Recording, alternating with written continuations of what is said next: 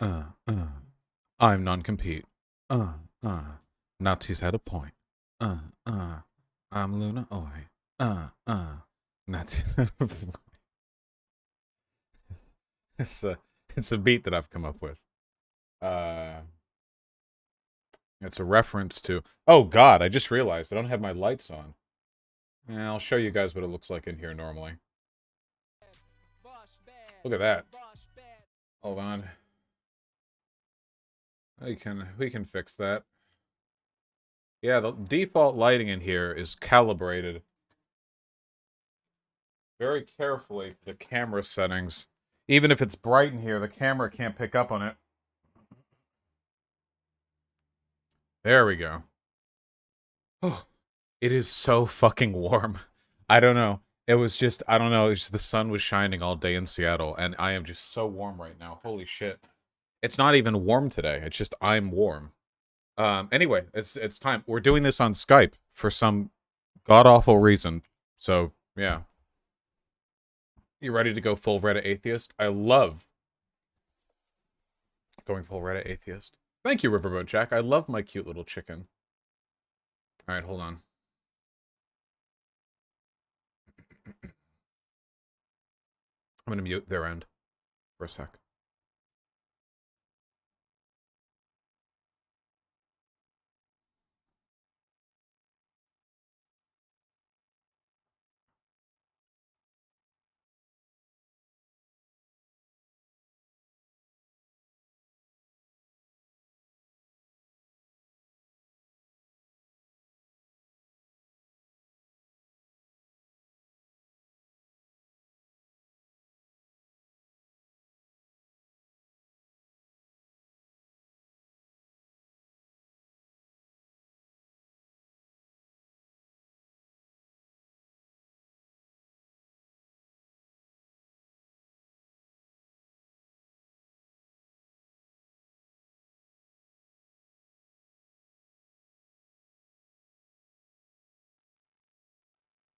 Okay. Hi, chat. We're just um we're just gonna wait on them to go live. I can hear them, you can't.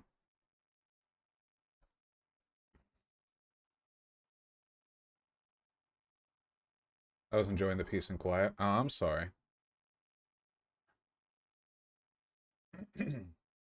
Should be good memes today. Oh, I've seen Zamp, don't worry.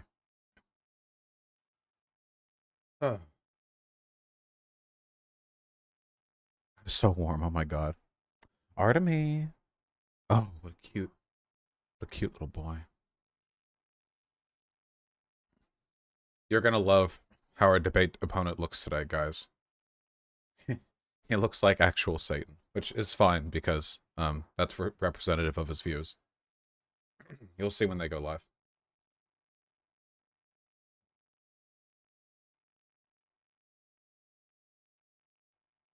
Show him on MDD's channel. Hold on.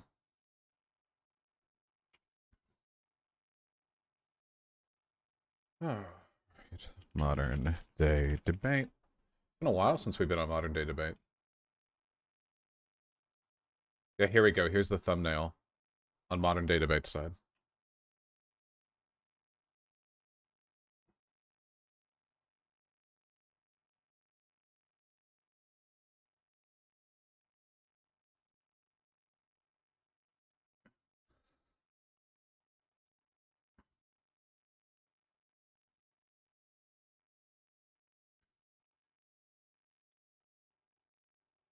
Yeah, the Crypt Keeper. Hold on, I'm listening to them.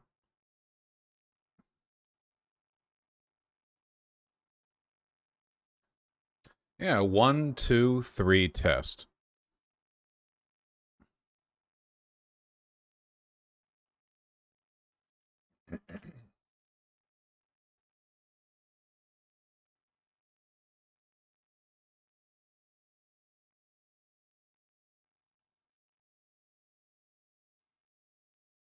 Hold on, guys.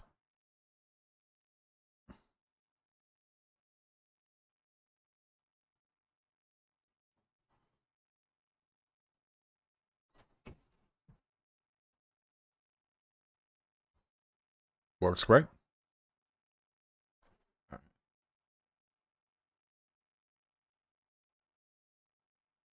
So, Chad, how are you doing?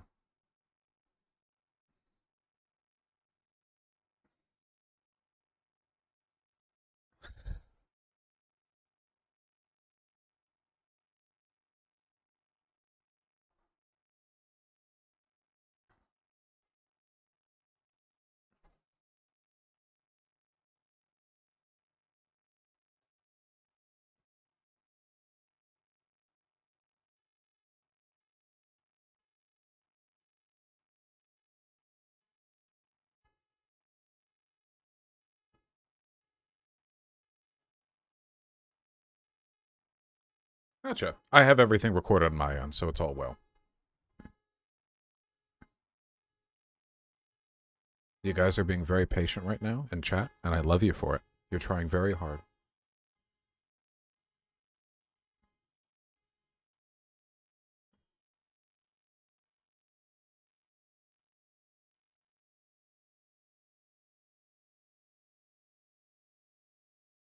Everybody, tonight we're debating whether or not porn is a net negative for society, and we are starting right now with Dr. Jones's opening statement. Thanks so much for being with us, Dr. Jones. The floor is all yours.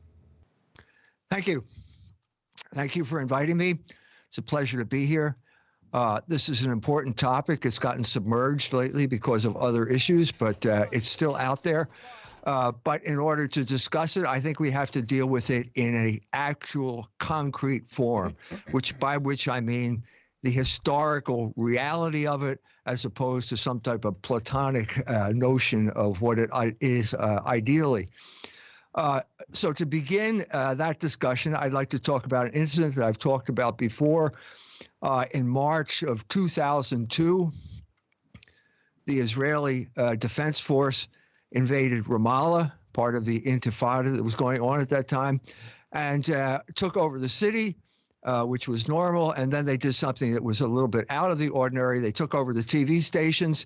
And after they took over the TV stations, they started broadcasting pornography.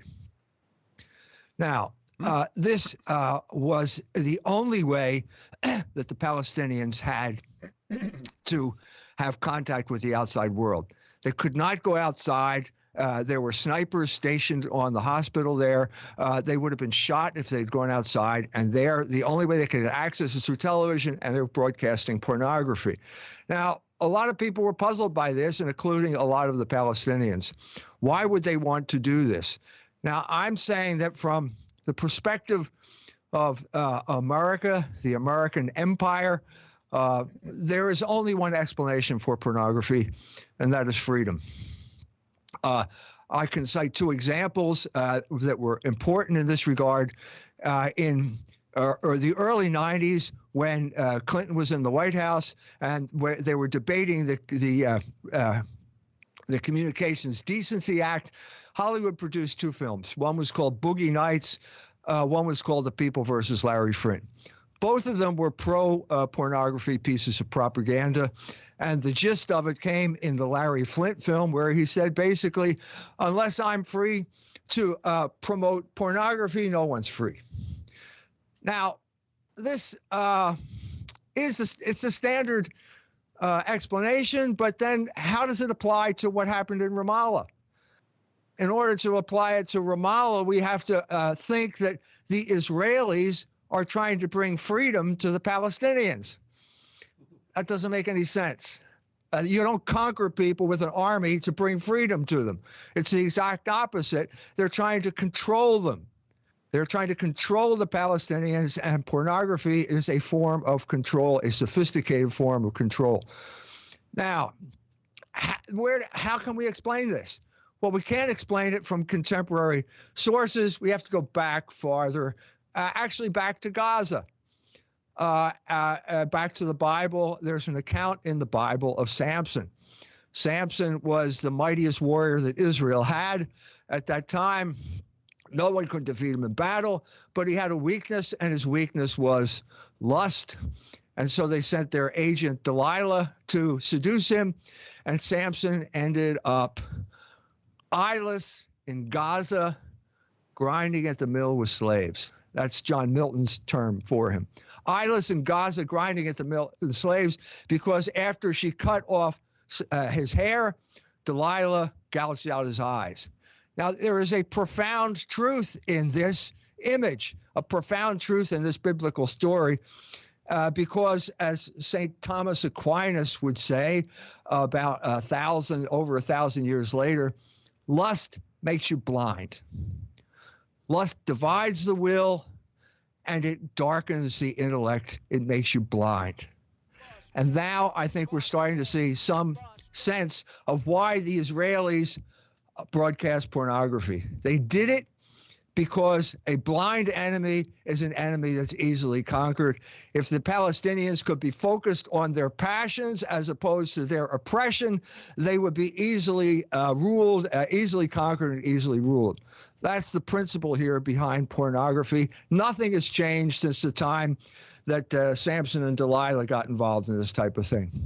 So as of 2019, you had an entire generation, the generation of the 20-year-olds and the 30-year-olds that had been basically raised on pornography, and they realized that they were slaves. They realized it. They knew it. They knew there was something wrong, and so they organized something called NoFap November, which was basically a boycott of pornography and the activity that pornography was supposed to facilitate. They did this on their own. It was spontaneous. I didn't organize it. But I did have, I think, something to do with it because I had written a book 25 years before that time called Libido Dominandi, Sexual Liberation and Political Control. And I realized that with the internet now, I could get on and simply say sexual liberation is a form of political control, and people would understand what I'm talking about because they were living it. That was the experience that they had lived. They were living that experience right now. They knew they were slaves to their own passions. They knew that their whole generation had been, in a sense, sidelined by pornography and student loan debt, and that they couldn't form their life. They couldn't start their lives. I mean, by starting your life, I mean starting your life as an adult, which meant getting married and having children. And so the protest broke out. It got some publicity, and at this point, Rolling Stone got a hold of it, and they did an article on this, and they said that these people were basically anti-Semites, the ultimate insult, the ultimate conversation stopper. That's where it stopped. In 2019, it's been superseded by other things like the COVID pandemic and all the other type of stuff, but it hasn't gone away, and it's not going to go away because it's being used to cripple this generation. And the only way they're going to break out of that bondage is by understand what happened to them. You bet. Thank you very much, Dr. Jones, for that opening statement. And want to let you know, folks, if it's your first time here, Modern Day Debate is a neutral platform hosting debates on science, religion, and politics. We hope you feel welcome, whether you be politically left, politically right, you name it. We're glad you're here. And with that, we're going to kick it over to Vosh for his opening statement as well. Thanks, Vosh. The floor is all yours. Thank you. I was ready for a few approaches. Not that one, though. So a couple of pointers here. Whenever you're discussing whether or not something is harmful, you have to compare the harm done to the harm done through its absence. And a society without porn, if one were to somehow legislate that, would require a unprecedented degree of censorship on essentially every level of media production that would be incomparably harmful compared to any imaginable downside of allowing for its existence now. But that's like the boring, rational, utilitarian argument. Let's go over the fun things that you said. I think the IDF broadcasted porn because they considered it disrespectful to broadcast it to a bunch of Muslims. I think they could have broadcasted Britney Spears, and it probably would have also done basically the same thing. I don't really think it was about enslavement. I just think it was about putting something obscene up there. I mean, they could have just like sworn a bunch in, you know, and that would have had, I think, the same effect. And with regards to sexual liberation equals political control, no. Essentially, every single sexual and gender minority in history has found that sexual liberation equals the opposite of political control. After all, if that was really the case, you would see that all these repressive regimes that are homophobic or dislike lesbian people or trans people or whatever would allow them full expression of their sexual desires, because then they would be able to control them through that. Obviously, that's not what happened. Homophobic societies repress homosexual tendencies, not the opposite. Transphobic societies repress trans tendencies, not the opposite. The idea that being sexually liberated means you're more susceptible to control. I have to go on the offense here. How exactly? You can go online and see tits. I fail to see how this makes me more complacent with regards to state control. If anything, it seems like the people most averse to internet pornography are the ones most doggedly in favor of government authoritarianism, because there's definitely a pretty heavy overlap between authoritarianism and social conservatism.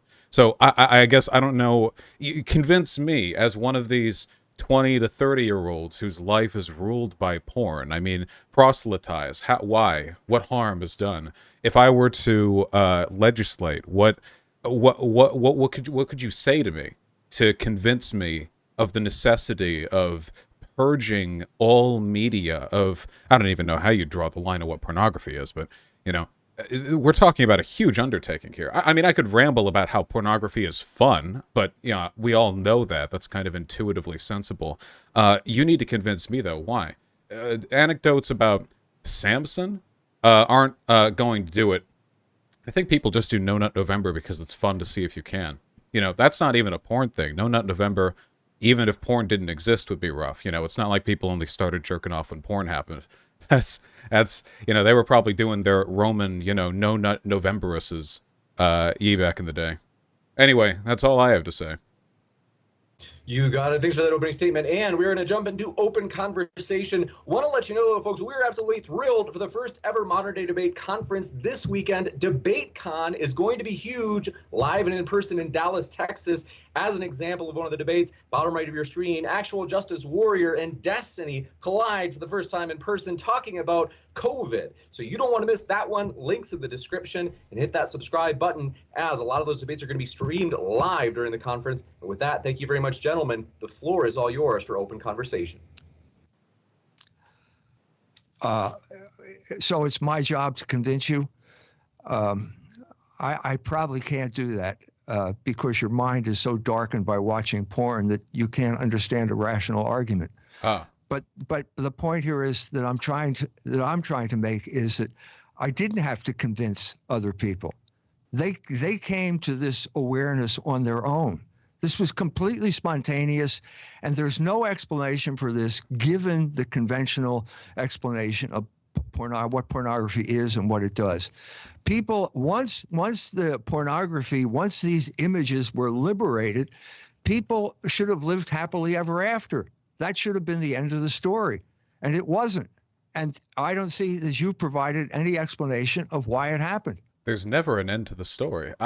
There's never going to be if the threshold for something being socially beneficial is that it solves all human problems, then that's going to cut out pretty much everything to have ever existed. I just want to know what porn is doing to people that they're not getting in real life. I mean, porn is just when you film people fucking. I mean, I've been with people in real life. Like what online is happening that is corrupting my brain in a manner distinct to what I can do in real life?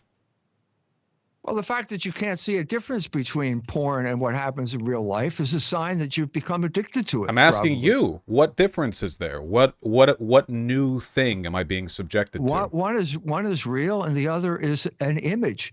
It's a flickering image on a screen that is a simulation of something real that, in a sense, violates the very nature of sexuality, which is private. Like it's movies? Intimate. I've seen movies before. We're talking about pornography, aren't we? All movies are flickering images on a screen. That's right. So that's right. Not all movies are pornographic movies, though. We're talking about pornographic movies. Well, what makes that different? You can watch movies, and because sometimes they're naked. It's a portrayal of sexual behavior. That's what makes it different. Sexual activity. What's the issue with that? That makes it different. The issue. What is the issue with that? Well, you're the one this whose brain is uncorrupted by pornography. You should be able to pose a rational argument here, right? I am posing a rational argument, and your darkened mind is not able to comprehend it. Why is your darkened mind the criterion of reality here? That I don't get this. Enlighten me. I'm willing to say this is not about me, but I get the sense you're saying it is about you, and that if I can't convince you, then the argument fails. I just want to know what the difference is. You have one movie in which everyone is wearing a shirt, and then you have another movie in which a lady isn't. What's the categorical? I mean, back in the day, humans were all walking around naked anyway, right? I mean, where does the harm come in? No, people never walked around naked. Didn't Adam and Eve? But the point is a distinction which you simply can't understand anymore, because your mind is darkened. So let's get historical here, okay? Instead of this kind of a priori wheel spinning, there was a whole battle over obscenity throughout the 20th century.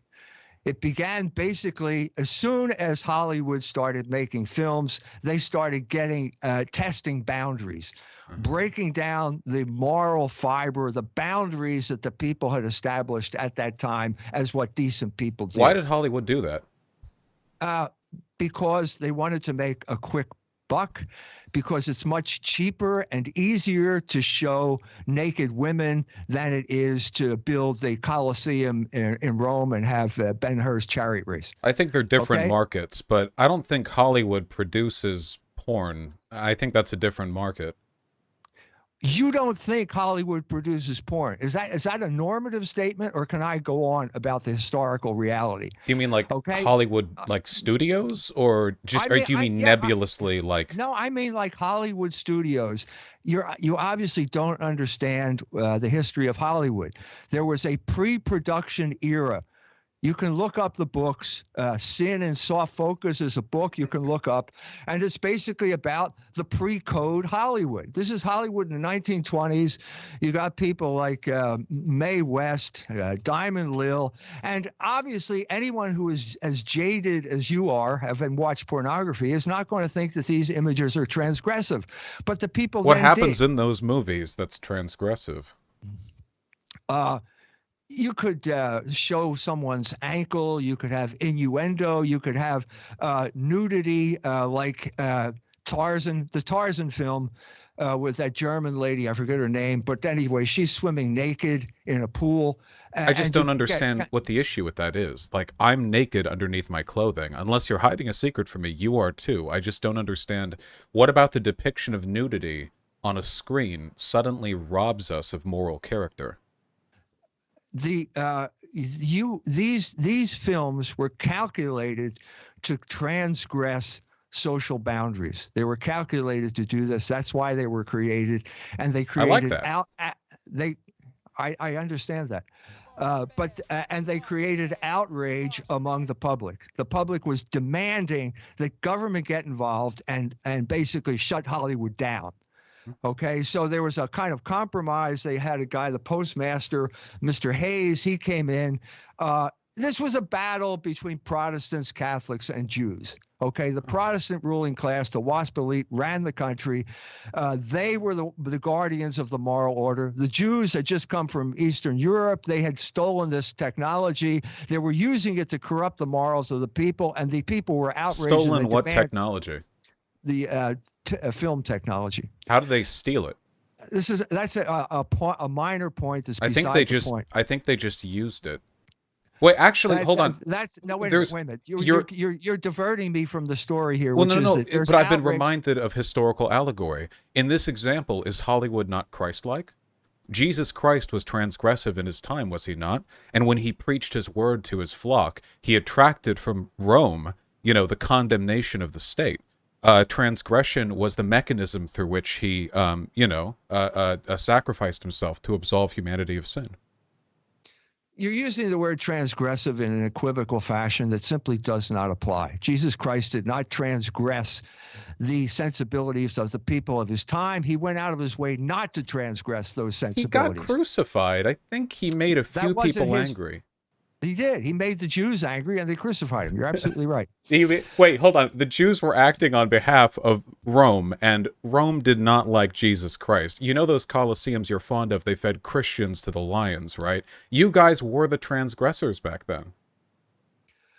Are we talking about pornography? We're talking about transgression. Back to the 1920s, Hayes tried to rein them in, and he failed. Okay, he failed to rein Hollywood, and they continued to produce these transgressive films. The people continued to be outraged. Transgression is good, is it not? It's Christ-like. No. So the people were outraged. Wait, what do you mean no? What's wrong with transgression? Shouldn't we always work to push the boundaries of society forward? No. Why not? No. Christ did.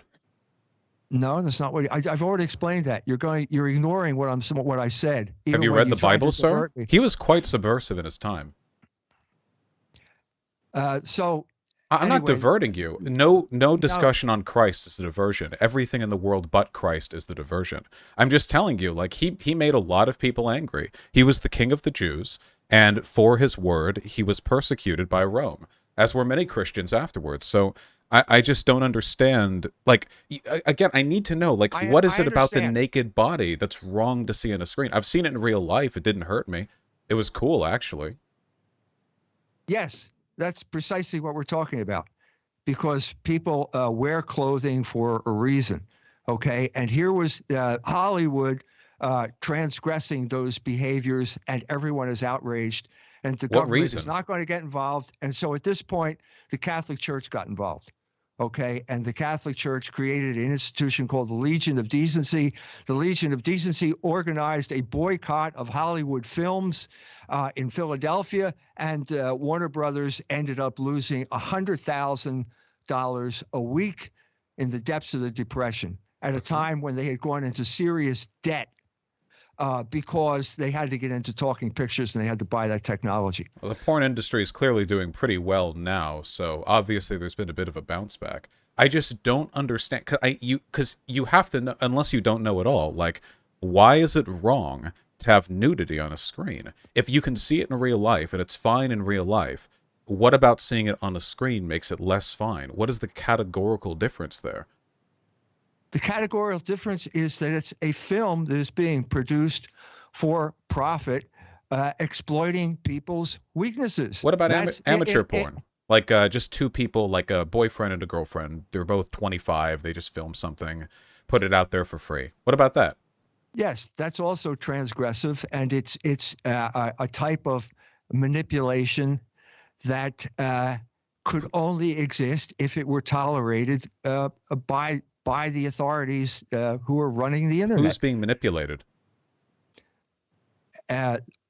All of the people in this country are being manipulated by this use of pornography, whether they like it or not. How? Whether they like it or not. It's just there. You go online and you're like, I want to see people have sex, and then you type into Google. It's not just there. It's not just there.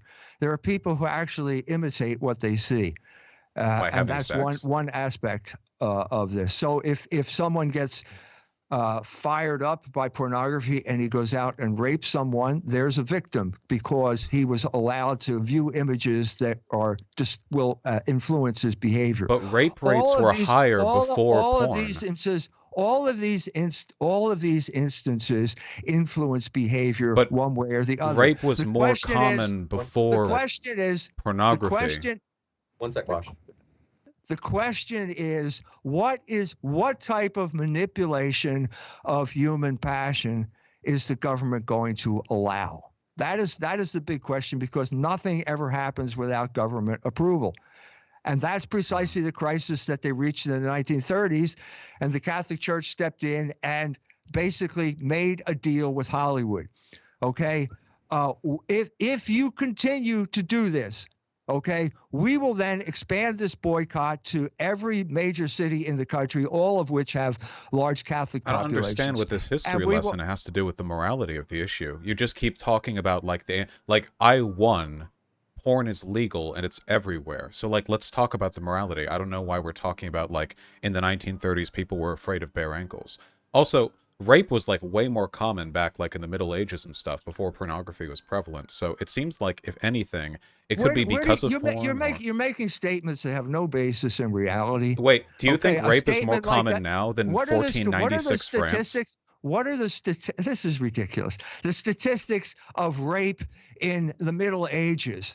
They don't have any statistics about rape in the Middle Ages. Yeah, we so do. it's a preposterous claim. We also have ones from the early 20th century before pornography was widely accessible. I mean, it's really internet pornography that we're mostly, because that's when it really like popped off, right? And you can actually see, if you just want to look at modern research, rates of rape have generally gone down even as porn consumption has skyrocketed. So I don't think there's an association. And how can I argue with modern research?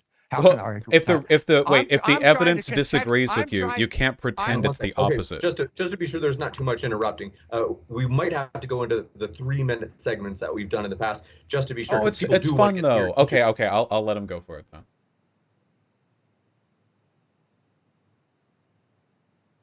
At Go this ahead, Dr. point, Moser. at this point, Hollywood agreed to something called the Production Code, which banned nudity, banned ridicule of the clergy, et cetera, et cetera. Okay, the Catholics brought Hollywood under control. The guy who was involved in this was named Joe Breen. He said people like this, meaning the Jews in Hollywood, should not have total control over what people see on the screens. And he was right. We have a similar situation now with the new technology of our era, namely the internet, which it's a utility. These people didn't create it, but there are people who are simply banning anyone that they disagree with because they own it. It's very similar to what was happening in Hollywood at this Who's time. getting banned? Many people are getting banned By who? on the internet. This is really sophomoric. You know this? Wait, that's not sophomore. this is That's really- a very this is clear. every- Wait, hold on. every- Wait, really every- quickly, because I've let you go. Being banned for being anti-Semitic has nothing to do with the porn industry, okay? Twitter has a TOS. That's not my fault. That's not the Jews' fault. That's your fault. Look, if we're talking about the morality of pornography, maybe it's your brain that's been darkened, and if you saw a few more pairs of tits, you would be able to understand and answer this damn question. How is it harmful to see nudity on a screen? I need to, because this is literally like the topic of the discussion. I need to know. So you say that people can imitate behavior they see in porn. So when I look at porn, you've got me. I see people having sex, and I have had sex. So you've got me on that one. I think people were doing that before porn. In terms of like violent sexual behavior, like rates have gone down. We have a chart up right now. I mean, you don't care because I imagine if the evidence disagrees with you, it'll be from them. But rape rates have not increased with porn. So just where is the harm? Like how? Like, because you do need to convince me. Even on the NoFap forums, they're telling themselves stories about how what porn is harmful. NoFap for? What were they involved in? What were these guys involved in when they're watching pornography? Jerking off, I imagine. And that's immoral. How is jerking off immoral? Do you have any sense of what morality is? I mean, can you give? If you did, then you would be able to answer me. I will answer you. Okay, there's human sexuality is something that the human being has to regulate according to reason. Okay, he's Okay. not like a salmon where electrical chemical reactions go off and he turns around and swims upstream. He has to subject human sexuality to reason, to rationality. What reason? Okay. Well, the rationality is I want to jerk off, and then you jerk off. I think that's perfectly in line with the mechanisms, the faculties of reason given to me by God. I know you do. I know you do, and that's why I say your mind is darkened. Of course you do. What, isn't that Of course rational? you do. No, it's not rational. Give the It's rational irrational. argument for the give the rational argument for the opposite. Why shouldn't I jerk Okay. off? Okay, because human sexuality has an end. You probably don't know this, but it actually leads to procreation, to the creation of other human beings. I can come And so- multiple times. I'm not like done after one. Like next week, if I'm with like a girl, I'll still be able to. I'm not in The any act- way impeding the process. No, you are impeding the process because you're acting in a way that is contrary to the rationality of the sexual act. Sexual act is geared toward procreation. The sexual act is geared toward interaction with the opposite sex toward procreation. Okay, Why? if procreation takes place, a child comes out of that union, and that child needs to be taken care of. So this has to, the rationality of the sexual act, first of all, explains what its goal is, namely the unity of man and woman leading to procreation. Why is that the goal? And then after What if I just that, want to jerk off? Like you I keep know you saying want- I know things are it's clear- things it's clear because that they're not only things. did you want to jerk off, but it's clear that that's You know, the way you see If you sexuality. jerk off, you can come without making a baby, and babies are really expensive and time consuming. So like I feel like the ratio that like you should like 100 jerk offs to one baby. Even that's I think too low. But like again, you keep saying like things are bad because they're bad. Why? What's wrong with what if you just want to spend your whole life jerking off? Like what if a person's like this is what I want? You will frustrate the purpose of sexuality, and you're What doing purpose? what you're doing is exactly the trap that your generation fell into. You know, You're humans all- weren't you're born all with clothes sitting- on them. Just to be sure that there's no interruption, what I'm going to do is just to answer that question, we're going to give you 2 minutes to respond, Dr. Jones, and then we'll come back to you, Vosh, for 2 minutes as well. And we're just going to Yeah, look, we're really going to have to stop this constant interruption, and so what I'm trying to say here is that the end of sexuality is union with a member of the opposite sex, leading to procreation. That's obvious from the act. That's what the act is. That's what the act does. You can pervert that act, okay, but then you're not acting rationally, and you're not going to end up with the end that the act has to achieve. If we're following through, the purpose of hearing is to listen to people near you, so headphones are a corruption of that rational process. Your skin clothes you, so wearing clothes is a corruption of that. Well, hold on, Mr. Jones. Is a corruption of that natural process. I have no doubt at your ripe old age that you've benefited from some manner of medical technology, which is, again, a corruption of humans' natural process. See, if we want to do this, if we want to go back to natural processes, I would be the young, strong hunter-gatherer, and you would be dead because you're twice my age. We both rely on deviations from humans' natural role in the civilization. You don't even have to deviate. I'm pretty sure there are animals other than humans who masturbate. So I just need to know, like, why. You always refer to some nebulous purpose. I'm not religious, you know, though I seem to have read the Bible more than you. What harm is done if you jerk off? If anything, it helps you because it lowers your risk of prostate cancer, and if you nut somebody later, you have fresh sperm. So, I mean, aren't you, it's like clearing the gutters, right? I mean, it's just, where is the harm? I need to know. Yes, I've said this at the very beginning. An entire generation has been sidelined by masturbation and pornography because they can't relate to the opposite sex, and they are not getting married, they are not forming families, and they are not having children. There's the harm. And by the way, ear sets help your hearing. They don't inhibit your hearing. Jerking off helps my dick and your prostate. That's medical science, by the way. People have been getting less prostate cancer lately because masturbation is getting more common. Probably because of porn. So, if anything, we're saving lives, really. And in the process, an entire generation simply is not forming families. They are not moving into the future. They're alive. They're living in their mother's basement, weighed down with a vicious habit that people like you enable by promoting pornography. I think the problem with what you're describing right now is mostly economic alienation that could be addressed with Marxist economic theories. Alienation from work, income inequality. Don't get me wrong, I agree that we have a problem with people having a difficult time getting their start in life, but I think that has way more to do with a flatlining median wage, low unionization, difficult job opportunities, student debt. I don't think it has anything to do with masturbation. Don't get me wrong, there are people who have like an unhealthy fixation on porn, but that's the case with literally everything in existence, right? I mean, if you ban something because some people have a toxic relationship with it, you would ban effectively everything.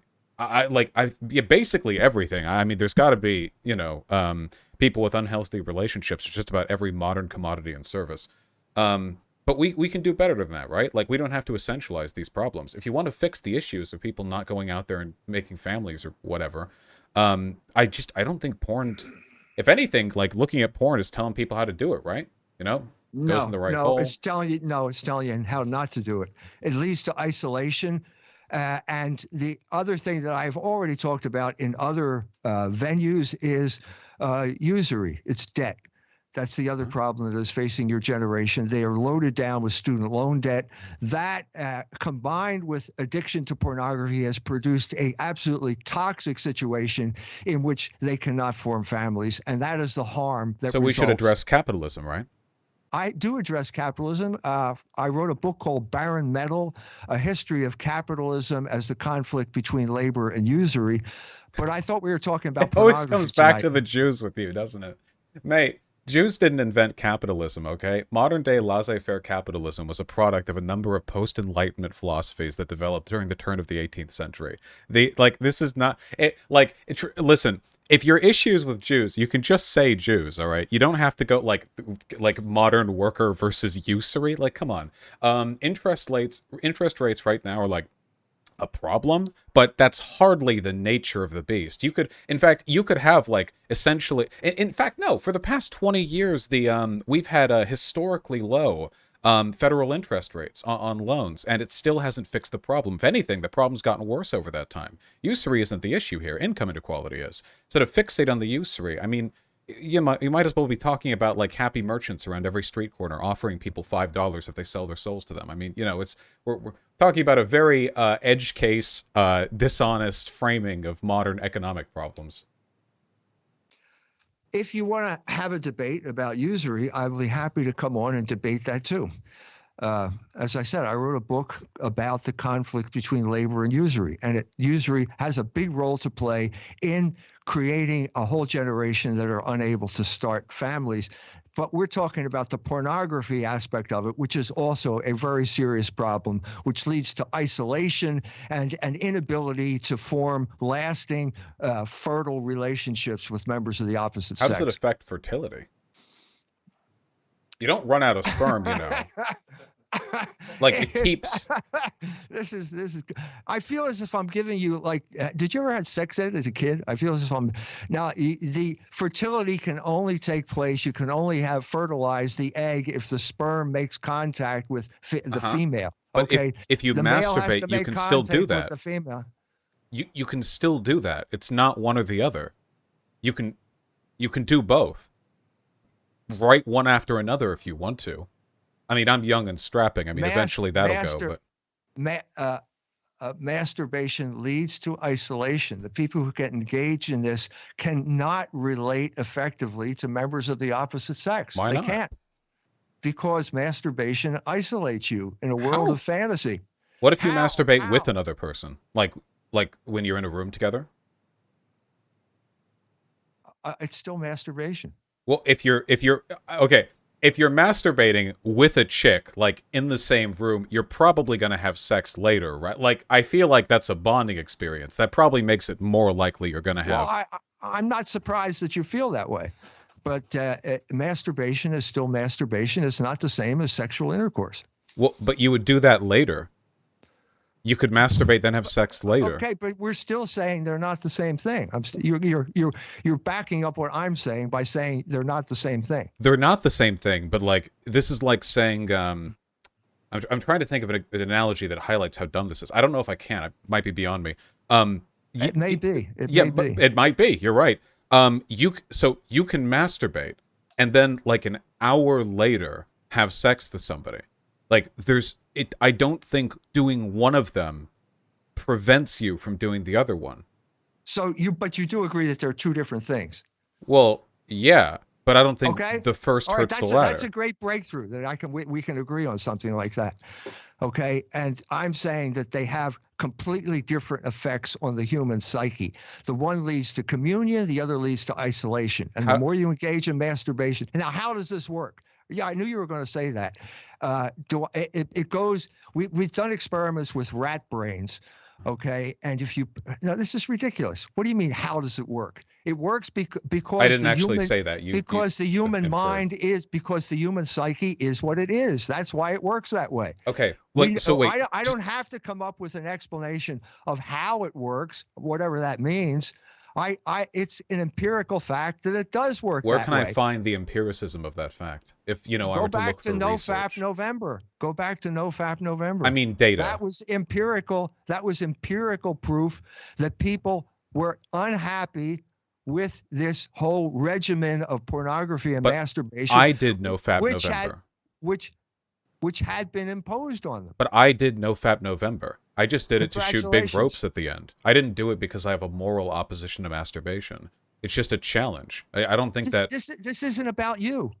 I know that comes Well, as a shock. so yeah, but this doesn't. This isn't about you. You cannot constantly reduce what I'm saying to your particular circumstances. You can't do it. Okay. And if you try, first of all, this is a kind of narcissism on your part that everything has to be about you. But secondly, what you're really saying is you can't understand what I'm saying. I understand that. So you're right. I'm not following. So it's 10 p.m. I have free time before I go to sleep. I have an hour of free time. I can either play online video games or I can masturbate. How is the latter option more isolating than the former option? First of all, they are both isolating. Oh, well. They are both isolating, but masturbation to pornography is even more isolating than How just so? playing video games. How so? Why? Because it affects you in a way that internally, spiritually, morally, in a way that video games don't. How? Like what? Like how? Like you're just saying that? Like how? In what way? Have you ever heard of guilt? I've heard of the concept. But you think it's a bogus concept? It's a thing I think most higher animals are capable of experiencing. So I don't think it's. Do you I don't think it's people? bogus. Do you think people experience guilt after they masturbate? Sometimes. I think that guys sometimes do. Girls don't often, I think. Okay, then why? Well, then you explain to me why that happens. Because after the endorphin rush of orgasm, there's usually a come down from that feeling. But that's also the case during sex, not just during masturbation. Like I've certainly had times where having sex. Why don't you feel sex? Why don't you feel guilt after you have normal sex? Let's say a husband and wife. Why don't they feel guilt? Well, it's the same endorphin rush, right? I just said they can, though. And also, I've never felt guilt after coming because I'm very proud of myself. Wait, some do. The feeling you're describing, the post-orgasm come down, that's just a product of an endorphin imbalance. You have a height of it during the orgasm. Wait. This is literally... Wait, come on. Unless you've never come, I'm right on this. After the orgasm, there's a come down from that period. You're ignoring what we just said. There is no guilt experienced in normal sexual intercourse. It doesn't exist. I'm sure some people do feel that way. Doesn't exist. Well, you're sure, huh? Do you have any evidence that it doesn't? I have evidence that no one who engages in normal sexual activity, married people, they don't feel guilty when they do it. You have that evidence? That's incredible. How do you have that evidence? Because do you have like a Pew data? Well, oh wait, do you have like a study, or is it in your head? It's like I'll give you a chance to respond, Dr. Jones, but your I mind do evidence. want to mention that we got maybe about 2 minutes before we have to transition into the Q&A. Do we get closing statements before Q&A? I'm open to changing it if you each want. I just want 1 minute. Yeah, I just want 1 minute. Dr. Jones, are you okay with that? Sure. You bet. So we'll 1 minute each, and let's see who we started. We started with Dr. Jones. Well, Vosh, you'll go first, and then we'll have Dr. Jones wrap up. Or no, it would be Dr. Jones going first, and then Vosh, because we usually alternate. So that 1 minute is all yours, Dr. Jones. Thank you. This is this discussion would invariably end up in a position where as soon as you make a point, we move on to another type of discussion. The problem here is with the thing that we're discussing, but even with that, it's virtually impossible to talk to someone who is irrational. That is the problem. So if you're talking about masturbation with someone who is basically bragging about how much he masturbates, You're talking to someone whose mind is darkened and can't understand rational arguments, and covers over the fact by saying how and why, as if there's some type of ultimate infinite regress that's going to answer, as if there's not some infinite regress that will simply thwart any type of discussion. That's the main problem that I've discovered when you talk about something like pornography. Time. Thank you very much, Dr. Jones, for that closing. And Vosh, 1 minute as well. The floor is all yours. I guess it's just reaffirming to see that these are the kinds of arguments that you get for a topic like this, you know. Why is something bad? Because it's wrong. Why is it wrong? You know why it's wrong. No, I don't. Why? Because you know it's wrong. Because it's like, porn can cause rape. Well, the data shows rape is far less common now than it used to be. Well, that's what the data shows. But, like, you know, it's like, you want the world to be the way you want it to be. Like, the world is how you want it to be, Ruth Jones. You're locked in your mind. So, like, I don't think anything's going to change your mind. I guess it's just funny to, like, chip away at the rock that's inside your skull. It is pretty interesting, though. I have to imagine that, you know, tilting at windmills has left you very personally unhappy. I don't know if, like, not nutting means the cum is pulled up to your brain and it's just sort of souping up there, but I would strongly suggest you reconsider your priors, because the direction you're taking right now is not phenomenal, and it's quite dumb. We're going to jump into Q&A, folks. Want to let you know each of our guests are linked in the description. And for your questions, I've also got to give you a heads up. We have a short 40-minute Q&A. And so as of right now, if you send in a new question, I can't guarantee that we're going to read it. So just a heads up, we're going to try to move fast, but we may not get to all of them. The Crawdaddy 029, thanks for your super chat, said, wanted to ask why the Bible was brought up during the opening statement in terms of this topic. I think because it provides a paradigm that transcends the current orthodoxy that establishes that or that claims that pornography is equivalent to freedom. It shows the exact opposite, that sexual liberation leads to bondage. That's why I brought it up. Gotcha. And then some of these are statements as well, Vosh. This was Anomic, who says, Vosh thinks that being a slave to your desire is freedom. This is your brain on porn. Yeah, I'll just say, if the existence of porn makes you a slave, then that's a symptom of your weakness and nothing else, you know? Like, our world is full of all sorts of things that people use and abuse, and if you fall victim to them, I really think that says more about you, you know? Like you're basically, like, you're falling to, like, the roadside, like, licking spilled Mountain Dew off of a park bench, and then you look up at me and you're like, you want to keep this legal, you want to be a slave, and then you go back to licking up the Mountain Dew. Like, it's on you, man. Stop doing that. This one coming in from Brewmaster Monk, and want to let you know, folks, we definitely want quality questions. So if it's just an insult at either speaker, we're not going to read it. We're looking for quality questions in the live chat. Brewmaster Monk says, porn has never encouraged me to act virtuously and has severely damaged my ability to interact with women. It's a negative influence in our society. Bosch? Well, I would, in the words of the immortal Jones, I would say, don't make this all about yourself. If you have a negative relationship with pornography, then I think there are plenty of things you can do to make your life better, and I think that you should. It's entirely possible for pornography to have a negative influence on you. You should work to better your life. But I don't think that's a good argument for, like, the wholesale abolition of the First Amendment. I think you need a stronger one than that. This one coming in from Made by Jim Bob says, porn is harmful because it chemically rewards the brain to interact with illusions. That's the difference. Bosch? The same with literally all forms of media. Books give you the same endorphin rewards when you sympathize with characters who have never existed outside the page. Movies will do the same thing. All of these things. People, usually moral conservatives, have long tried to fantasize about some imagined boundary that makes nudity in particular that special, extra secret kind of media that hurts you. It's just not true. It is not supported by any available evidence, but I know evidence is what you're going for here. It's just not true, okay? If you see more naked bodies in person, you'll stop freaking out about them online as much. This one coming in, I think this is for you, Dr. Jones, and whether or not you actually endorse censorship, I don't know, so you can let us know, but they say porn and censorship of porn can both be bad, just like hate speech or cigarettes. Prohibition is bad, and the thing itself is also bad. Why can't both be true, Dr. Jones? Why can't both be true? Namely, that porn is bad and censorship is bad? I think that's exactly what they're saying, yes. So the more porn we have, the less censorship, right? Well, it turns out the exact opposite happened. As soon as we had porn, we had rampant censorship on every imaginable topic under the sun. So it led to the exact opposite outcome of what we expected, what we were told to expect.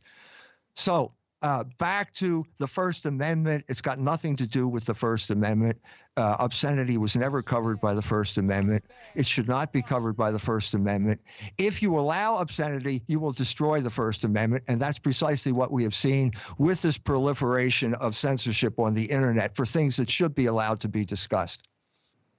This one coming in from Asu. Asu says, what role does tyrannical family courts play in forcing poor fathers from loving kids or torn from loving kids by lib-fast judges play in making dad into a porn viewer? Let me read that again because it is a mouthful. They said, what role does tyrannical family courts play in forcing poor fathers torn from loving kids by lib-fast judges play in making the dad into a porn viewer?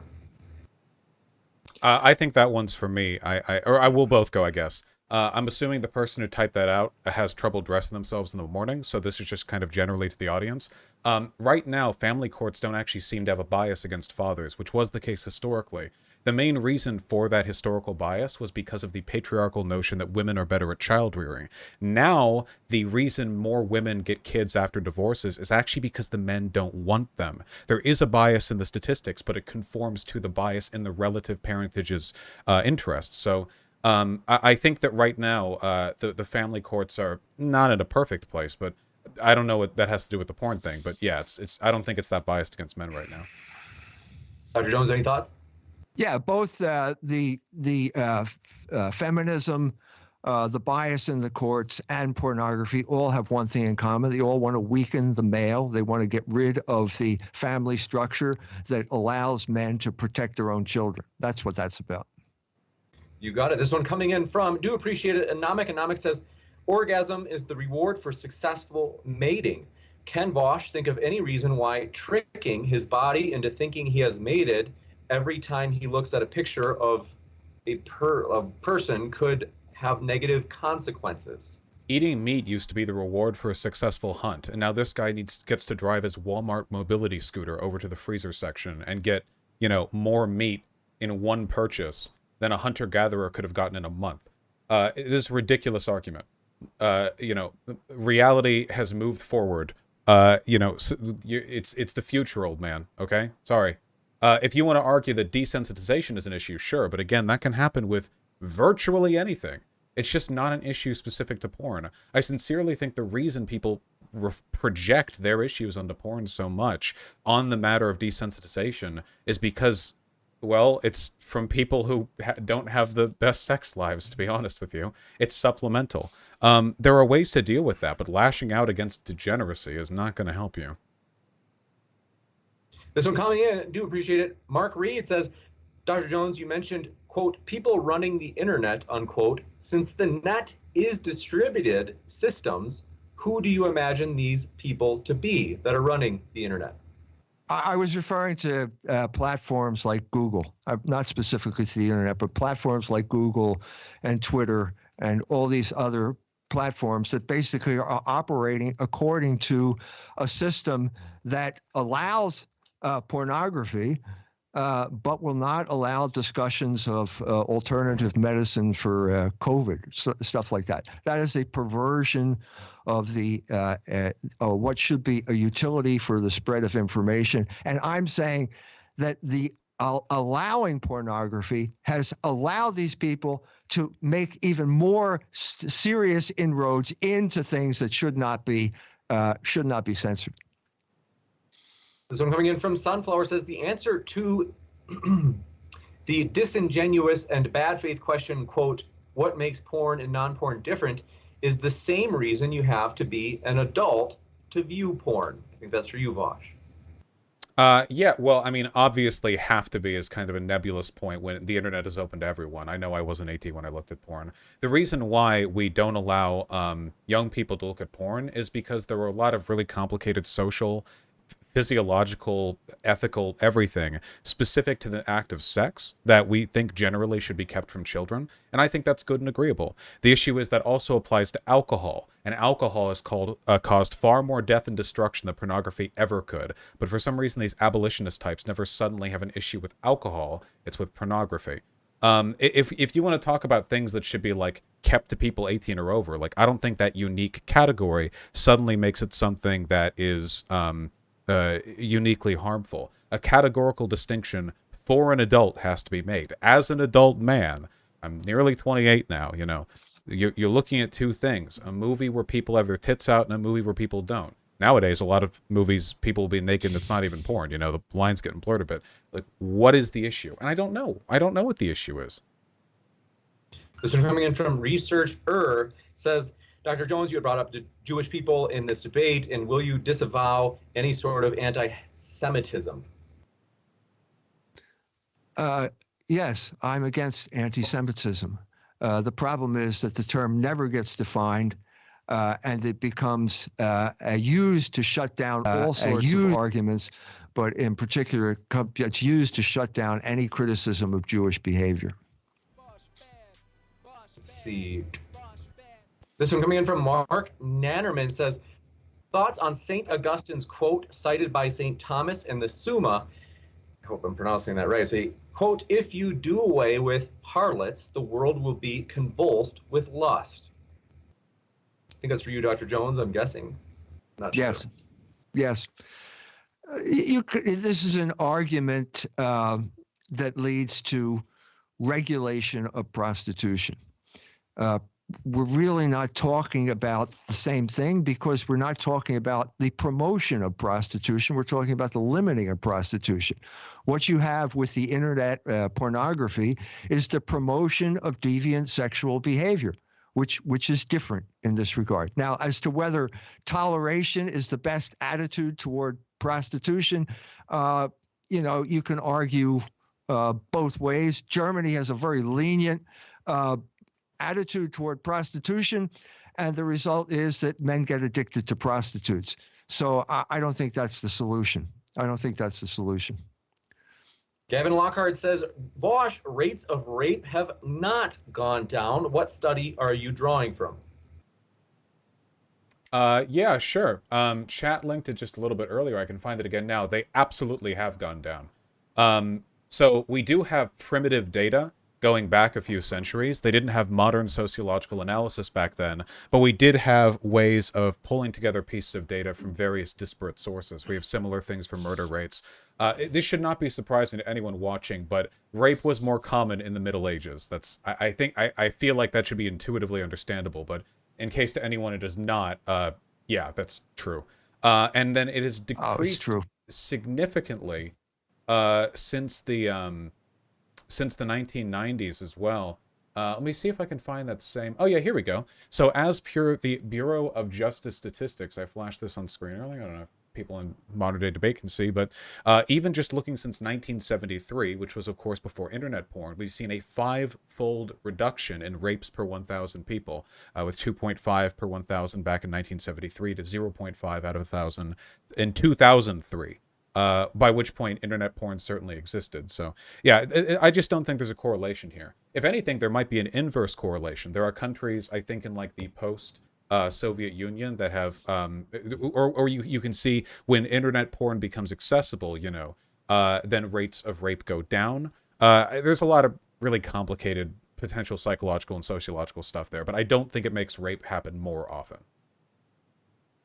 This one coming in from Ali Mario. I think this is meant to be a thought experiment. Dr. Jones, they say, if the purpose of sex is to procreate, does that mean rape should be fine based on your reasoning, since it can lead to the result of the woman getting pregnant?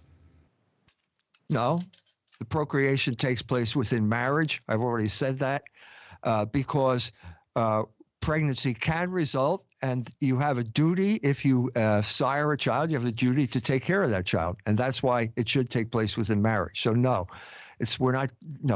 rape is not an example of what I'm talking about. This one coming in from Rum Runner says, Dr. Jones, you're against pornography, want your religious beliefs to be law, and are against usury.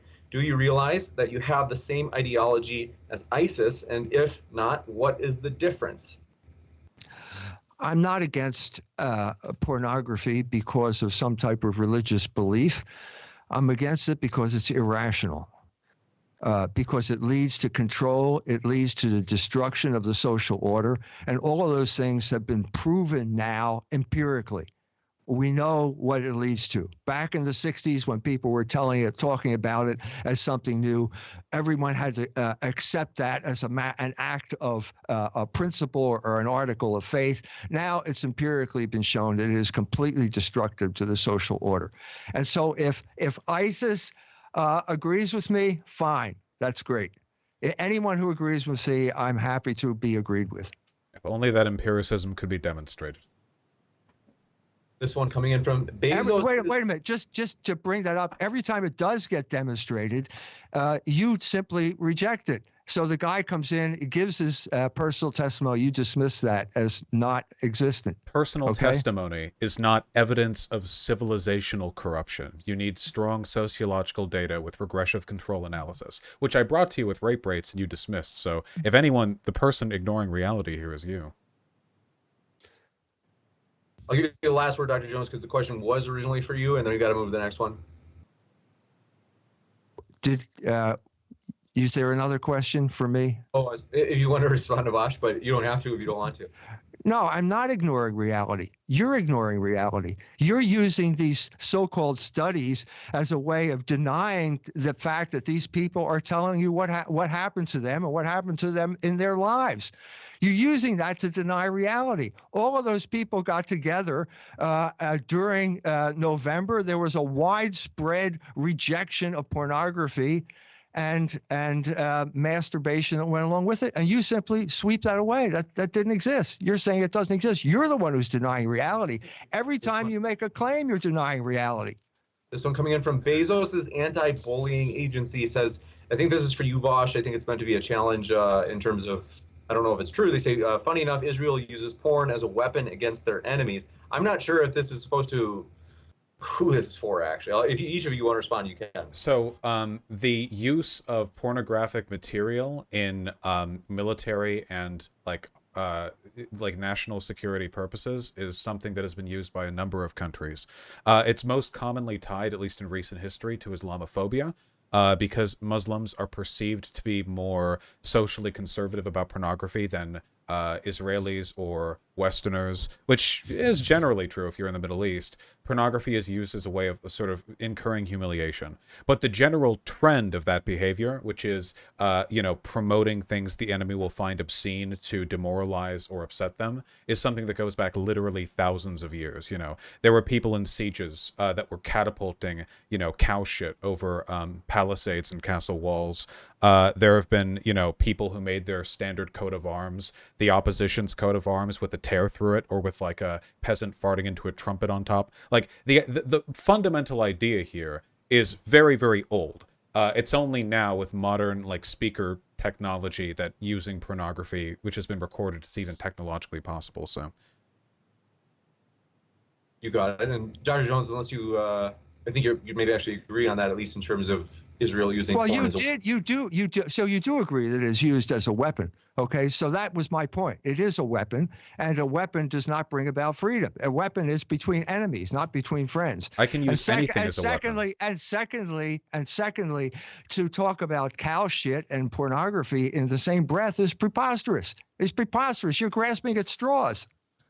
You can use anything as a weapon. The purpose is to offend others, and because you have a lot in common with religious extremists in the Middle East, you and them both get offended by pornography. Now, this would be a very ineffective weapon against me. If I heard pornography blaring on a speaker, I would only think that I had yanked out my headphones. I would not, rage at the obscenity of Western infidels. But, that's yet another way in which I'm more battle-ready than you, my friend. Yeah, This one coming in from Ollie Mario says, who was it that's introduced porn in Japan, and have you seen some of the stuff they make? It's far worse. So I think this is alluding to the idea that people have purposely introduced porn, whether it be in the United States or elsewhere. I think this is for you, Dr. Jones. Yeah, the American occupation introduced pornography in Japan. The same thing they did to Germany. This was the regimen for a conquered country. I'm more familiar with the situation in Germany because I lived there and I studied it.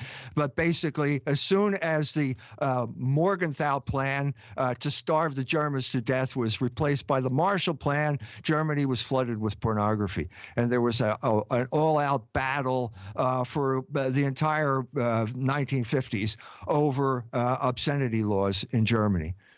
Just to quickly clarify, so there are no historical inaccuracies, not only did Japan print pornography for centuries before the West ever opened their gates, they were so in demand in the West that Western aristocrats and wealthy patrons would pay lots of money to get those prints.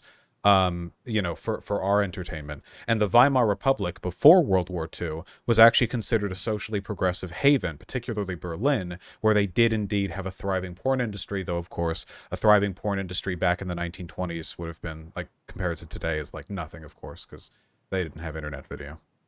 That's true. And the Weimar Republic led to Nazi Germany. Hitler rose to Which was power. bad. Basically by complaining about the decadence that had been spread throughout Germany during the 1920s. That was a reaction, and then they had the same reaction after Hitler was completely defeated. They had the same reaction. The German people reacted in exactly the same way when the United States started promoting pornography in conquered Germany. I think in retrospect, the Germans find the Nazi thing more regrettable than the pornography thing.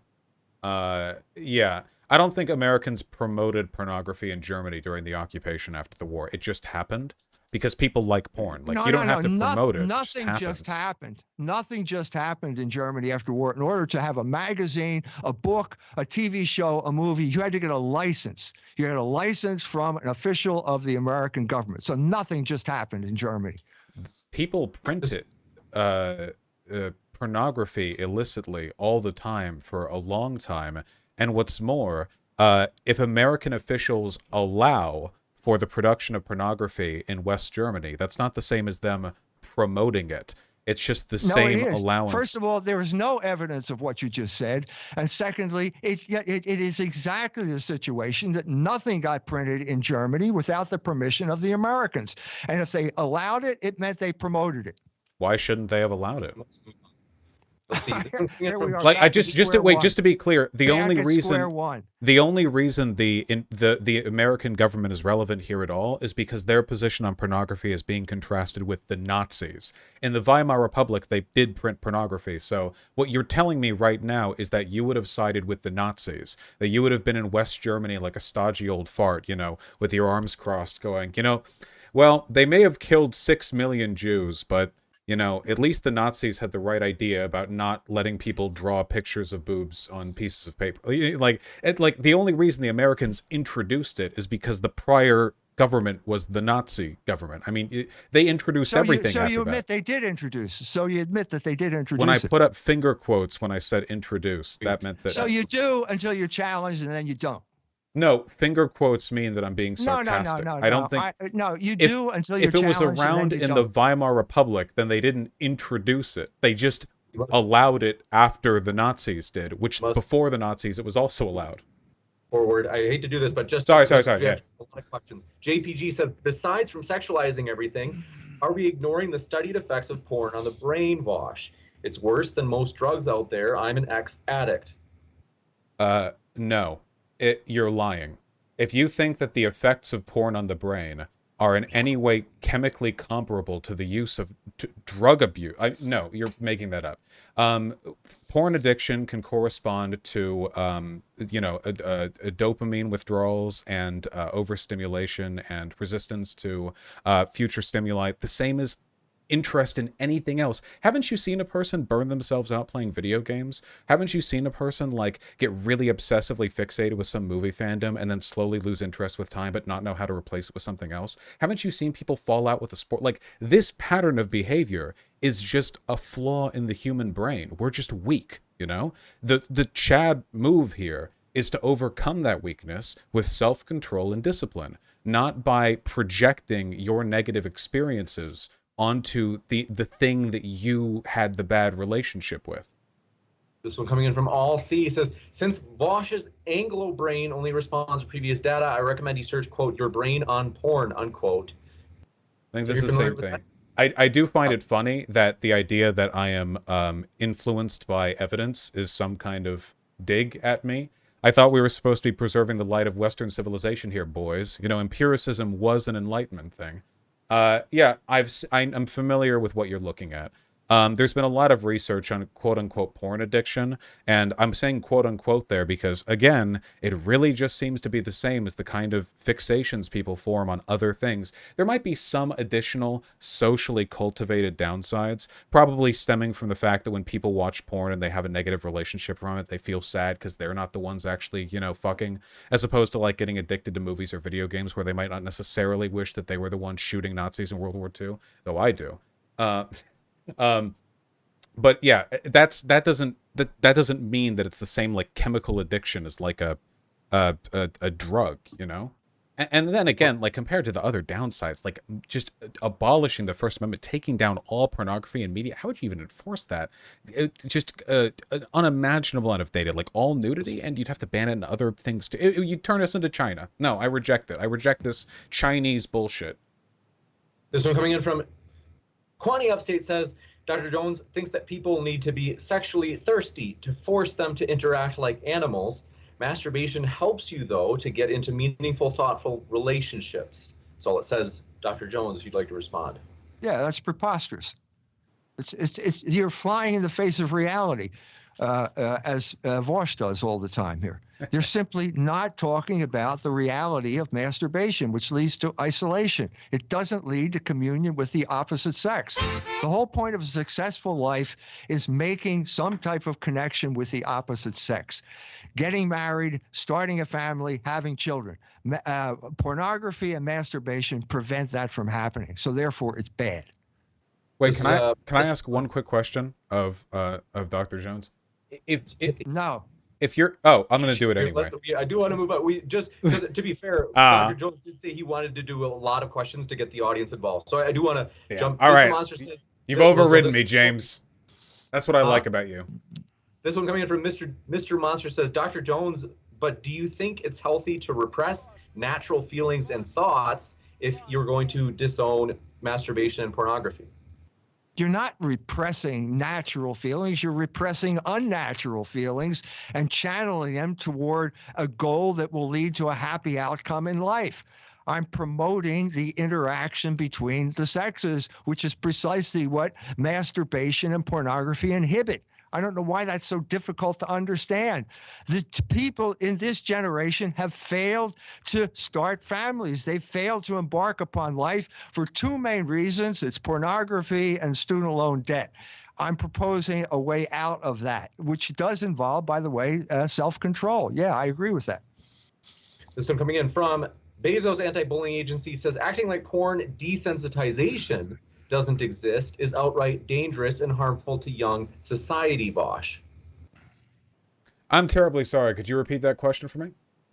You bet. They said acting like porn desensitization doesn't exist is outright dangerous and harmful to young society. I think I've acknowledged that it exists plenty of times, both in the Q&A and in the conversation beforehand. I just don't think that it's a uniquely harmful force outside of the desensitization that we experience with plenty of other things. Yeah, it's the problem at the end of the day is we're so obsessed with narratives. This is really the conservative desire to resolve any urge to feel responsible for your own personal failings. Have some self-control, okay? If you have a negative relationship with pornography, you know, stand up, stop, like learn to stop consuming it. Work to better your own life. But instead, because you can't admit your personal weakness, you have to go in this gigantic tirade about how society is destroying you or the Jews are destroying the West. No, it's you. You're doing this. You're having it done to yourself, you know? And if there are issues, you know, and you can find them across the board, tons of different mediums, not just pornography, but if there are issues, that's your responsibility to take care of it. I've had issues with like video game addiction, kind of, and I pulled back on that, you know? It's a process of will. Humans are fallible. It's just a matter of working towards self-betterment, a constant, unceasing process until you die. You'll never be free of it. And if they banned porn, you know goddamn well you'd be jerking off to every curvy piece of driftwood you saw at the beach. Okay, so don't Well, pretend maybe you like that would. would absolve Maybe you. you would. Okay, I would if they banned porn. Yeah, I would. I know. I Yeah. figured that out. We'll move into the next one. This one coming from the Necrocrat says, Dr. Jones, have you heard of Dr. Alden's theory on how porn is harmful? I have a feeling, let's see, you maybe haven't, maybe an obscure researcher. This one coming in from Bezos's anti-bullying agency says, does Bosch at least concede free porn sites should have age restrictions to prevent young children from using their services? Well, you can't. The age restrictions are just you click the button saying you're 18 or over. I mean, that I don't think that does anything. I think they all already have that. But yeah, like I don't think 12-year-olds should be looking at porn. So like in concept, yes. If you're a parent, you should install like content blockers on your computer. I don't know how well those work. Like if your kid's super tech savvy, they could probably get around it or whatever. But yeah, I think that's fine. Yeah.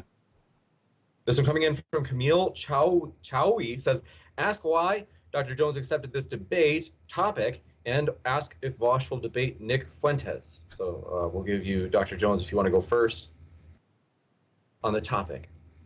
Because I think it's an important issue, and apparently there's still people out there willing to defend it, and they defend it. Or it's an important issue because most people don't understand it. As I said before, most people see this as an idea of freedom, and it's not. To fail to see the control mechanisms that are behind these ideas, behind the illusion of freedom. So I think it's worth talking about. And then Bosch on whether or not you'll debate Nick Fuentes. It's been 2 years. I've just said email me. This is just listen. If at the end of the day, like what you want is he calls me like fat, and then I say virgin, and then we both hang up. Okay, it's really boring. All right, at this point, this isn't even about your positions. It's literally just about like some inevitable chemical reaction you're looking for. This is like watching paint dry. It's been 2 years. Oh my god. Holy shit. Nothing has happened. Nothing ever will happen. Now he's banned from everything too. It's just boring now. Holy Christ. This one coming in. Sorry, folks. I got to warn you. Please don't send any more questions because with the limited time of Q&A, I don't think we'll be able to get to them. I just want to let you know that up front. This one coming in from Do Appreciate Your Question. John Carter said masturbation is objectively more evil than rape. It violates the natural law, which is more grave than a violation of justice. Let's see. I think that's intended for you, Bosch, if you want to respond. It's again, like why is it that the greatest defenders of Western civilization are the people most incapable of applying the philosophical precepts it gave to us? Like, do you guys think you can just say anything? Just like, well, I think that spinach dip is the greatest evil since cable television. What are you talking about? Say, like, it's not enough to just say words, you know. They have to be ordered in such a way as to convey information, and you have to back that information up.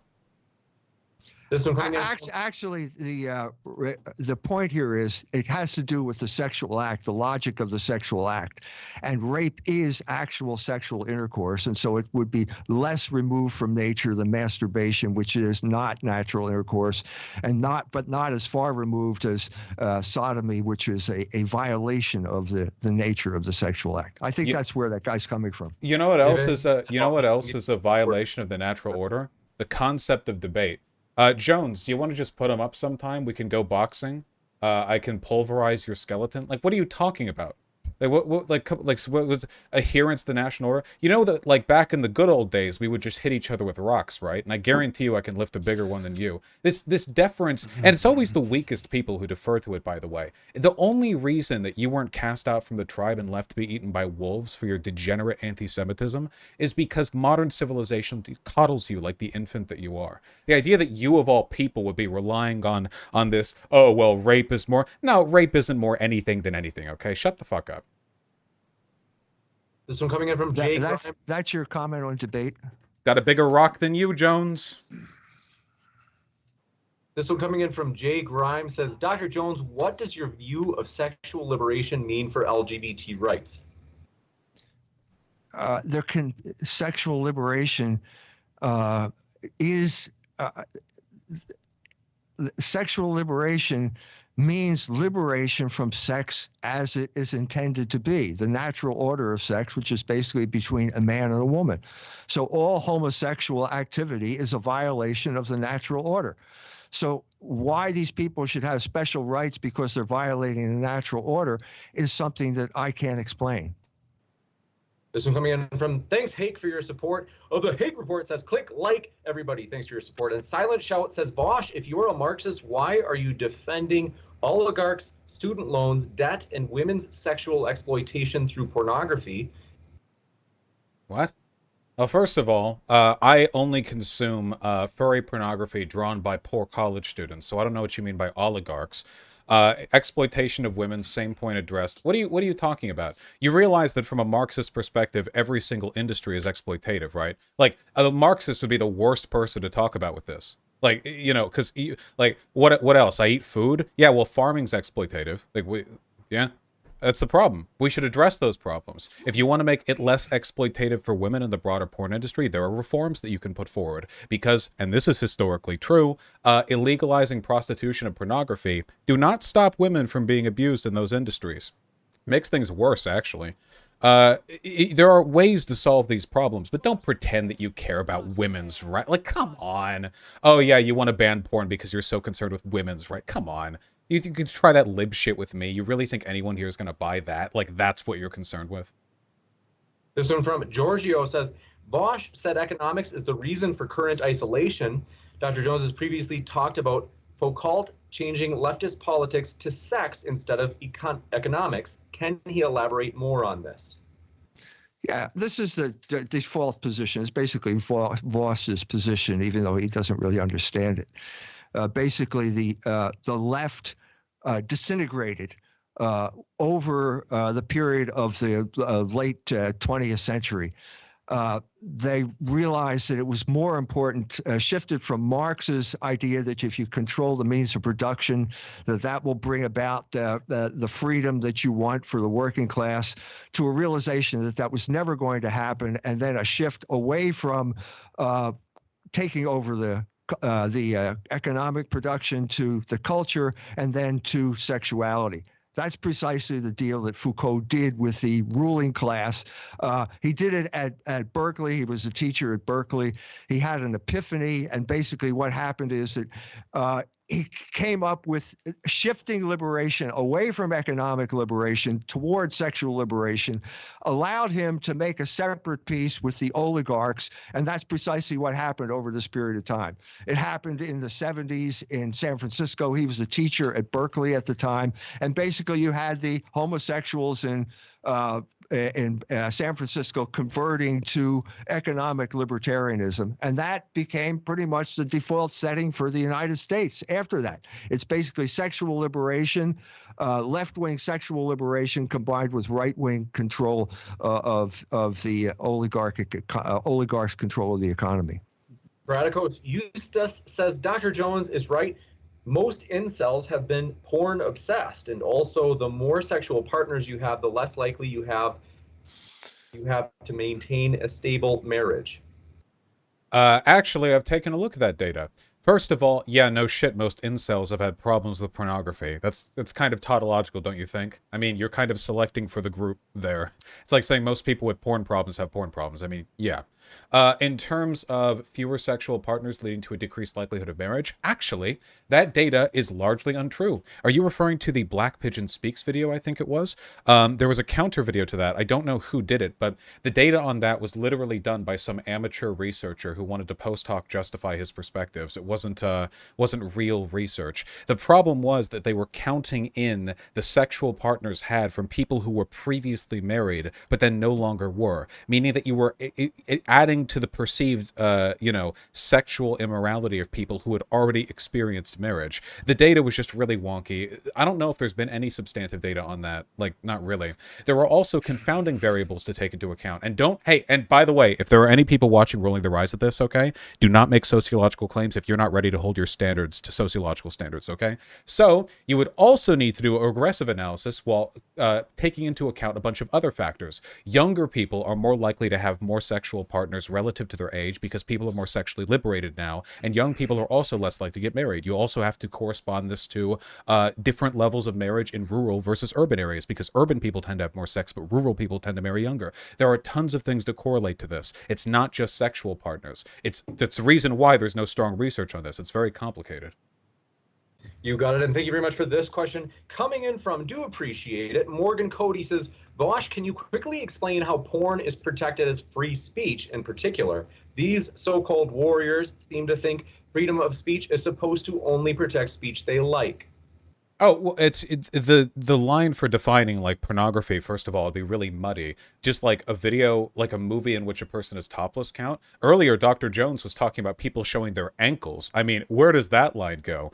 What about material in which people are fully clothed but the clothing is wet? What about material in which people are fully clothed and the clothing is dry but the clothing is tight? I mean, like, the issue is there's no way to draw any meaningful line here, which means that if it were ever to like be affected, it would either be a meaningless and easy to work around piece of legislation, or it would be like the complete and utter destruction. It would basically just say, we now have an anti-obscenity council, and if they don't like something, they get to like shoot you in the head, you know? And yeah, it's just, it's an utter violation of our First Amendment rights here, which I value tremendously, because they protect us in many ways, not just in the right to see tits. This one for Dr. Jones. They say, Islamic, thanks very much, XXWZWXX, says Islamic countries have banned porn and they have the highest rates of porn consumption in the world. How does Dr. Jones explain this? Because That's true. Internet is very difficult to control. That's part of the problem. And if everyone else has access to internet pornography, it will be easy for people in those countries to have access to it. This is not something that some type of individual can solve on his own. You can solve the problem by simply avoiding pornography. Okay, that will solve that problem. It will loosen. It will free your mind. It will allow you to interact with members of the opposite sex, and it will allow you to have a successful life. But the problem here is, why should someone be given the right to constantly trip you up? Why should someone be given the right to constantly pander to your desires in a way? Because we all have this weakness. Everybody knows we have a weakness when it comes to human sexuality. Who gave these the right? Who gave these people the You're right projecting, man. Who gave these people the right to exploit that weakness for financial gain? That's the main issue here. And our friend is avoiding that issue. This one from Laughing My Ass Off says, does Vosh not know what stance the Soviets held with regard to porn? They banned it. What the fuck do you think I have to do with the Soviets? They would have sent me straight to the gulags. You know what Lenin did to the anarchists after the revolution? They were the first people to go, because we actually gave a shit about the dissolution of the state. Do you know what Stalin would have done? I don't care what Stalin would have done. I'd line him up right alongside other people I disagree with, if given the chance. And point them out, say that I dislike them. Zero Kev asks, Vosh, porn is actually leading to people having less and less sex than in previous decades. I think you mentioned earlier that people are actually having more sex, so maybe you disagree with that. They say also, well, I'll let you first respond to that. It's a two-parter. People, I think, are having more sexual partners when they're young, relative to their age now than earlier, but people are having less sex right now than they used to. But how do we know that's because of pornography? Keep in mind, like 30 years ago, like during the Clinton administration or whatever, or like further back than that, young people would graduate high school with their mullet and their like, their peach fuzz, and then go and work like, at the local bowling alley and like make enough money to buy a house. I mean, the economic reality is incredibly different right now to what it used to be. Right now, like, go view your average college student, okay? They're not disinterested in fucking. I promise you, okay? What they are is stressed out. And they're stressed out because life is expensive. They don't have the time or the money to do the things they want. And hanging out with people costs money too, you know? I mean, you can go to a park, but most people go out for food or whatever. And that can be like a day's work. Life is hard right now. I don't think it's because of porn. I don't think the research shows that. And just, this is my anecdotal experience, but looking at porn has never made me want to fuck people less. It's made me want to fuck people more. Whenever I looked at porn, my thought was like, oh, that's cool. Yeah, I should like go on Tinder, you know? Like, oh, wow, that's cool. Like, my experience with it has not been like, you know, oh, now I don't need to. But the stress of college did like mess me up back when I was in my early 20s. So I think that's the bigger cause, personally. This from Zero Kev also. This is a two-parter. They said, Vosh, don't you think it encourages thought patterns that degrade women? Mainstream recorded pornography is pretty degrading to women, but people were pretty degrading to women before the pornography. So I think that's more a reflection of people's tastes than it is the porn industry making people misogynistic. I think the issue here is like, you know, those tastes existed and have existed for a long time, and that needs to be worked on. But they would be there without the porn.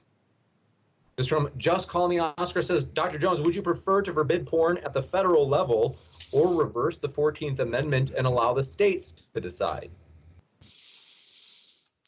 If you make me king of the United States, I will make that decision. No, I think that the laws should be, there are obscenity laws already on the books. They should be enforced. They will be enforced at a local level. I think what we're seeing in the United States is a reversion to local autonomy, local hegemony over local culture. I think abortion is an example of this. I think it's going to be returned to the states. I think abortion is similar to what we're talking about here with pornography and the worldview that our friend here is espousing. It's the Hollywood worldview. It's the Hollywood privileged worldview, where basically they want to rule the entire world according to their twisted standards. That basically was enforced by the Supreme Court. And now we're seeing the Supreme Court is backing away from that, and we're going to see the rise of regional culture, and it'll ban abortion, and I think it's also going to ban pornography as well. Gotcha. And this one from Daily Veracity says, Vosh, rape has absolutely gone up over the past 60 years. In 1950, it was approximately 8 per 100,000, and today it's 29 per 100,000, a threefold increase. You're starting from the decade of recorded crime or record crime. They say you're starting from the decade of record crime, the 90s, which is disingenuous. I started from the 70s, which were not a decade of record crime. No, I guess I'd have to depend on your chart. I mean, I was pulling that from a government source. There are probably some statistical sources that might have contrary numbers, but I gotta wonder how much they're factoring in other confounding variables like the reporting rate. So I'd be willing to bet that reported rapes have gone up massively over the past century. But I don't think that's because rape has gotten more common. I think that's because in 1926, if a dame walked to the local station and said she'd been raped, the cops would beat her to death and then fine her husband. I feel like there are other factors at play there. 9 out of 100,000 from a century ago sounds like comically low to me. Yeah, I mean, there are probably different sources than this, but I think it's gone down. Yeah. This one man's chorus says, Vosh, the difference between sex in private and porn is that porn is meant for public consumption. It's an example for other people to follow. Showing sex is a non-moral context encourages people to treat it that way. I don't know what you mean by moral context. Sex is... We know that. I know, but you don't either, because you failed utterly to explain it, and Christ is frowning on you from his cloud. Look, sex is a mechanical act, okay? It's a physical thing that you can do, much like playing tennis. You know, some people are good at it, some people are bad at it. You can play solo against a wall, or you can do it, you know, with someone else, which I guess is more fun than playing tennis against a wall. But this what's the context of moral act? If you look at tits online, like, I don't understand what moral... When I think of ethics, I think of, like, the system by which you assess whether something is harmful or not harmful. And we just utterly failed to demonstrate the issue here, you know? No, we didn't. No, we didn't. Who's harmed? Every time we demonstrate it, you ignore it. Go ahead. Next question. This one coming in from Kansas Zoomer says, the stats Vosh is referring to for the Middle Ages rape included arranged marriages. This is pretty disingenuous. Does Vosh read his own sources? I haven't provided any sources on the Middle Ages, so I don't know first of all, I think you could argue that arranged marriages are, in many cases, rape, but I actually didn't name any sources, so I don't know. I don't know if they just heard me say it and they were just like ready to go. But I'm also against arranged marriages for what it's worth. And also, counting a whole arranged marriage as one rape actually feels like understating the issue a bit, you know? Maybe every once in a while you get an arranged marriage where things are all hunky-dory, but I have a feeling that a lot of those led to many rapes. So, again, reporting wasn't even a thing back then, but we have kind of like a... Historians have a way of pulling, like, very rough data from those times. Yeah, murder was also much higher. Murder used to be so common. It's so rare today. Back in the day, everyone knew a dude who'd like been murdered. Like that was like just a thing. Like you're going down the road and like, oh, bandits, whack, and you just, that's a guy who's been murdered. Nowadays, that is not the case. Gotcha. And last question. This is an interesting one. RH says question for both. And by the way, we're a few minutes over, so thanks both Dr. Jones and Bosch. We're kind of going a little bit beyond what we promised, but there have just been so many questions. And also, this is an intriguing one. They say, question for both, what % of female porn stars are there by choice compared to those that are there not by choice?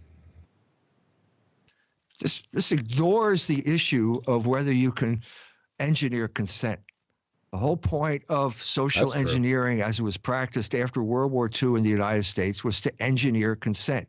You can create an atmosphere in which people will act against their own best interest. That's simply a fact of life, and that's what happens with pornography. You have widespread acceptance of behavior that is against the best interests of the people who engage in it. You got it. And I want to say, folks, thanks so much for spending time. Oh, I think that was for both of us. I just want to jump in. Yeah, go for it. I just think it is a problem, but it is a problem that has gotten better. The more light there is, the more destigmatization there is on the porn and sex industry, the less abuse there will be. That's the case for basically every industry. We saw this during prohibition in alcohol production and consumption.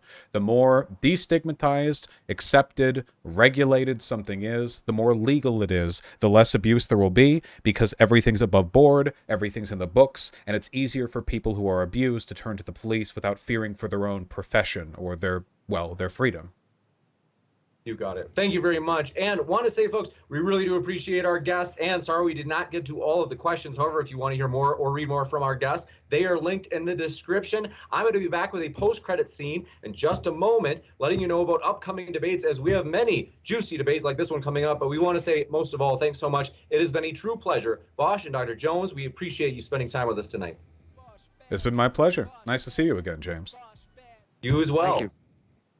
With that, I'll be back in just a moment, folks. Thanks so much, and stick around.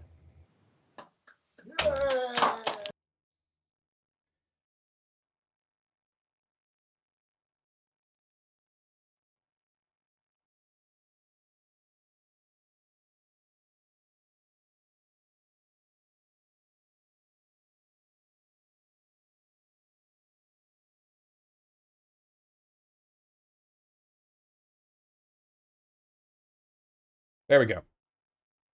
I know, guys, I know I'm muted. That's why I held my finger up. When they go offline, I take them off call. That seems fair, right? I mean, I don't know. That guy was probably like, that guy has a lot of N-words built up in him that he wants to throw out there. Yeah, that was funny as hell. That was good. That was basically just me beating up like a dummy for a while. That feels good. Maybe I am a sadist. God. Yeah, elder abuse. Can we read his ADL report? Yeah. I looked at this when I accepted the debate. I thought it'd be fun. E. Michael Jones is an anti-Semitic Catholic writer who promotes the views that Jews are dedicated to propagating and perpetuating attacks on the Catholic Church, moral standards, social stability, and political order throughout the world. Characterizing 21st century civilization as a Jewish world run on commercial principles, identifies this Jewish modernity as representing blood, the law, calculation, and hate. Like, you can summarize it. Like, Jews did everything wrong with the world. The Holocaust didn't happen, but if it did, it was a good thing. Blah, blah, blah. I mean, it's like a whole thing, you know. Anyway, I thought it'd be interesting because, normally when we debate Nazis, they're like 16-year-old Nazis, you know what I mean? Like Zoomers. Who are just like, yeah, dude, white pride, creeper, you know. and virgins.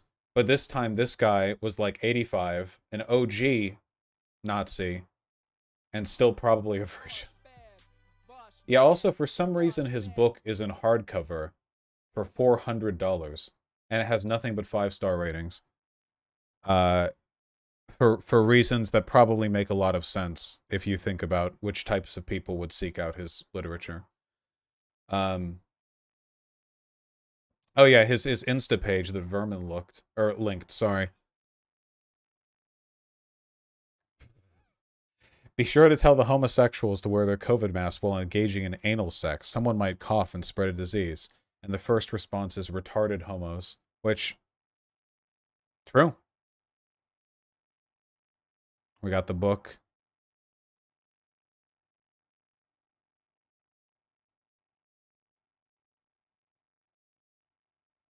Social engineering in the civil rights movement. This has got to be about how MLK was like a Jewish op or whatever, right? Yeah, I mean, we get the gist. We get the gist. We get the gist, you know. It is kind of an honor. I actually like talking to that guy, because he's kind of like a picture into the future for all the, like, 16-year-old Nazis right now. You know what I mean? Like, hey, you know, it's fun when you're zooming and you don't have a job or whatever, but, like, you're gonna turn into, like, a hateful fucking crypt keeper. It's, you know? Yeah, that was pretty fun. Normally, after these debates, I talk about the arguments, but do we really need to? Like, come on. I think we get it. I think we get it. I think we understand. That was fun though, you know, just abusing people.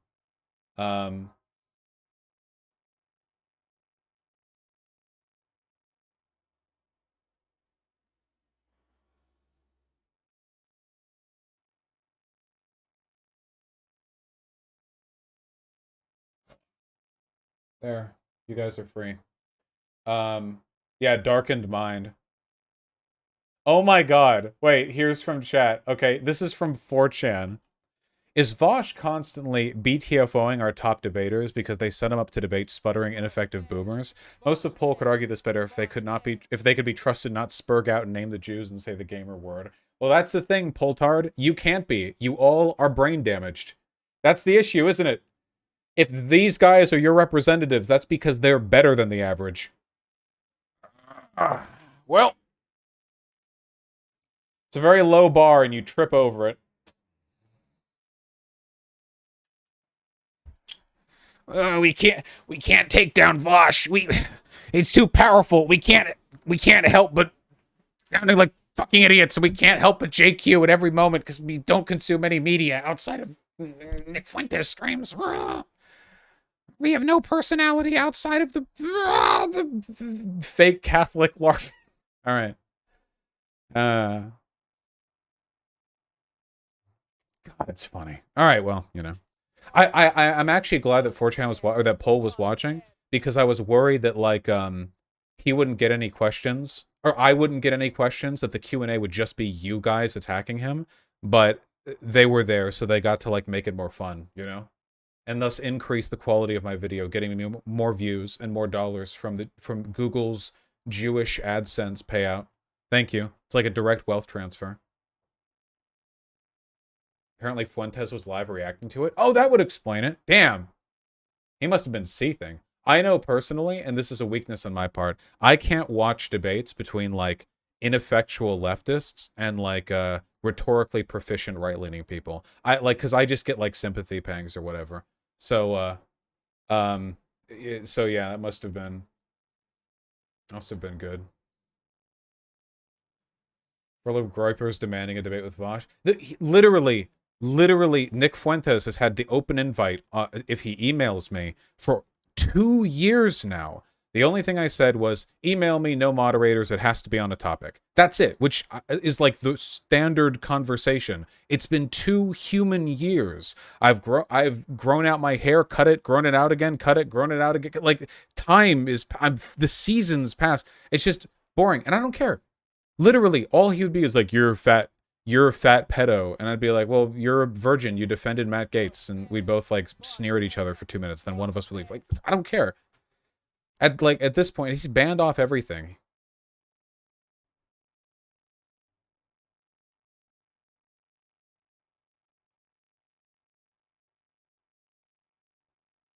How is that guy a doctor? I don't know. I don't even know if he's like a real doctor. Also, he could have like lost his mind over time.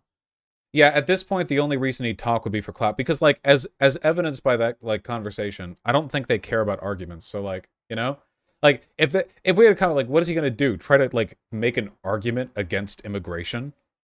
Like what is he gonna what is he gonna do? Actually try there? Is he gonna like make an effort? Like, come on, we're past that. He had a little period early on where he pretended that he cared about like making arguments and evidence and stuff, but we're past that now. Now it's just the fucking grape train. People are saying they can't like see the thing on VGG. Why is that? It should be hosted just fine. The site. Can any of you not see it embedded properly?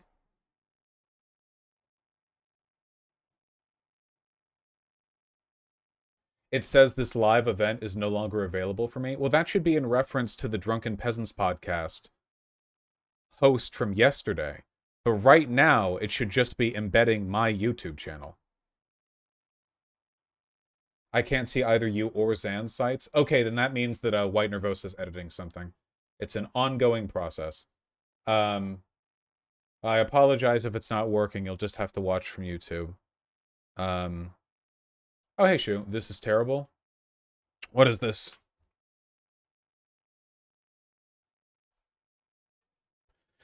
Follow on that. I had a couple specific ones, but I wanted to kind of follow on that. As you're determining next steps, I mean, frankly, things just seem like they're going pretty poorly right now for the White House. Build Back Better is being blocked, voting rights is being blocked, diplomatic talks with Russia doesn't seem to have brought us back from the brink of war. Inflation's at a 40-year high. The virus is setting records for infection. So as we kind of hit this 1-year period and a period where everything seems like it's in pretty rough shape, or nearly everything, which is not an invitation, I guess, to list off some other things. I don't know which reporter this is, but this is an extremely valid question. I'm wondering, at what point do you take stock and say that things need to change internally, whether it's... This is less fair. This is a leading question. At what point do you take stock and change things internally is kind of... Well, I guess it's not the job of a reporter to present the news. It's their job to make the news, the press reporter give the news. We'll see how she handles it. This is fine. Your outreach for the Hill, whether it's the leadership within the White House, you seem to be stymied on an incredible number of fronts right now. Well, let me give you a little bit of a different take on this. More than 200 million people are vaccinated. We've had a record job growth, record low unemployment rates historically in this country over the last year. We've rebuilt our alliances and our relationships around the world. And right now, as it relates to Russia, as you heard our National Security Advisor convey, we're working with partners around the world to convey very clearly. It's up to them to make a choice about what's next. We're not going to make that on their behalf. It's up to them to determine if there are going to be crippling economic sanctions or not, or if they decide to move forward. But we also recognize when you have a small margin and threshold in the Senate, it's very difficult to get things done and to get legislation passed. And the fact that the president, under his leadership, got the American Rescue Plan passed, a bipartisan infrastructure bill with 19 votes in the Senate, about 6 votes in the House, the fact that we are still continuing to work with members to determine the path forward on Build Back Better, that we have the vast majority of Democrats in the Senate supporting voting rights, that's a path forward for us. And our effort is to do hard things, try hard things, and keep at it. So we just don't see it through the same prism. So the sense is things are going well, there's no need for change right now. I think that having worked in a White House before, you do hard things in White Houses. You have every challenge at your feet, laid at your feet, whether it's global or domestically. And we could certainly propose legislation to see if people support bunny rabbits and ice cream, but that wouldn't be very rewarding to the American people. So the president's view is we're going to keep pushing for hard things, and we're going to keep pushing the boulders up the hill to get it. This is the problem that you have when you don't have ideologues in politics. Republicans are ideologues. They may not necessarily believe the stuff they're talking about, but they'll make you believe they believe the stuff they're talking about. They will hammer on those points. But this is like, oh, God, First of all, there are so many things you could say in your own defense, but, like, this is not a time to be defensive, okay?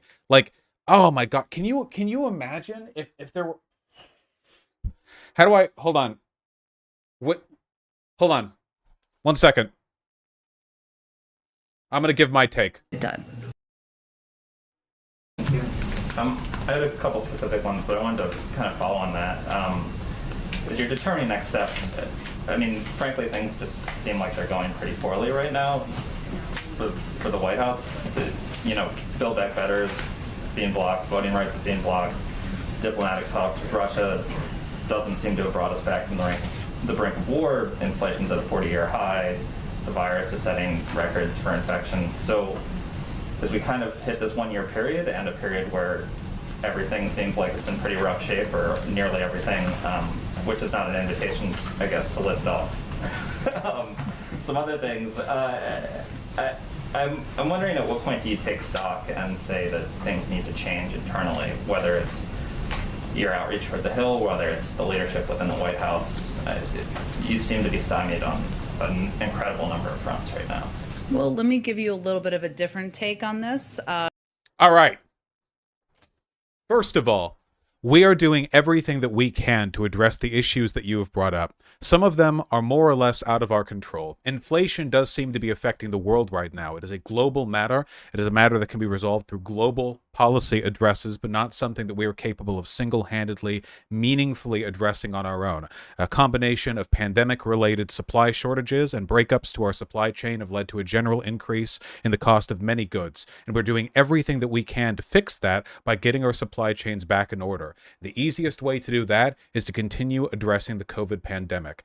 Now, I understand that this has been a difficult topic, but we have to understand, as Americans, there is nothing right now which is more important than getting over COVID. We do have increased vaccination rates. We do have an unparalleled access to the infrastructure necessary to get people vaccinated. And I sincerely hope that not only do my fellow Americans make the right choice and get themselves vaccinated to make this country strong again, but that the people they vote for encourage them to do the same.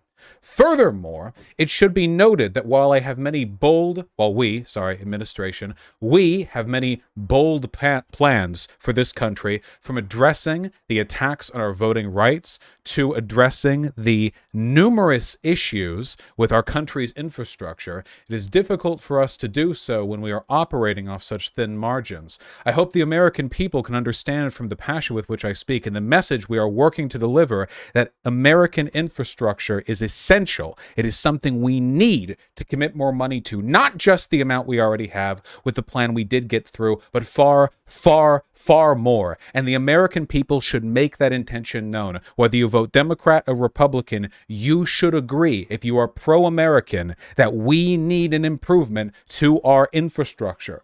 There is no way around that. You can be pro-American and you can rebuild this country, or you can be anti-American and you can neglect it. Those are the only choices. There. We need some goddamn passionate messaging, okay? The problem is that Democrats are such fucking designed by committee, like, oh, procedural libs, that the idea of frothing at the microphone is completely alien to them, you know? It's just passion that you need. Passion sells you so much, and it means so much to the people who vote for you too, you know?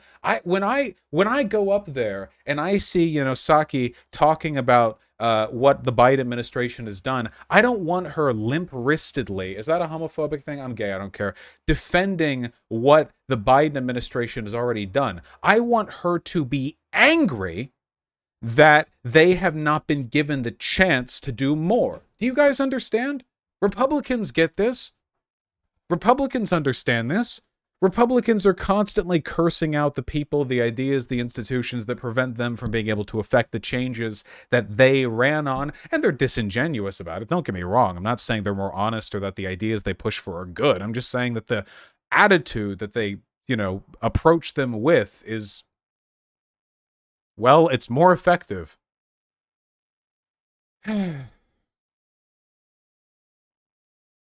And yeah, by the way, Democrats do need to ham up the nationalism more. We all need to, on the left too. Because, and I mean this sincerely, this is not just some little rhetorical ploy, okay? If you don't support the Build Back Better plan or other ways of addressing infrastructure, you are anti-American. I sincerely believe that without a hint of irony or optical play or any weird rhetorical gist. That is, I completely and sincerely mean that. And you should say it with your whole chest every time you can. You should bring this up constantly.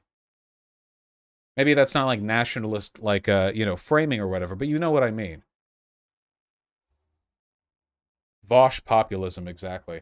That's what we need. We need that. Pro-American is getting COVID under control. 800,000 Americans are dead. You just want Dems to be more populist? Well, I want them to be a lot more many things, but populist would be nice. We live in a populist era. People are populist right now. You know, the Democratic Party's insistence on maintaining their allegiance to Hillary Clinton types is going to be the death of the tiny, narrow, fragmented chance of a possible hope of a shadow of a doubt that they could maybe do something to improve the circumstances even remotely. I mean, whatever fraction of a fraction of a fraction of a fraction we're dealing with here, the Democrats being firmly institutionalist is not helping us. Yeah, it's not 1997 anymore. We're not in the middle of a boom economy. We're not pre 9/11. It's not before the war on terror. It's not during, the Clinton admin. We're not in that time, and we don't have that anymore. We doing the Cope stream today? No, we're doing the Cope stream tomorrow. Today, we're doing politics. Hold on. There were a few more things that I wanted to look at.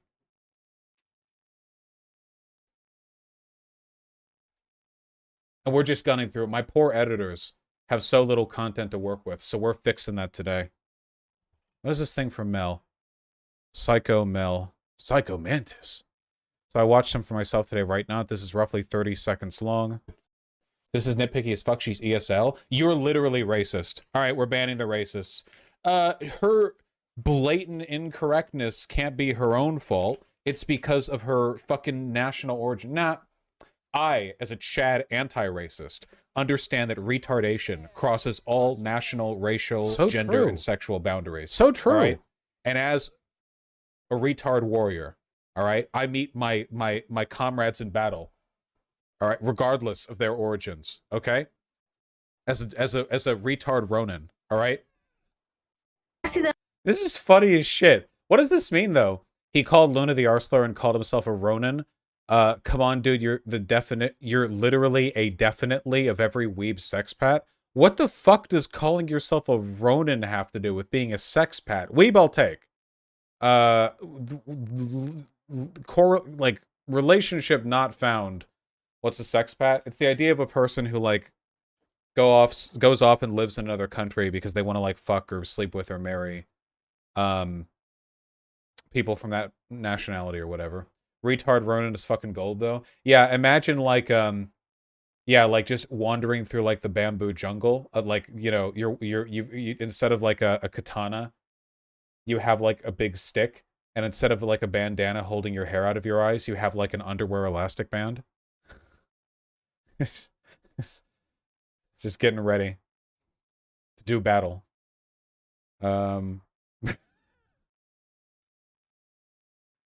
Don't underestimate sticks. They're good weapons. Oh, no, sticks are great weapons, yeah.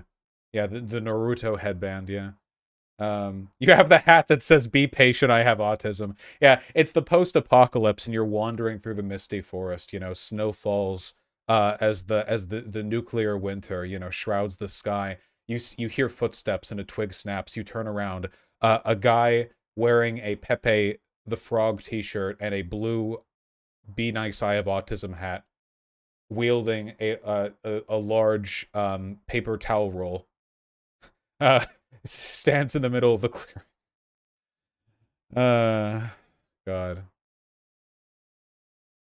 For those who don't know, Ronin were samurai who failed or abdicated and wandered as masterless swordsmen. In case anyone, I imagine at least some people don't know that. Yeah. Okay, hold on.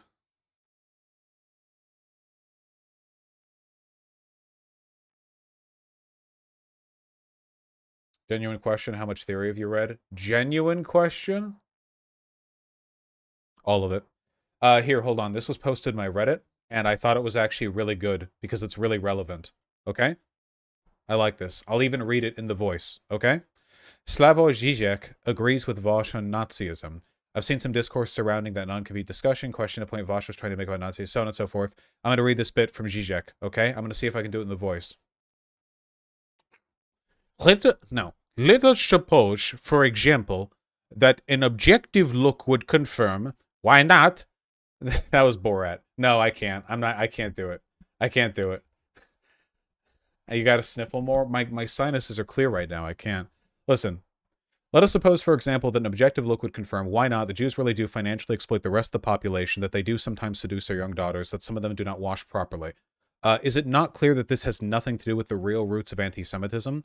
Here we have only to remember the Lacanian proposition concerning the pathologically jealous husband. Even if all the facts he quotes in support of his jealousy are true, even if his wife really is sleeping around with other men, this does not change one bit the fact that his jealousy is a pathological paranoid construction. This is so good, dude! This is perfect. Like, right there, yeah. It's true. Those aren't the roots of anti-Semitism. Even if everything they said was true, that wouldn't be it. Because they weren't true, and clearly that wasn't it either, you know? Man, that's good. Nick implying he sent you an email to debate claims you're lying? Oh, hold on.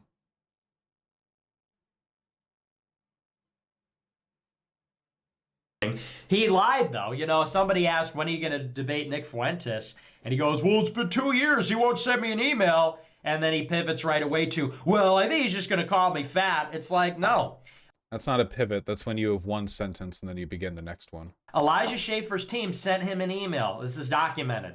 Elijah Schaffer's team at The Blaze on his show sent Vosh an email and said, and I gave him his email, and said, hey, would you be down to do a debate with Nick Fuentes? We got no reply. Oh, you mean, yeah, no moderator. Look, why do we keep stumbling over this? Yeah, no moderator, obviously. Also, the last time Elijah Schaffer had me on, he only did so in an attempt to take down my channel. That dude's such a fucking pussy, man. If you're a groiper, just come out with it.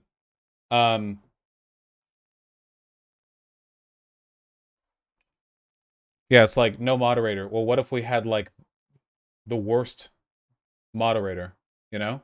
I don't even remember that happening. Emails.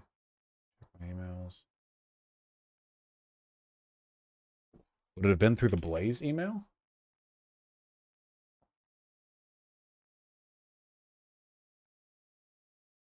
I didn't even see it. The last time I see any email from the Blaze was during that the thing where they tried to take down my channel.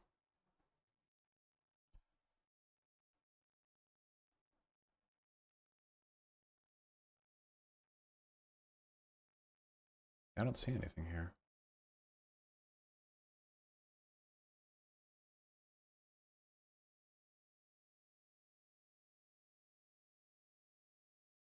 Yep, no clue. Anyway,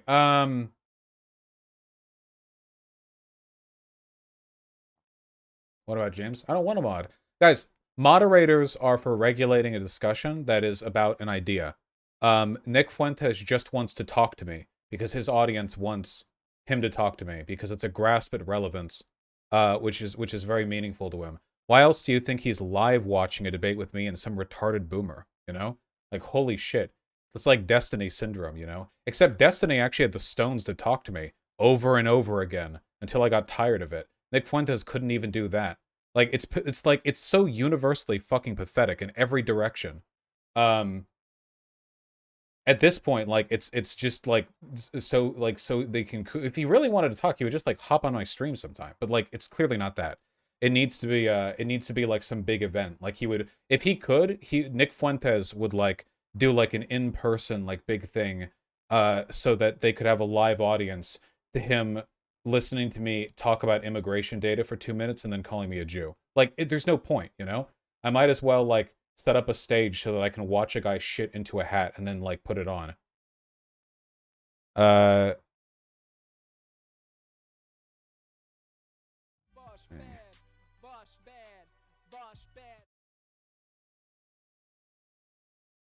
The shit hat. The proper answer to anti-Semitism is therefore not Jews are really not like that, but the anti-Semitic idea of the Jew has nothing to do with Jews. The ideological figure of the Jew is a way to stitch up the inconsistencies of your own ideological system, i.e. class struggle. Man, that is perfect. I should read some Zizek. That is really, really good. The proper answer to anti-Semitism is therefore not Jews are really not like that, but the anti-Semitic idea of the Jew has nothing to do with Jews. The ideological figure of the Jew is a way to stitch up the inconsistencies of our own ideological system. That is so good. If the Nazis had no Jews, they would have to invent them.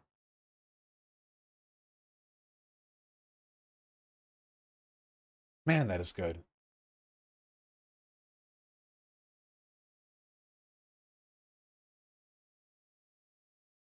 Well, I guess they did invent them, basically, yeah. The concept. The what does he call it? The ontological Jew? The what was the term that he used here?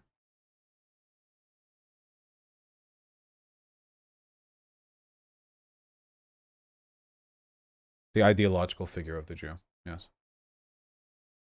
Reading Slavoj Mobile Book Press Zizek instead of G.A. Cohen. Listen, if I'm going to take a break from Final Fantasy XIV, it's got to be for something properly funny. Like Zizek. Zizek is quite funny. What are we talking about? What are we linking here? Oh, this is old. Yeah, Destiny becoming Vosh gender. Notice a change. I'm out now with, okay? You're not going to see any changes on stream.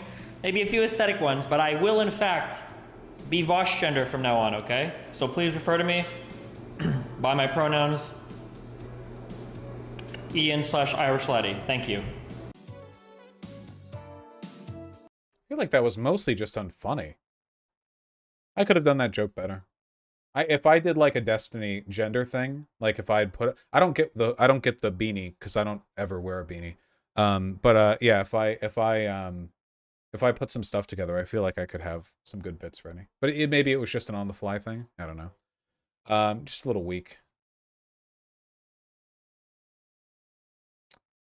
Let's see. Since people are linking random shit, I'll just show what I saw from the Spite arc. Oh, I saw this. Yeah, we had. I don't want to engage in this. There are people calling me a Nazi for like the stuff that I said, and I've seen this happen multiple times where they're like, "Listen, Vosh was wrong. The Jews didn't have a disproportionate control of banks in Weimar Republic. Look," and they post a screenshot of an article which says they do. Basically, the thing they show will say like, "Well, the Nazis lied. Obviously, there still was a thing." Like, who cares? It's like when Nazis say Jews control Hollywood. Like, yeah, there are a lot of Jews in Hollywood. Now prove to me why that's wrong, you know? I've done this with the Nazi debates before, you know, like with the Jewish question shit, like, well, like what's the issue here, you know? They're like, the Jews are acting on a secret plan. Okay, can you prove it? And of course they can. And that's when things fall apart. But if you're going to start arguing over like whether or not there are a lot of Jews in Hollywood, then like they're just going to be able to list like 400 fucking Goldsteins they know or whatever. Waste of time. I made a post on Reddit. Want to see your opinion on it? Reddit post. Oh my god. Listen, I want to tell you, I love you guys. Josh Drossi, Josh Drossi, you recently got made fun of for asking for my attention too much. Typing up an essay and then linking it, asking for my position is not an evolution from that position. I love you, but I hate linkers, man.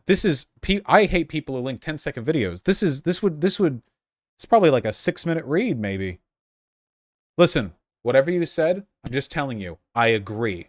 Hopefully there's nothing really bad in there. I agree. Let me pee really quickly because we have some stuff to discuss, okay? We have some stuff to discuss. Just give me 1 second, okay?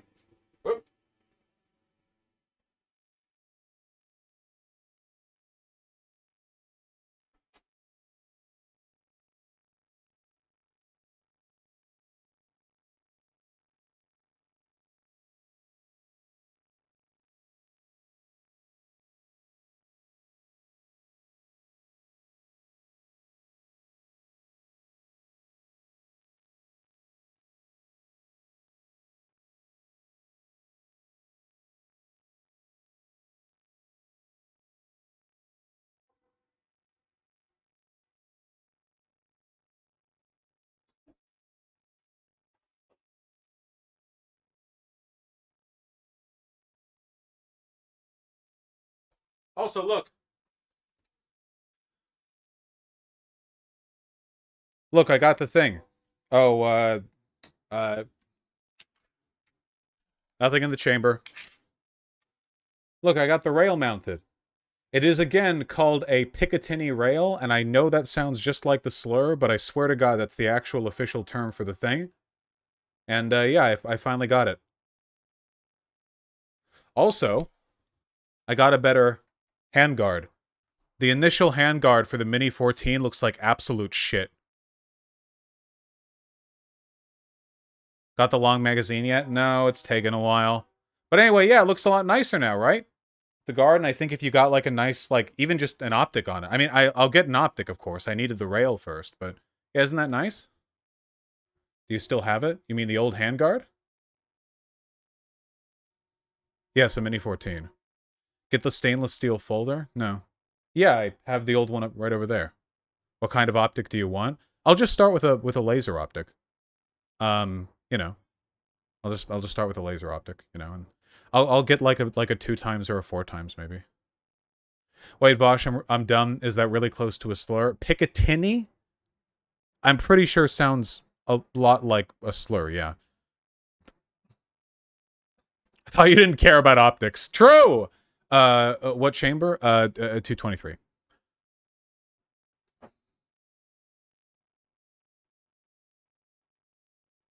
Rough out here, Josh Kiss. I was showing them the Picatinny rail. And the new handguard. I think it looks much more handsome.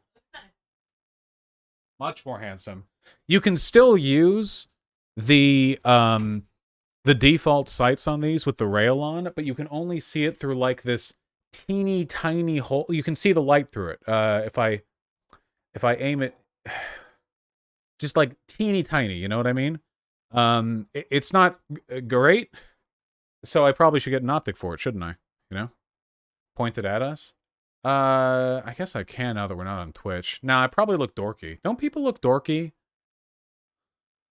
That's why it's called Pinhole, you nerd. I'm not used to firing through pinhole sights. Anyway.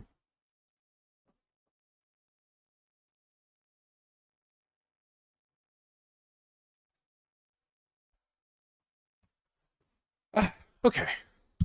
Anyway. I always look dorky, true. Do you want optic recommendations or no? That's okay. I have a couple of people I trust. I found a cool site you should use. Nerf. It's Nerf or nothing. I was in actual Jake's chat last night when he reviewed the non-compete debate. He said you platformed Tim Pool and Charlie Kirk. He called me out when I said that's impossible since they're far larger than you. Kind of Pepega of him. Yeah, it's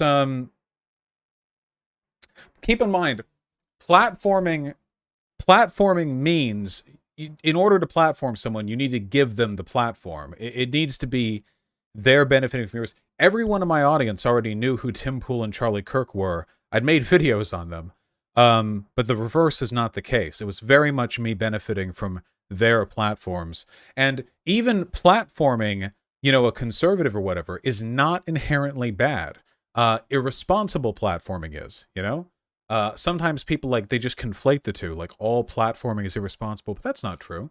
I probably have a much larger public profile than that dude we just debated, the Nazi. But, you know, this could be my bias, but I just don't think people from my audience are gonna go join that guy. I think it was fine. You know?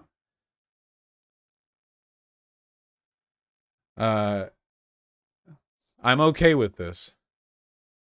Yes, it was a genuine question. How much theory have you read? You seem to at least understand a decent amount of theory. It's enraging how they still say you've never read it. Of the theorists out there, I've read the most of Lenin, then Marx and Bakunin, probably in tandem, and I've read like excerpts and essays from a good number of people, usually because I'll like mention something and people will email me recommending a passage or whatever, and it's all available online super easy. In terms of like sitting down and just reading like books through and through, I've done very, very little of that. Essay for State and Revolution, which was an easy read, I think. For me, like, theory is good and useful, but we shouldn't treat it the way religious people treat their holy texts. It's not dogma. They're ideas, and the best part of reading ideas is that you get to consider them and learn from them. Not learn them, learn from them.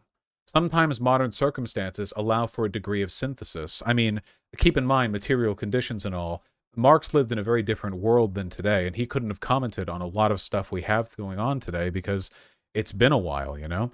It's not enough to just know what they said. You have to know the logic of what they said, understand that logic, and then learn to apply it. And this is the problem that I have with tankies so often, that they don't learn to apply that logic. They learn the words, they learn the passages, the page numbers, but they don't actually understand, you know? It's a lot like mathematics. It's not enough to just do the equation, then read the answering book at the end, go, oh, that does that, you know, and so on and so forth. You need to be able to produce these answers without an answer key at the back. And that's what reading theory should be about. Not so that you have answers to all questions, but so you refine your ability to produce answers to new questions. Same as any math textbook. It's not just about learning how to do the math problems that are in the book. It's about being able to do any math problem of that type ever in any circumstance, whether or not there's an answer key. You learn the process.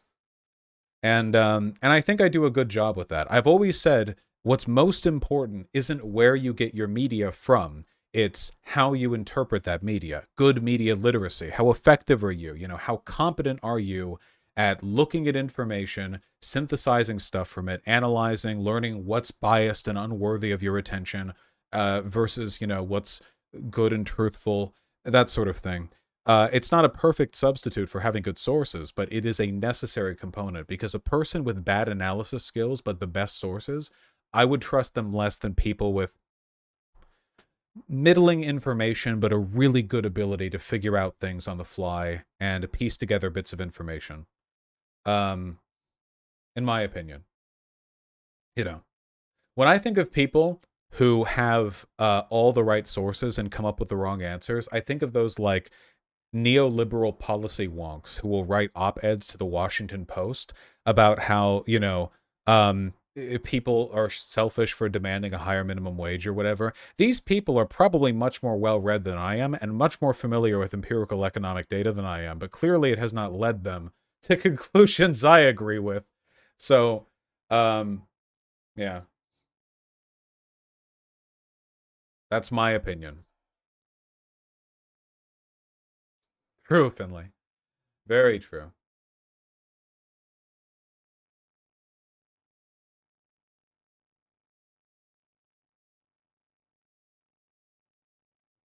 Like the Econoboy debate. We're going to do another Econoboy debate, by the way. Do you want to look at Doyle's newest video? You know what? You know what? What am I? What am I if not a man, huh?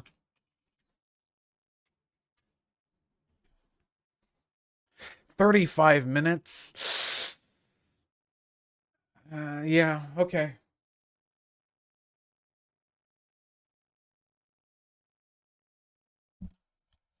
Listen, John Doyle recently got a big up, okay? Because he met with Kyle Rittenhouse, and Kyle Rittenhouse said that he was a fan of John Doyle. So I don't feel like I'm being mean going over 2 videos in a row. Is it even in a row? It's been more than a month. Yeah, whatever. Here we are. Here he is. This was posted right before Christmas, so if we get Christmas references, they're not untimely. At some point or another, you've probably seen the popular animated Disney film Beauty and the Beast, which was released about 30 years ago to tremendous praise from critics and audiences. I'm going to speed it up, so good luck. Good luck following that. Alike, and I'm not going to waste your time with a summary of the film because you've probably already seen it by now, and if not, you're definitely going to want to watch it after we get done because I am going to provide to you today a proper understanding of that story. And the first thing to kind of keep in mind before we get started is that how much time we spend with each of the characters, which perspectives we see. Oh yeah, the video is called Why Beauty and the Beast is Implicitly Right-Wing. By the way, I've never actually seen Beauty and the Beast. Seriously, I've seen so many analysis videos that I know everything about it anyway, but I've never actually seen the film on its own. It's one of 2 major animated Disney movies that I never saw. It was Pocahontas, and I'm fine with not having seen that one, and Beauty and the Beast. see them from, what we see them doing, what we don't see them doing. All of these things affect our perception of the story, who we sympathize with, who we're rooting for, etc. And Beauty and the Beast utilizes this quite well in order to push a radically feminist and destructive agenda that attacks masculinity, it attacks order, civilized society, strength, among many other things. There really just are so many important themes in this film that we have to discuss. And I get to do my favorite thing ever, which is overanalyze something in a way that is in accordance with my worldview. So it's going to be a lot of fun. Do stay tuned. Okay. All right, we'll watch the intro.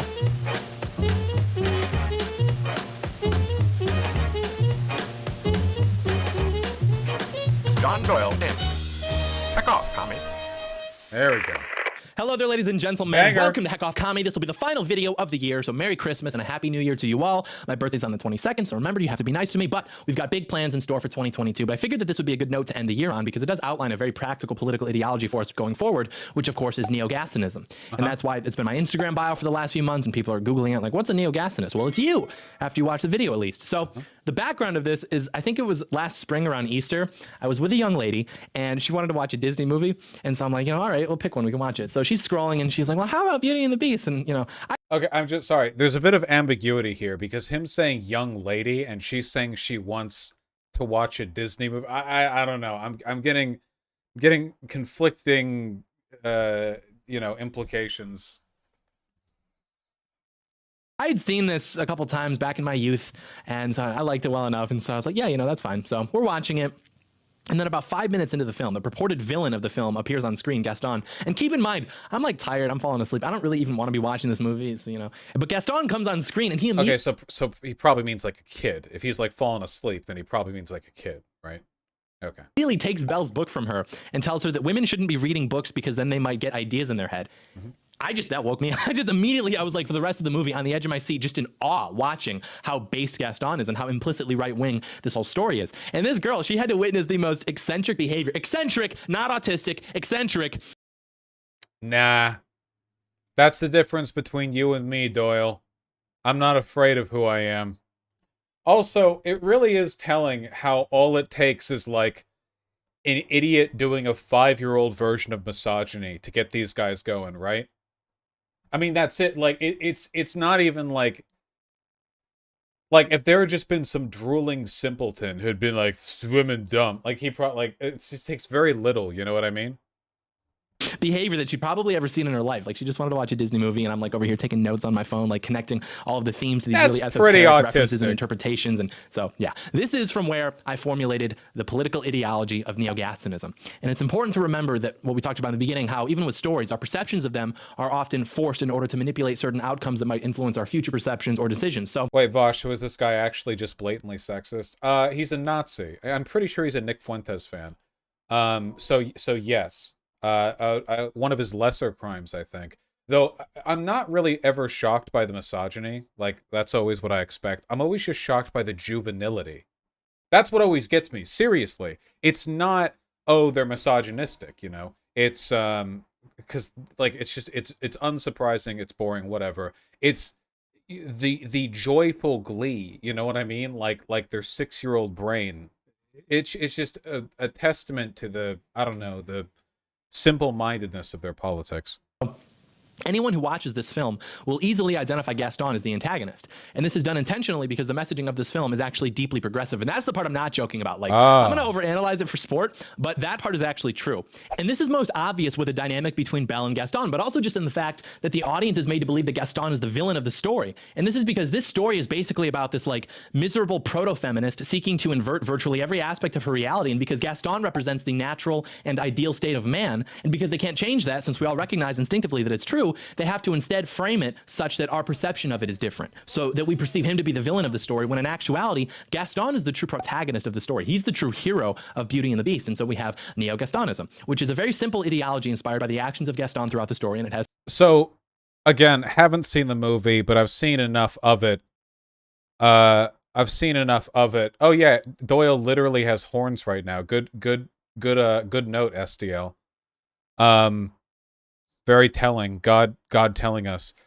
So if I recall correctly, her name's Belle, right? Belle's the lady. That's the name of the lady in Beauty and the Beast, right? Yeah, okay. So Belle is like a smart, educated lady. and then and she's like cute, and her dad's a watchmaker, I think, and you know, then Gaston rolls around, and he's like very stupid, inventor, not a watchmaker. Gotcha. He's very stupid, but he's charismatic. So he gets kind of the town his size, very misogynistic, whatever. And later, Belle does the whole Beauty and the Beast castle thing, and the Beast is like mean.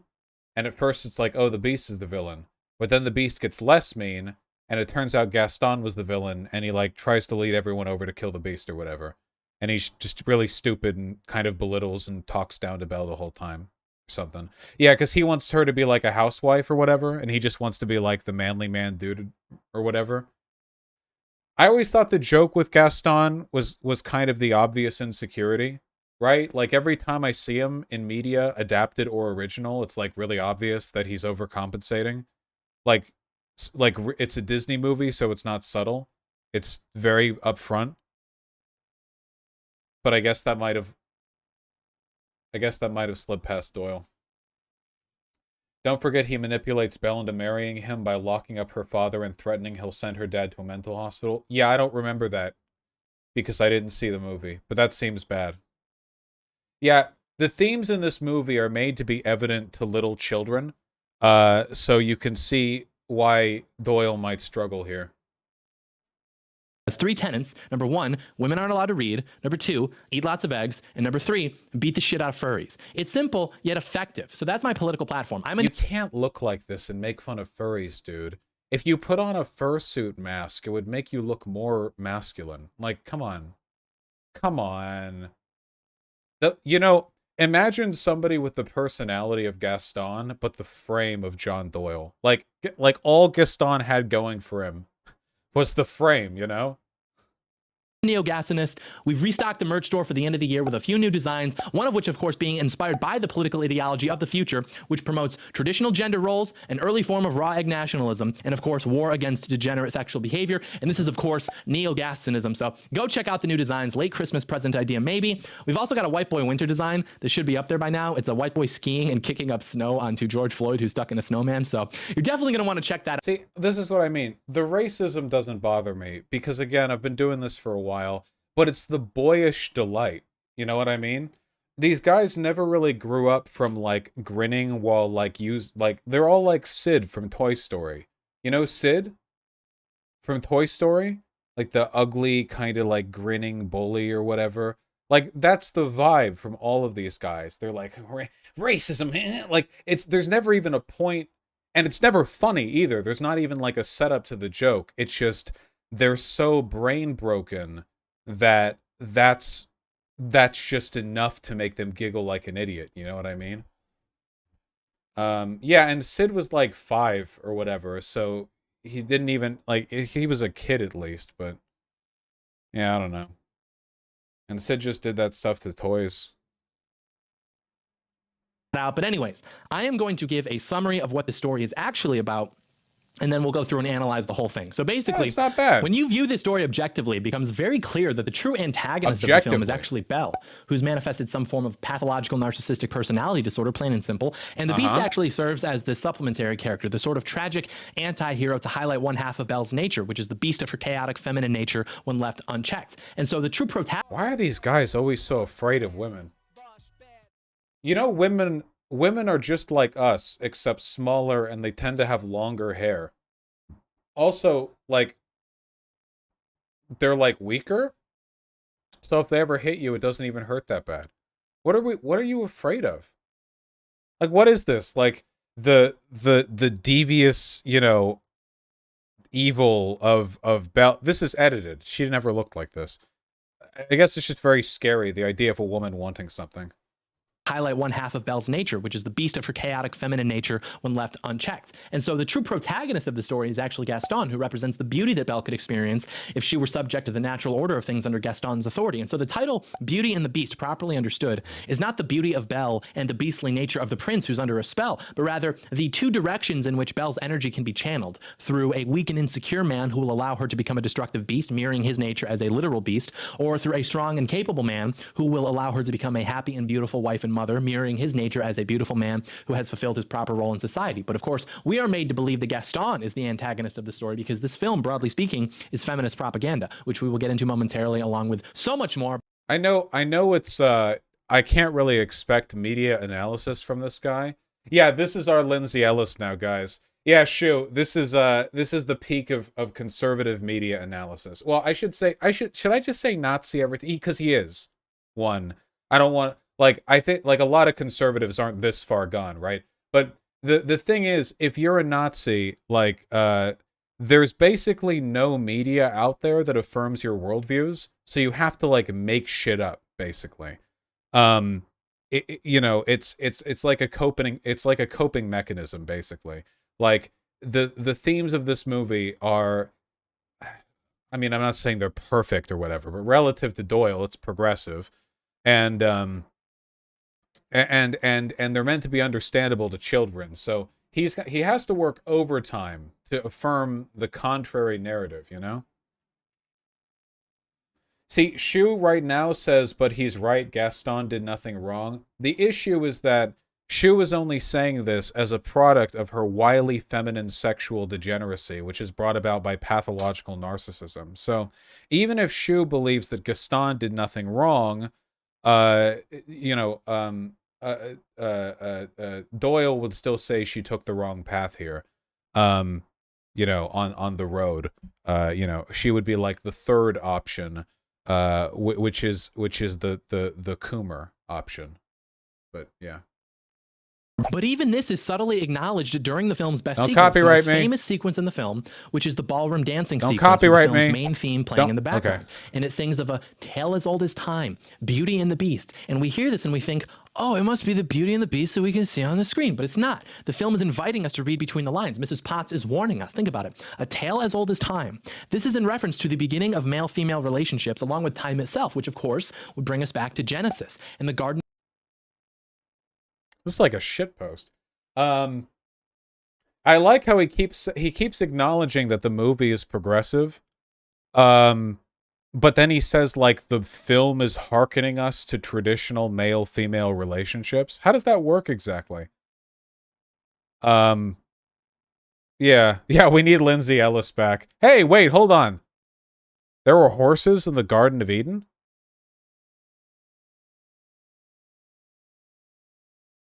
Of Eden. And what did we learn from that story? That the woman's nature, if left unchecked by strong male authority, will lead towards chaos and evil. She is predisposed towards this at an accelerated rate relative to men. And Gaston understands this. He was a hero and a great man who was trying to do. I'm sorry, we're not going to get through the whole video because like it's all like schizo shit posting or whatever. Where's the image of the trad wife saving herself for like the schizoid Nazi or whatever?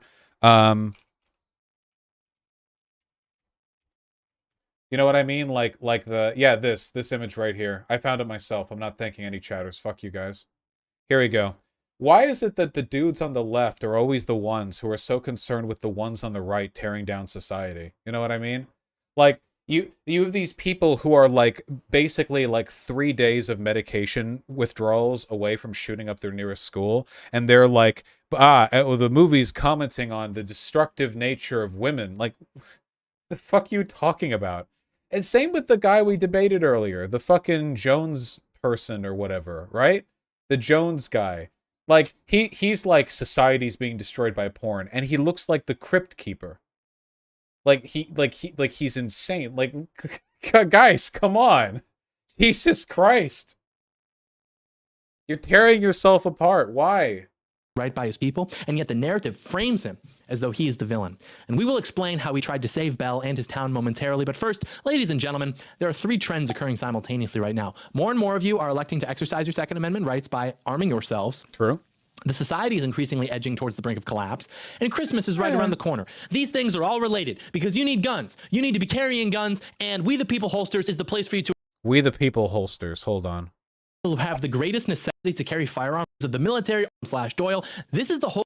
It's like fucking dark here. Holster that's preferred by members of the military. All of the people who have the greatest necessity of law enforcement, members of. These are some tacky ass holsters, man. Holy shit. Constitution, thin blue line, Constitution, American flag, thin blue line. This is that Sparta police flag shit or whatever. American flag, and then here we actually have camo in the bottom right. Jesus Christ. The military, all of the people who have the greatest necessity. There are thousands of options to choose from, with them being the go-to defending themselves off with the officer. Prove to you that the essence of the film is in fact a revolutionary leftist essence. What it seeks to do is promote the complete inversion of reality as something that makes people happy, something to be celebrated. Woman above man, chaos above order, weakness above strength, etc. And if you're trying to recall the story, you might think it's basically about Belle and the Beast, and then this Gaston guy keeps butting in, but it's actually more intricate than that. Because when we first meet Belle, she's lost. And this is because she has no male influence in her life to guide her. Wasn't she, didn't she just want to get out of the small town at the beginning? I don't think she was even, like, looking for a guy. She just kind of wanted to avoid guys and, like, go live a more interesting life. I think. Keep in mind, when he says put woman above man, he literally just means that it's bad when the Beast was nice to her, and it was good when Gaston was bad. Oh, yeah, she had a good relationship with her father. That probably tears these guys up inside. You know? She just wanted something more. Yeah, right? I mean, I think we've all felt that. Yearning for adventure. They always use these weird euphemisms like the cucked liberal story wants to put women above men. But it's like a story where a woman wants to live an interesting life, you know? They speak to euphemisms because even they are confined by optics. They know that if they said what they meant, which is, we don't like it when women are actualized, they shouldn't have individual lives, you know, they should be slaves to their husband, like, that would make them look bad, like, generally, even to parts of their audiences. So they don't say that, even though that's what they mean. Yeah. Her father's weak, he's old, which is why that relationship is established before the interactions with Gaston and the Beast even become larger parts of the story. Because from the beginning, the whole story is about Belle desperately needing masculine guidance. And Wait, it's her dad. Wait, it's not his fault he's old. That's how time works. What? Also, if he was an inventor, that's like a pretty cool job. Is that weak? Weren't most people back in those days like farmers? If you're an inventor, that's like a pretty prestigious, you're working on like Commission of the Crown or something. Gaston and the Beast are basically competing to occupy that influence in her life, but for very different reasons, as we'll explain. But remember, as we said earlier, this is indicated by the title. He probably thinks that her dad was a Jew or something.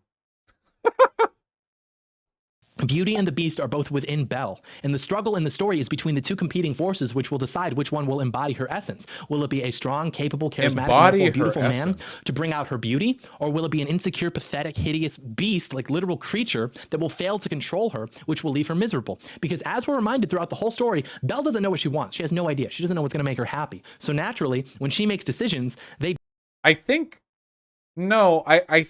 hold on. I don't think at any point in the story Belle is ever, like, split between Beast or Gaston. That's not, like, the conflict, right? Like, she's not thinking, like, oh, which one of these two do I choose? She just got imprisoned in the matter. Like, at no point was she interested in Gaston. I don't think it was a competition between them. It was Gaston, like, wanting her completely one-sidedly. Yeah. Basically like blow up in her face. But yeah, that's the story. So it starts out by describing how exactly the Beast came to be. And basically what happened was this poor ugly old woman came to his castle asking for shelter from the storm. And she told him that she could offer him a rose. And the Beast, who at the time was a prince, said no because she was ugly and poor. And at first you might think that this is based because she had poor physiognomy, but it wasn't. It was actually proto-Coomerism because... God, why is it always these guys? We need the golden one back, man. If you're gonna make... Where's the golden one? He was the only one who could make comments like that. Here we go. This is the guy. If I'm watching a video of a Nazi and they're talking about the poor physiognomy of other people, it needs to be this guy. He's like Swedish or whatever, which is unfortunate for him. But like, there you go. That's your shot right there. Okay? There we go. This is it. This is the review channel I want to see. I just want to see the fucking neo-Nazi review channel where this guy gives me the blue steel face while talking about how the beast is a Jew or whatever. Which we might get from Doyle. Do you think he'll go that route? Maybe, I don't know. Like I feel like, because if you're a Nazi or a fucking lunatic, I feel like if you take that road far enough, you can just make any bad thing in a story in your mind like the Jew, right? Like you could be watching, like, I'm trying to think of like a really dumb movie here. You could be watching like you could be watching Saving Private Ryan and talk about the Semitic characteristics of the Nazi villains. The one guy who got stabbed by the sniper towards the end or whatever, like, Okay, I'm sorry. It's very stupid. There's not really an argument to respond to here, so. Then the woman transforms back into her natural form as a beautiful princess, and the prince immediately starts simping for her. So it wasn't a rejection of her because he inferred from her poor physiognomy that she would have poor character, but rather that he couldn't just like lust after her. And then when he realized that she was actually a beautiful princess, he began simping. And the princess realized that at the beginning of the story, did the lady want to like want to like marry him, or did she just want to like chill in his castle for a bit? What was the initial proposition?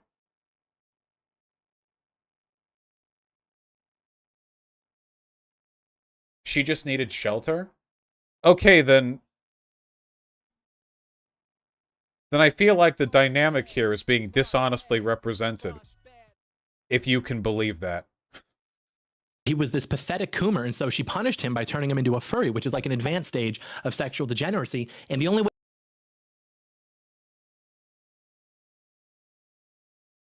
I wish furries looked like that.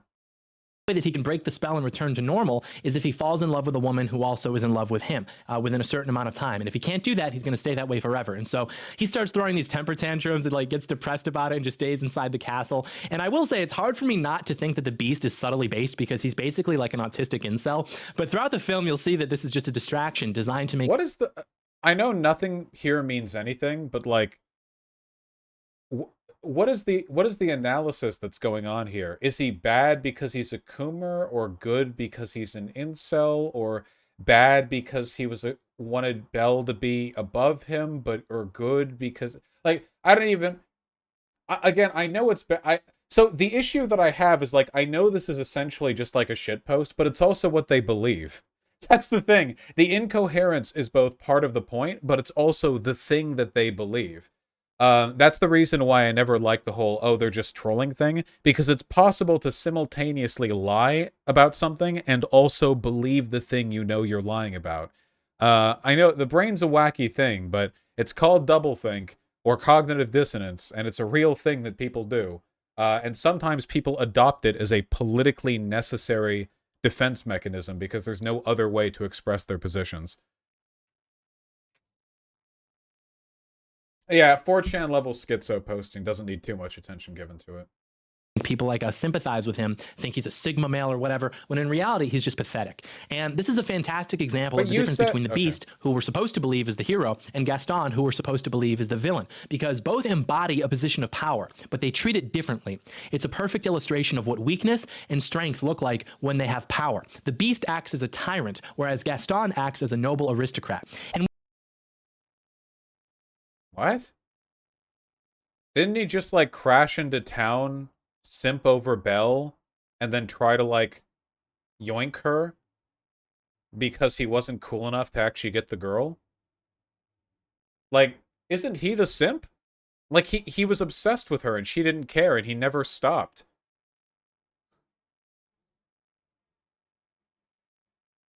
we see this here when the prince acts selfishly by rejecting the lower class woman from the castle during the storm unless she could satisfy his degenerate sexual desires, whereas a noble aristocrat... Did they say that? In the movie, did they say that the prince kicked out the lady because... Again, he's just making stuff up. I don't know why I'm aristocrat would feel an obligation towards the lower classes and would help them out. Like Gaston, for example. Gaston is nice to his dysgenic manlet friends. In fact, he's basically his sidekick. But even when the beast is a prince, he's a tyrant. And then when he's cursed, he still abuses those around him to where they cower in fear when he's present. And again, Isn't he mean to the short guy? We're really straining my movie knowledge here, but I feel like every time he says a thing, it's the opposite of the thing that happened.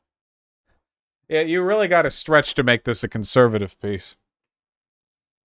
this is the difference between weakness and strength when they have power. But anyways, then we're introduced to Belle. She's leaving her house in rural France in this village. It takes place between the mid-1700s, mid-1800s, by the way, which is important because she has no mother figure present. Her father figure is weak. So basically, the people who were supposed to introduce her to the world, help her understand how it works, what her role is, they failed to do that. And so she feels displaced. She's singing about how there must be something more than this provincial life. And she sings this after walking through her village, watching the community interact with one another.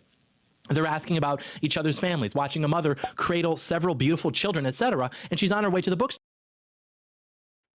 Each other's families, watching a mother cradle.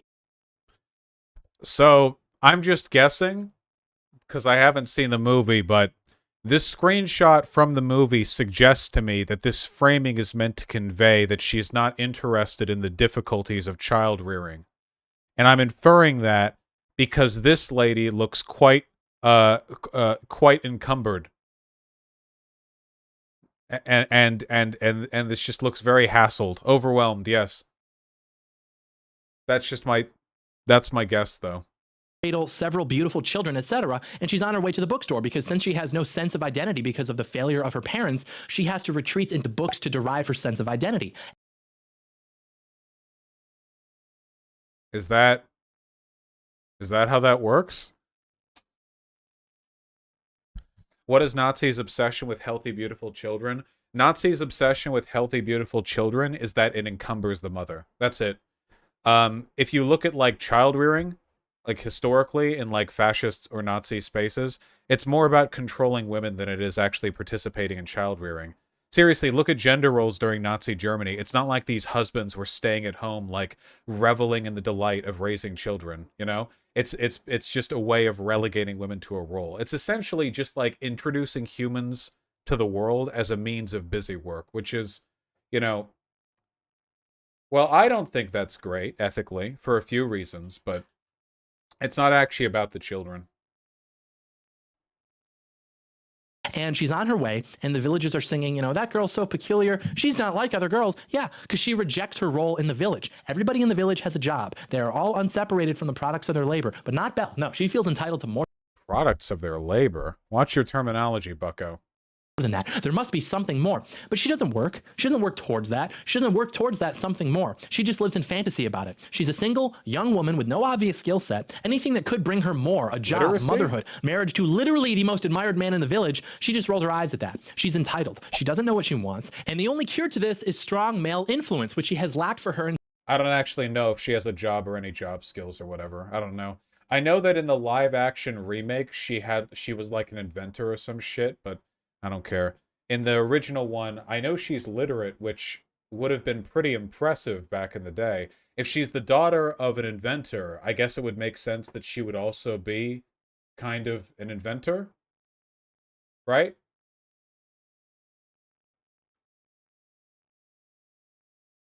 She helps him in the workshop. Well, that's important work. Let's see. Little town, it's a quiet village every day like the one before. Little town full of little people waking up to say bonjour. There goes the baker with his tray like always. Okay, basically like small town life is boring. There she goes, the girl is strange, no question. Dazed and distracted, can't you tell? Never part of any crowd because her head's stuck in some cloud. No denying she's a funny girl. Isn't this kind of an indication that she does have a personality? Like, clearly she's distinctive enough. I'm not singing it. I've never heard the song. I wouldn't even know the tune. And it looks like there are 50 voices. So she reads. She needs 20 eggs, except it's misspelled here.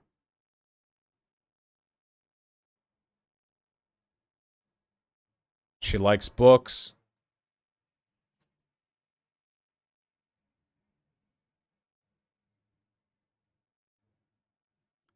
Very different from the rest of us. She's nothing like the rest of us. Yes, different from the rest of us is Belle. She clearly has like a distinctive personality. Otherwise they wouldn't. And then we talk about Gaston. Yeah, okay. All right. Entire life, which is why she's like this. This is why, to reiterate, Belle is the true antagonist of this story. Beauty, properly understood, is her appearance, and the beast is her nature. Or beauty is Gaston, and the beast is the prince. The true conflict is the weak nature of the beast versus the strong nature of Gaston. But anyways, she goes on to sing, here's where she meets Prince Charming, but she won't discover that it's him until chapter 3. And this is actually foreshadowing. This is foreshadowing and meta-commentary on the story itself. And the average viewer will understand this foreshadowing as when she meets the beast, but she doesn't realize that he's actually Prince Charming until chapter 3, or Act 3, the final part of the story, when the beast is revealed to her to be a prince. But even then... Whoa, wait, he figured it out. In the beginning of the story, they say she'll meet her Prince Charming, and then later in the story, she meets a prince who she finds charming. All right, well, I think he identified some foreshadowing correctly, so that's cool. He's not Prince Charming, right? In fact, the whole second act of the story is centered around him being very awkward and uncharismatic. But who does she meet immediately after this song? Who is the next person she speaks to? Gaston. And perhaps it is Gaston who she realizes is the true Prince Charming in the third act when he sacrifices his life trying to save her. Not even from the beast, but from herself. And she realizes in that moment the gravity of her decisions and that maybe she should have stopped being so dramatic. And in fact, I will be making the argument that her entire voluntary captivity in the beast castle was just one giant shit test for Gaston. But every time he says something like this, I feel like by responding to it, by even taking it even seriously enough to respond to it, I'm losing somehow. But I feel like the people in his community, again, like it's that I'm trolling, but also it's true. What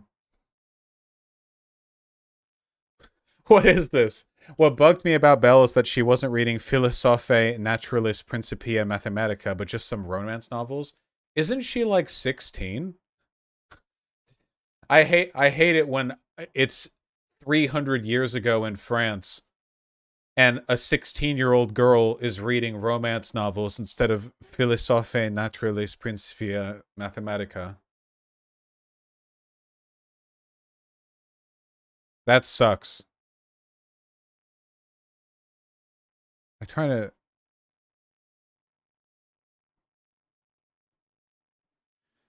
This piece of pop culture is implicitly right-wing, needs to become a series. That I would be fine with. The height of conservative intelligentsia. I'm usually not a fan of optics, but Doyle does this so well, still able to maintain a YouTube channel and actually red pill people. I like that. I'm glad that my analysis is not lost on these people. Yeah, I guess we can just call him a Nazi. It's true, though. Other people like Fuentes weren't able to get away with it for this long. God, look at all the, Well, There's Your Problem that I've been listening to. Well, There's Your Problem is probably the most based podcast I've ever listened to in my life, by the way. It's heartrending because I'm sure that, you know, what with my reputation, you know, one of the three... I'm on good terms with, you know, one of them, I think, what is his name? Potholer? The old one? But Liam and Alice, I'm sure one of them hates me, but it's such a good podcast. You guys should really watch it. It's really, really good stuff. Great comedy. Really great comedy. Good politics. What's the podcast even about? Engineering disasters. They're in that perfect, like, center ground where they can play the bass-boosted Soviet anthem. But, oh yeah, Do Not Eat. Thank you. But they'll also acknowledge that the Soviet Union was state capitalist. You know what I mean? Like, that's a really good medium to be in. You can talk about the revolution and the glory of the Soviet Union, and then go like, yeah, but it was basically just also. It was that's a good place to be. And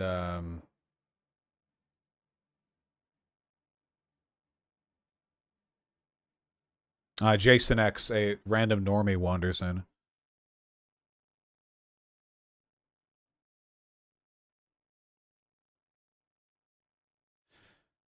This whole video had me in a constant state of sensible chuckle. It's certainly one of those that you literally can't show to anyone on the left because you know they won't understand any of the right-wing in-jokes.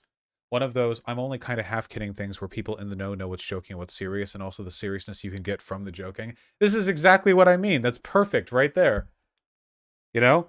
See, you can't let other people watch this because only we are able to decipher the, ethereal distinction between what we're deliberately lying about and what we're lying about but also believe.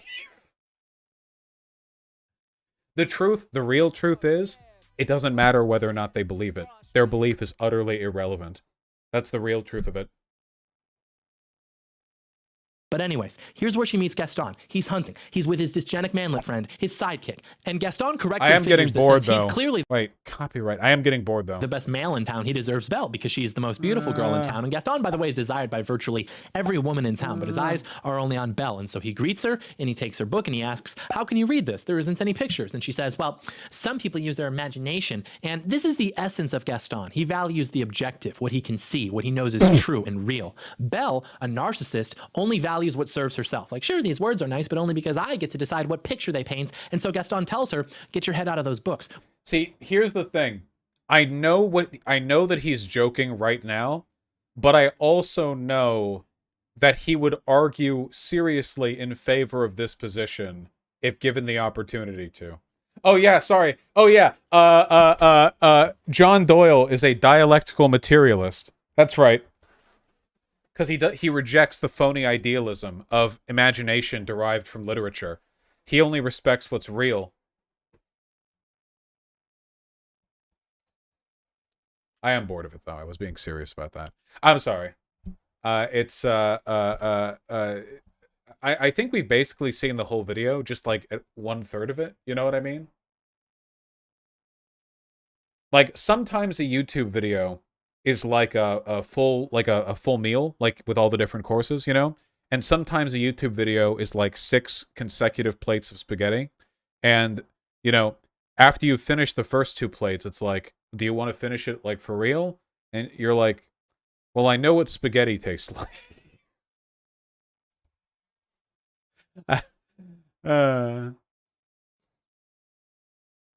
Wasn't Gaston gay coded? We don't claim him.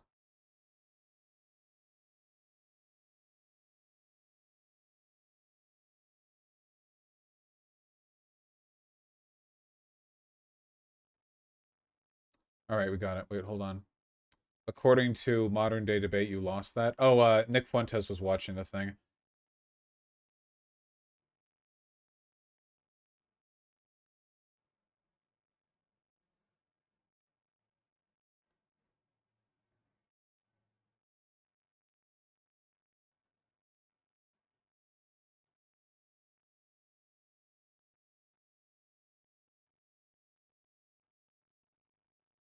Here's something multiple people seditious conspiracy on January 6th. Let me take a look.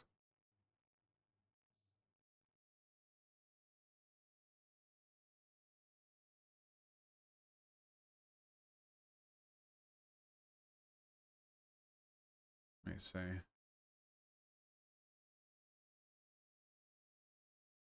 Wait, hold on. I can't actually read this because it's word jumble, but I do want to look at it anyway. This is from the Modern Day Debates comments section. I just want to see what's going on over here. I wasn't expecting much from the debate, honestly. I like EMJ, but you can't have a meaningful discussion on the ethics of a particular without accounting for ethics itself. To me, as EMJ would agree, pornography is wrong because it defies the intrinsic dignity of human bodies and damages the soul. I love these people, man. Holy shit. Which is tied to the entire Christian paradigm. Vosh denies intrinsic dignity because he denies teleology as well as the existence of souls. There's no sense in donning his humanism, trying to beat him with it. This is actually a good point from Evangelium. If you're religious and your argument is it damages the soul, and you're talking to a secular person, you might have to come up with new arguments. As for Vosh, he said near the end of the Q&A that ethics, Tim, is the system by which we decide what is or isn't harmful. That's not what ethics is, which just shows how pig ignorant he is on basic philosophy. I would counter with basic questions like, what is harm? How does he know how harm? What? Wait, yes it is. ethics to me as a consequentialist, harm, positive or negative yes? What? Asking what is harm doesn't mean that that's not a truthful answer. How much harm is occurring? How should I reduce harm? Ultimately, I don't think he can provide any justifiable answers to these, specifically because of his atheistic materialism. The Reddit atheist is coming out in me, folks.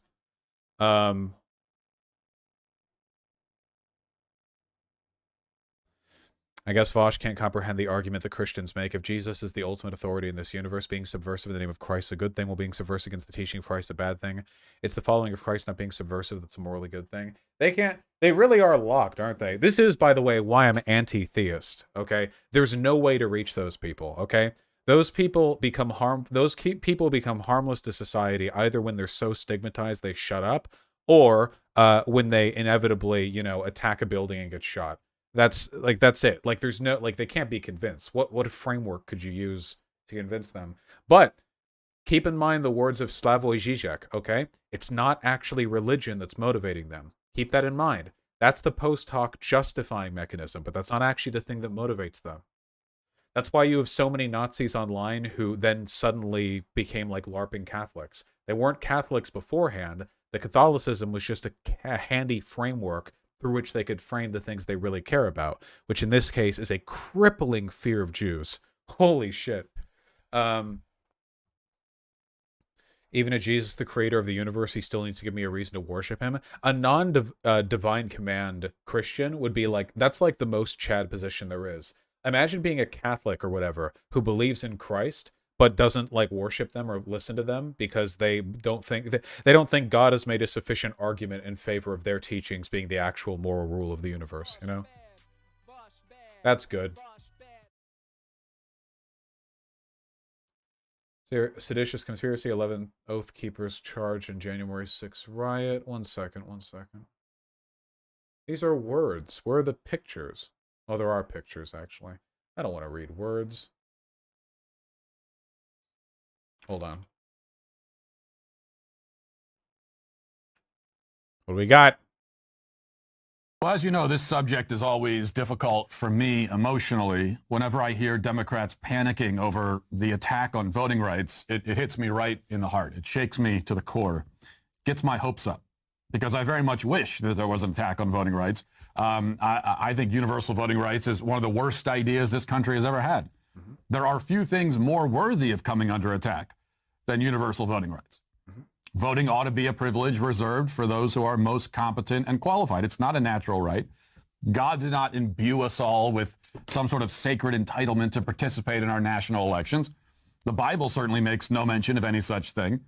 So if it's not a natural right, which it emphatically is not, then it's a privilege that we grant, and it would be wise to consider a person's basic qualifications before granting it. We are under no moral obligation to... All right, boys. Conservatives can't vote. Everyone in favor, say aye. God, what a utopia.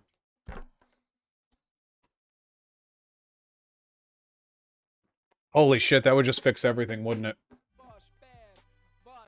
The day of the cope. Just imagine that. There's got to be a bump in their skulls, right? You know, you could go to, it's like voting day. And they show up to the polling place, and someone with, like, calipers checks their skull, and they're like, are you a Trump supporter? And they're like, yeah, what about it? And they just, right there, they just rip up their ballot. Man, that'd be good.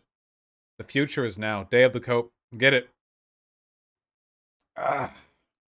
You know that shit's on their skulls, right? There's no fucking way they get this stupid without there being some kind of brain damage.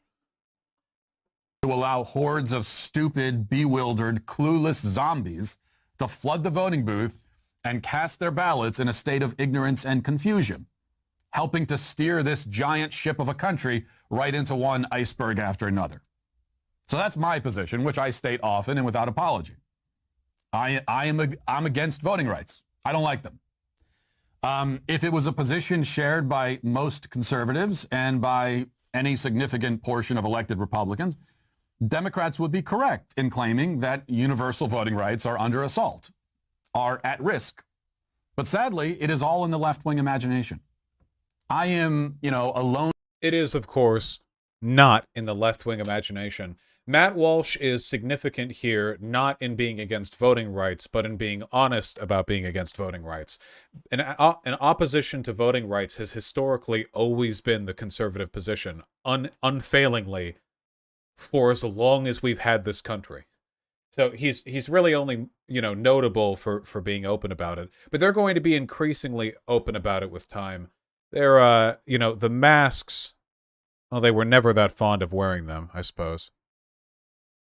Is smart enough to know, since he's an attorney, that no one's been charged with terrorism, just like no one has been charged with insurrection. I think that was very irresponsible of him to call them terrorists, and I completely disagree. And the establishment will never love you, Ted.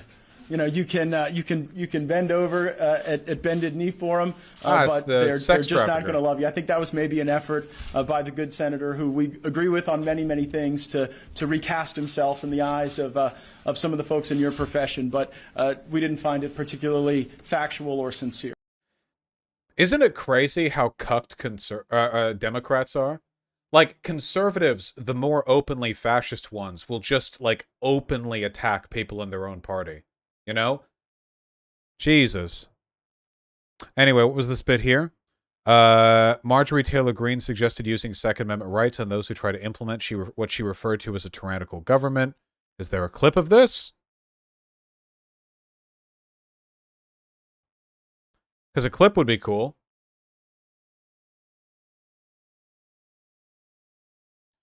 Ultimately, the truth is that our Second Amendment rights, our right to bear arms that protects Americans and gives us the ability to defend ourselves from a tyrannical government. And I hate to use this language, but Democrats, they're doing exactly what the founders talked about when they gave us precious rights we have. Yeah, saying you can shoot Democrats. Remember what I said, guys. January 6th was just the warm-up. We're going to start having politicians get shot as Democrats... Or Democrats get shot as Republicans wink and shrug, Now I've said this before, and I mean I'll say this with my whole chest, okay? I want you to flash back, okay? Have a space-time rewind to just a little bit before the Nazis took control of Germany, okay? Really, really chug your noggin, okay? I want you to really think. Can you think of any realistic thing people could have done to prevent that would have been going too far? I mean, think back then. I mean, what if people started killing Nazi officials beforehand, or bombing their offices, or garrote wiring them or whatever? History today would see them as heroes. I think most people would agree, oh, you're stopping the Nazis. It's really one of those hindsight is 20/20 things, huh?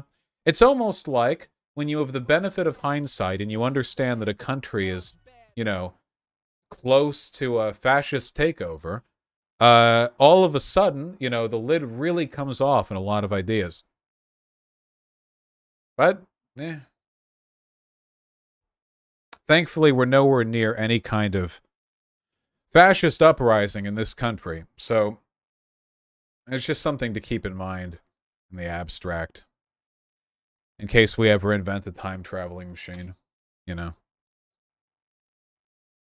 You understand, don't you?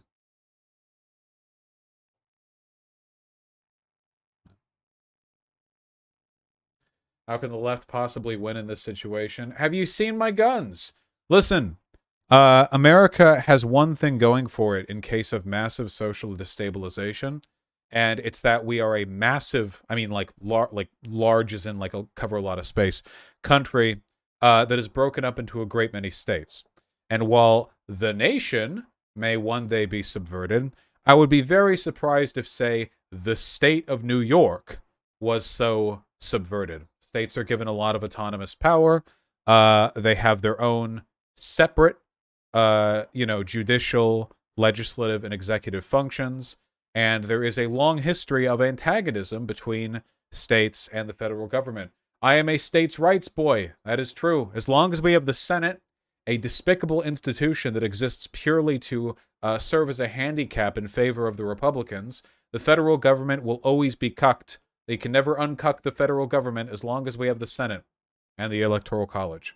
States, however, are, they're still cucked. But we can take some refuge in them. If you're concerned, try to find a way to go to a state that has a more progressive attitude. Weather it out. Buy guns. If you don't want to because of mental health shit, have friends and have them keep it at their place. If they don't want to, then keep it in a fucking storage locker. Buy a P.O. box. I don't think they let you store guns in P.O. boxes. Scratch that. Scratch that. Find a solution. What am I, your parent? I can't afford to? Yep, that's an issue. What, do you think I have something I can say that'll fix that? What do you... I can't afford to... Yeah, what do you... What do I do if I'm hungry? Well, you buy food. I can't afford it. Yeah, I know you can't. That's why you're asking me.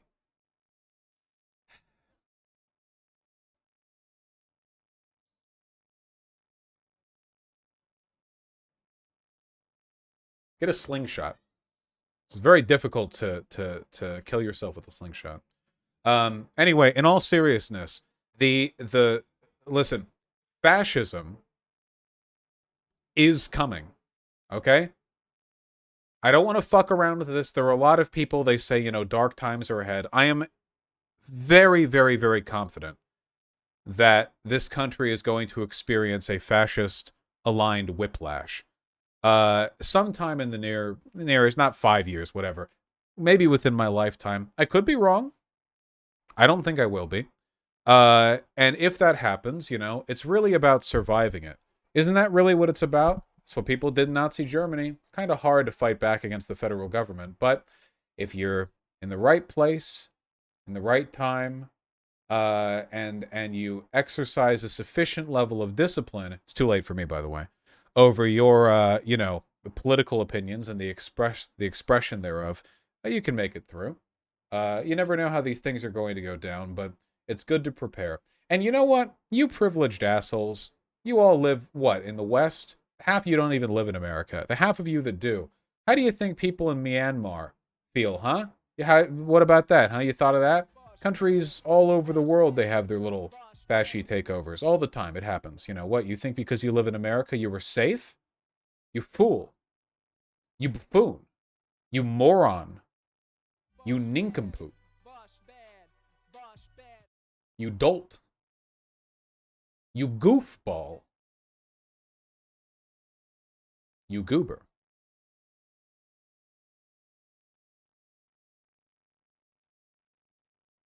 Take care of yourselves.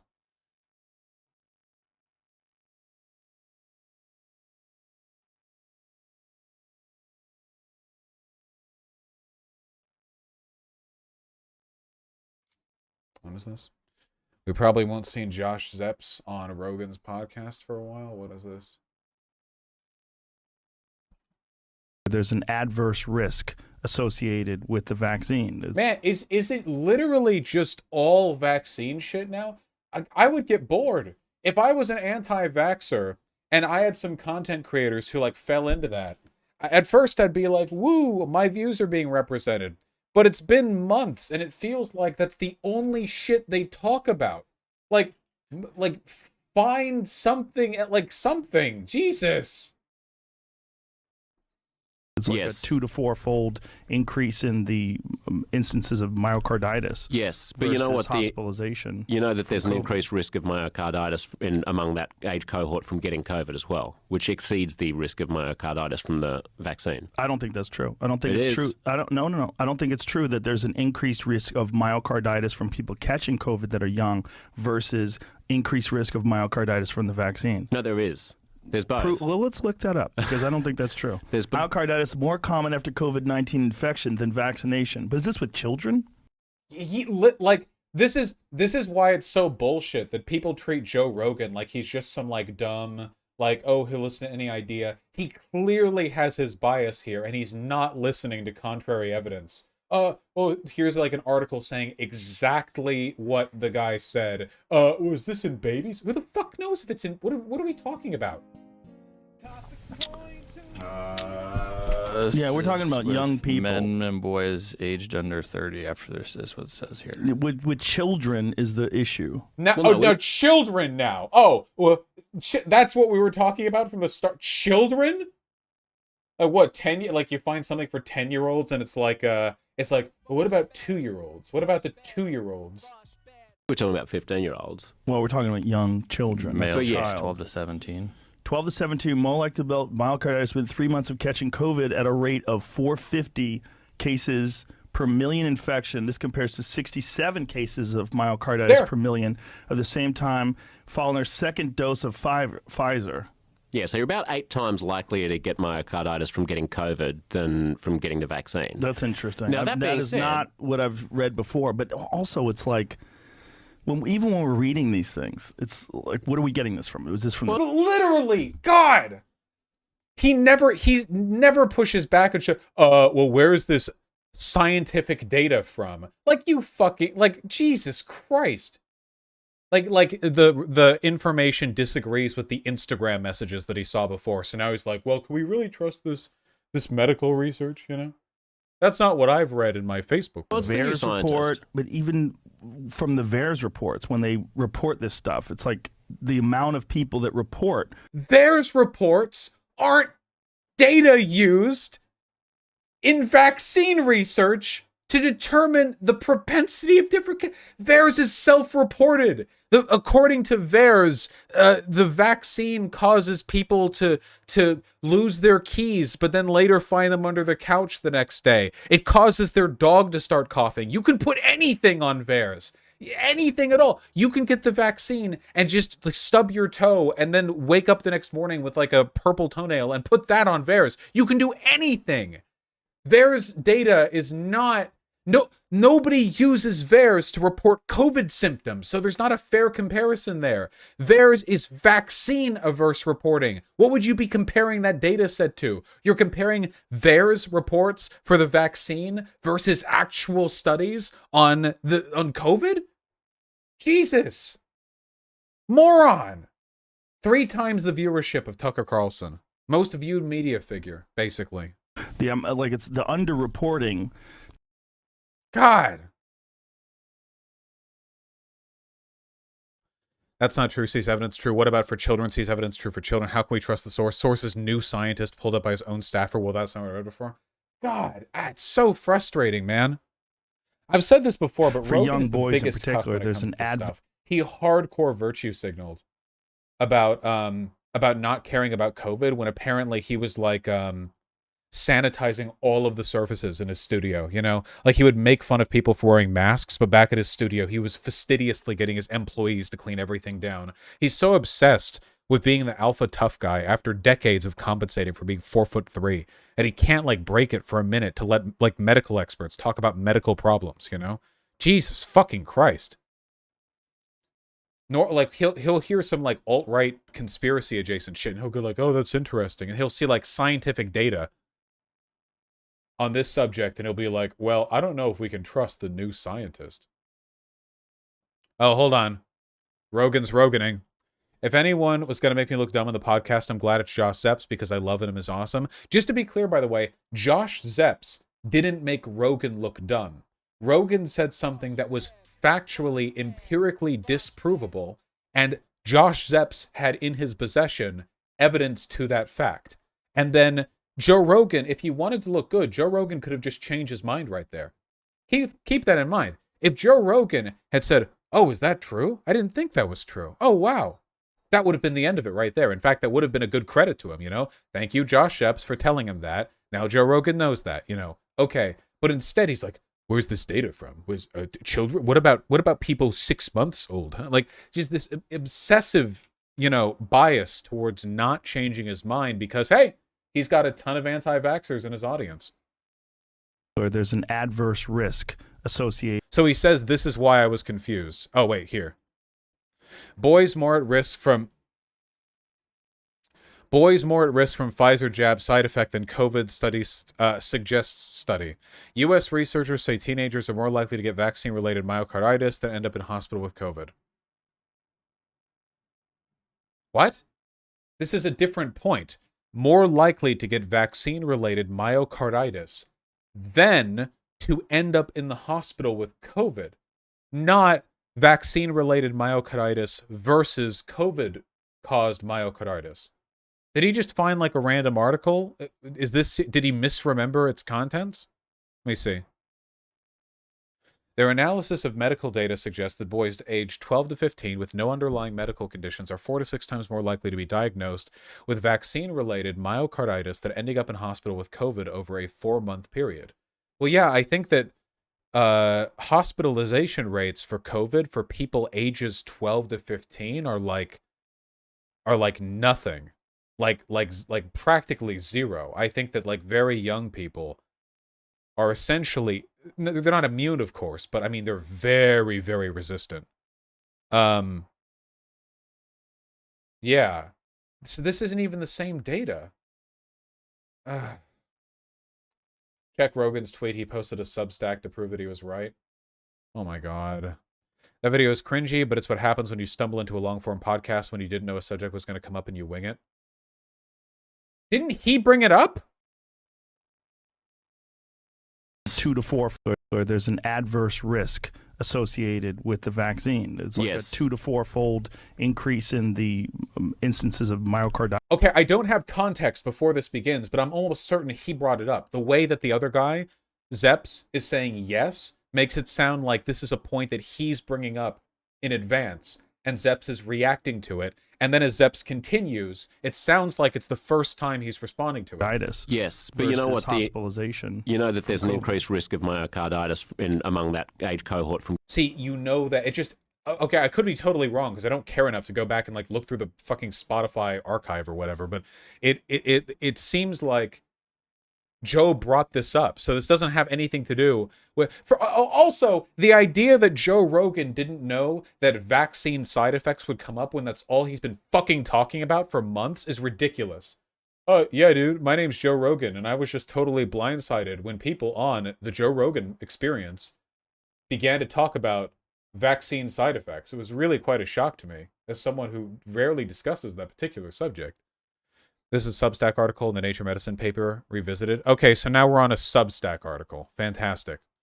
UK now reports myocarditis stratified by age and sex after vaccine or SARS-CoV-2. Nature Medicine paper revisited, and it is shocking. All right, first let's take a look at this guy. He is a hematologist, oncologist, and health researcher, associate professor at UC San Francisco. All right, I don't see anything. Oh, hold on. He's got a YouTube channel. A popular one, too. And hold on.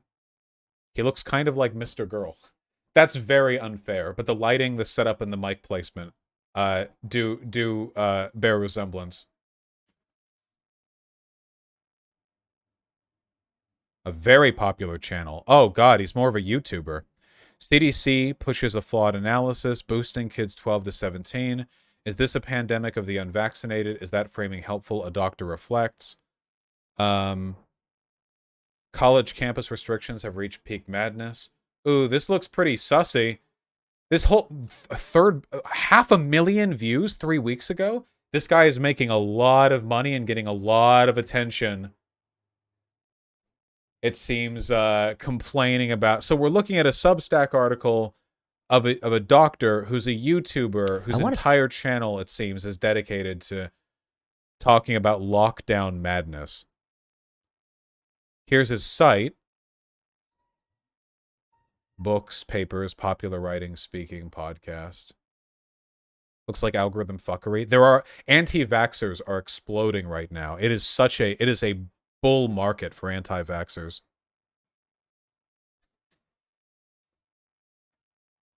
Views and reception. In October 2021, Prasad prompted social media controversy when he published a blog post comparing the US COVID-19 pandemic restriction to the beginnings of Hitler's Third Reich. There we go. So this is whose Substack we're currently looking at. So I'm just going to be forthcoming.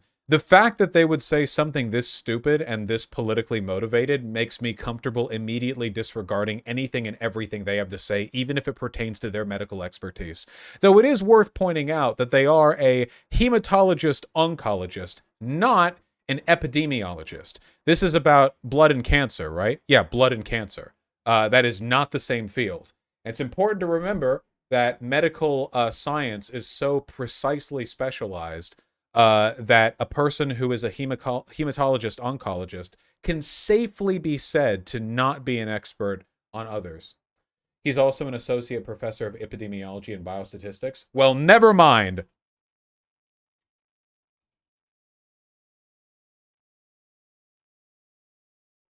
Is it here? Wait, it doesn't show up here on the Wikipedia page.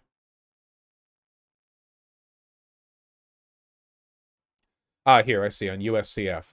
Associate Professor, Epidemiology and Biostatistics. Interesting that it wasn't on the Wikipedia page. I wonder if that's like a recent thing? No, whatever. I'm comfortable discrediting him anyway. Anyway, let's see.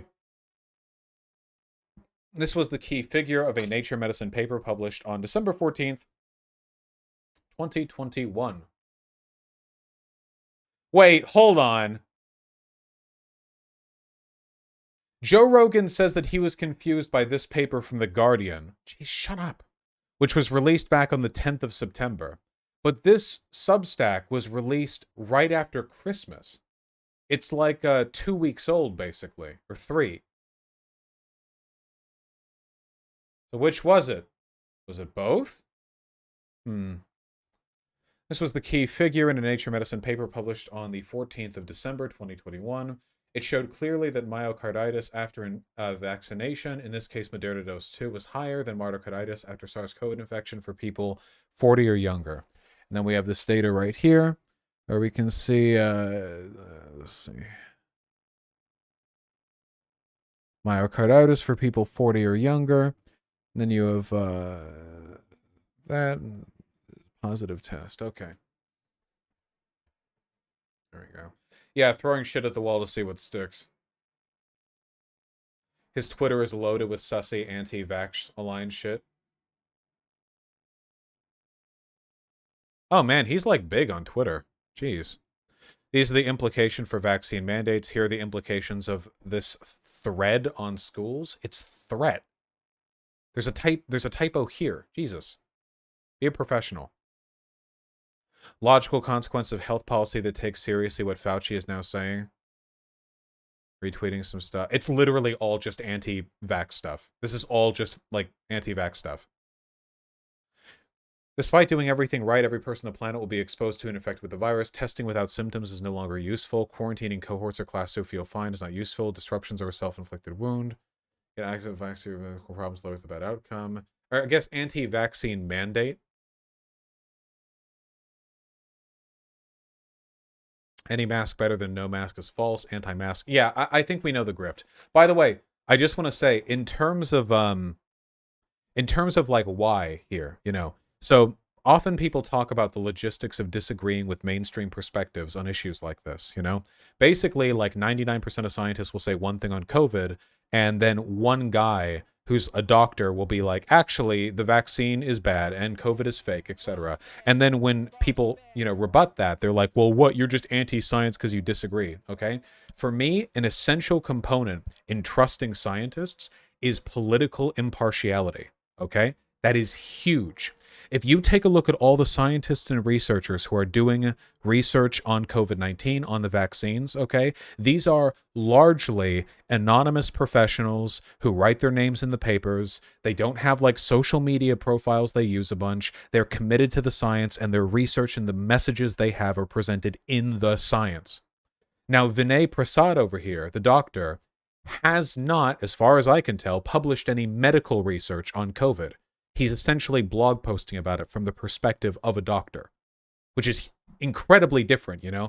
There's a big difference between a doctor publishing peer-reviewed research on a subject and a doctor, you know, blogging about it with the contrary opinion. You know, you can publish research if you want, huh? So that's critical to keep in mind. So the fact that this guy clearly has made a career off of political bias, because he's a doctor, but what he's talking about right here, calling the COVID vaccine mandates and lockdowns the beginning of Nazi Germany, that's not a medical opinion. That's an unhinged political opinion. And it's indicative of a person whose biases are political and not medical. Does that make sense? You guys understand? So, because often there are people, they do this with climate change too, you know, where all the scientists will say one thing on climate change, and then one dude who is also a scientist will blog post the opposite opinion. People will be like, well, what about him? People did the same thing with Weinstein. Remember when they treated Weinstein like he was a COVID expert when he didn't even have like a degree in that field and he didn't publish any research on it? He was literally just like posting on it. Jordan Peterson, same thing. Yeah, there's a critical difference here, you know? So anyway, I just want to point that out. Scroll down a bit further. He retweeted Glenn Greenwald. Unsurprising. Yep, there we go. Just a reminder, the official position of the Biden administration is that it does not know what the origins of COVID are. Big Tech, after a full year of banning discussions of the possibility of a lab leak, reversed itself and now allow it. Interesting new information here. Wait, people have been getting banned for saying it might be a lab leak?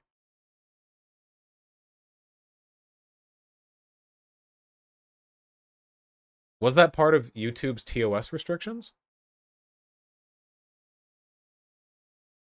They were? I don't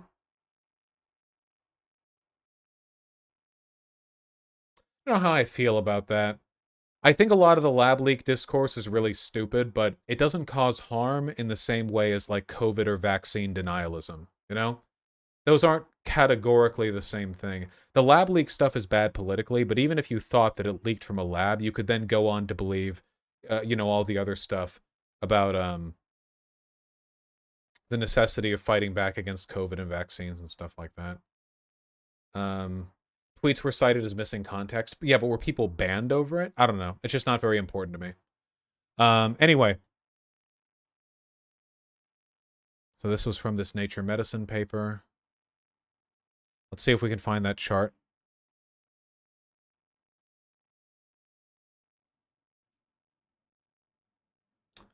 Myocarditis. Let's see. Number of excess events due to exposure per 1 million exposed as reported in supplemental table 10. When IRR did not show a significant number of incidents over the 1 to 28 days post-vaccine or SARS-CoV-2 positive test, absolute measures were not given. And then for myocarditis for 40 and under,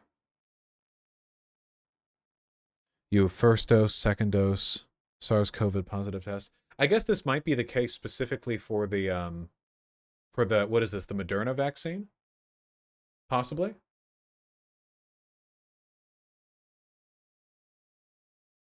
Oh, but look, even in here we have other information. While myocarditis can be life-threatening, most vaccine-associated myocarditis events have been mild and self-limiting.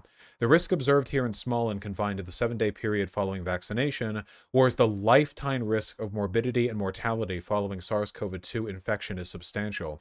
Indeed, myocardial injury is very common in persons admitted to hospitals with COVID-19 when evaluated systemically using high-sensitivity cardiac troponin tests. Moreover, evidence of myocardial injury, irrespective of whether due to myocarditis or myocardial ischemia, is associated with higher risk of in-hospital death. We estimate the absolute number of excess myocarditis events in the past 28 days following the first dose of adenovirus mRNA is between 1 and 6 per million persons vaccinated, and the excess risk following the second dose is 10 per million. By contrast, we estimate 40 excess cardiovertitis cases per million 28 days following COVID-19. The risks are more evenly balanced in younger persons up to 40 years, where we estimated the excess in myocarditis events to be 10 per million, with the excess following second dose being 15 per million.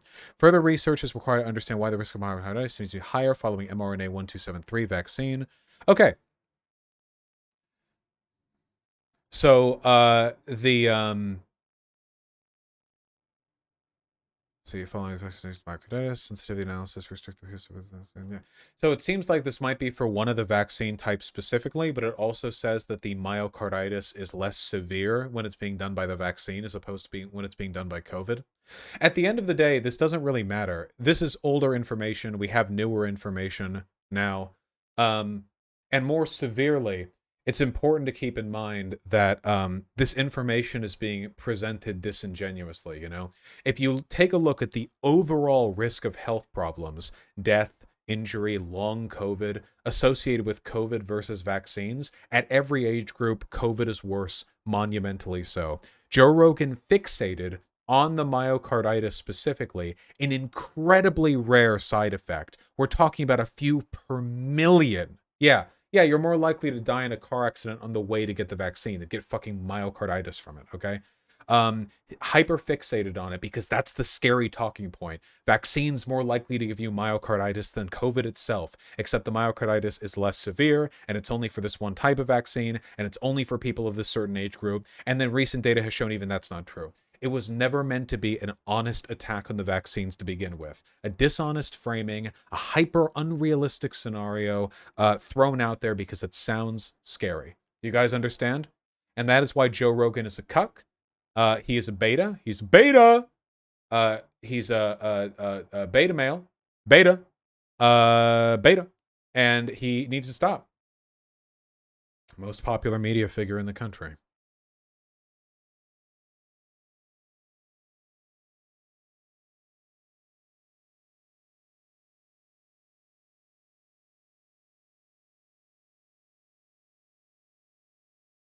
Okay. I feel like we've done some politics. I feel like we politicsed a little bit. I am going to read donations, and tomorrow morning we're going to go over the non-compete stuff. A bop from Jazz Dog, Vosh to lighten the mood. I do like bops from Jazz Dog.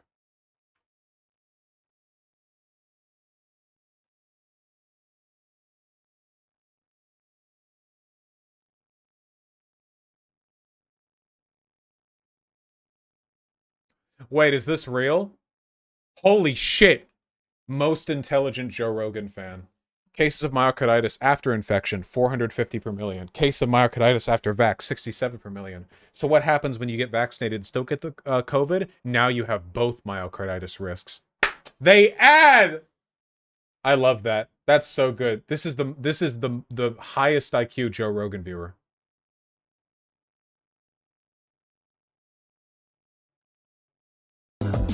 I'm non-compete. Nazis had a point. I'm Luna Boy. Nazis had a point. I'm non-compete. Nazis had a point. Nazis had a point.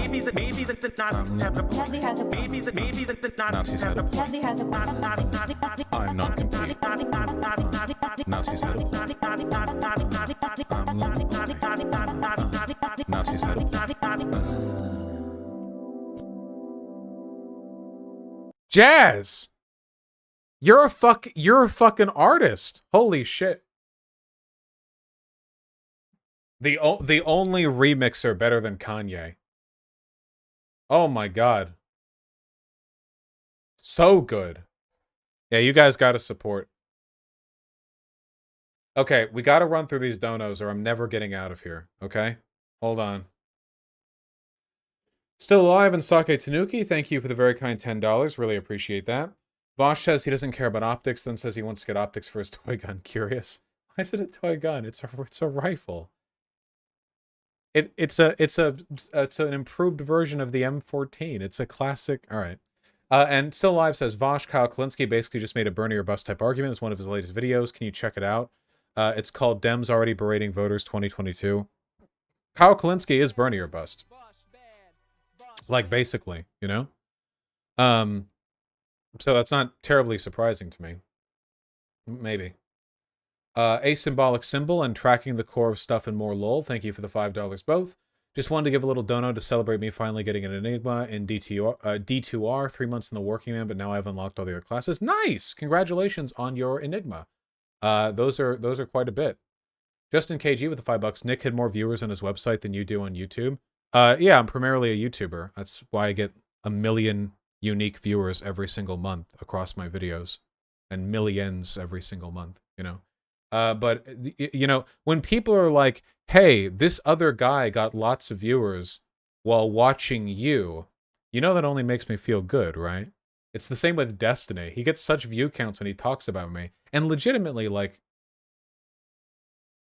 am I supposed to be offended? Clearly there's something about me that grips the imagination. Okay, Jeffman and Pilot Seroy, thank you for the $5 and euros respectively. Thank you much. Thank you, okay, Jeffman. Pivot says, generally not often in agreement with you, but that debate was definitely in your court. Surprised MDD platformed an anti-Semite. They'll go all over, I guess. Also, generally not in agreement with you. What's your political affiliation? I'm just wondering who would watch me debate that guy, and they're like, well, I don't normally agree with you, but you couldn't have come in from him, right? Interesting. Bipolar Bear Zzz with the tier 3 sub. Those holsters are so cheesy. The ones from the John Doyle thing. Oh my god, I know. Nick Freitas and Lakaya Johnson, thank you for the $5 both. Really appreciate that. Sorry, Lakaya. Could well be the case. First and Forever, thank you for the incredibly kind tier 3 sub. I really appreciate that. I watch your videos while at work, and my wife and I find your intellect and sense of humor charming. I should have subscribed a long time ago. Oh, thank you. That's really sweet. Hello to you and your wife both. Thank you for the kind words in the dono. Sake with the 2 gifted tier 1 subs. Vosh, France in this era was full of high literacy women. Beauty and the Beast was literally a book written for women. Yeah, I've heard that. Yeah, I guess literacy would... Well, probably the majority of women back in that time still wouldn't be literate, right?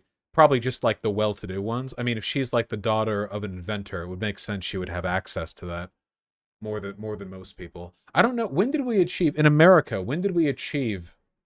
What was? Well, hold on. America literacy rates over time. Hold on. Well, this only starts in 1990. Well, this is boring. Woo, America's a developed country. Woo. Yeah, okay. But I want to go back further than that, though.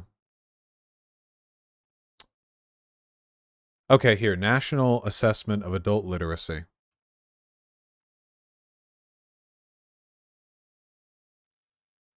Percentage of persons 14 years old and over who were illiterate by race and nativity. Interesting. So this is the percent of people who are illiterate. Actually, this is more literate people than I expected. You have white, and then you have black and other. In 1870, 11.5% of white people were illiterate, and 80% of black people were illiterate, which is, I gotta say, in 1870, exceedingly unsurprising. And then the rates have just converged. Man, that's crazy. So from 1870 to 1900, the number of literate black people tripled. That's crazy. Like in the space of like 1.5 generations.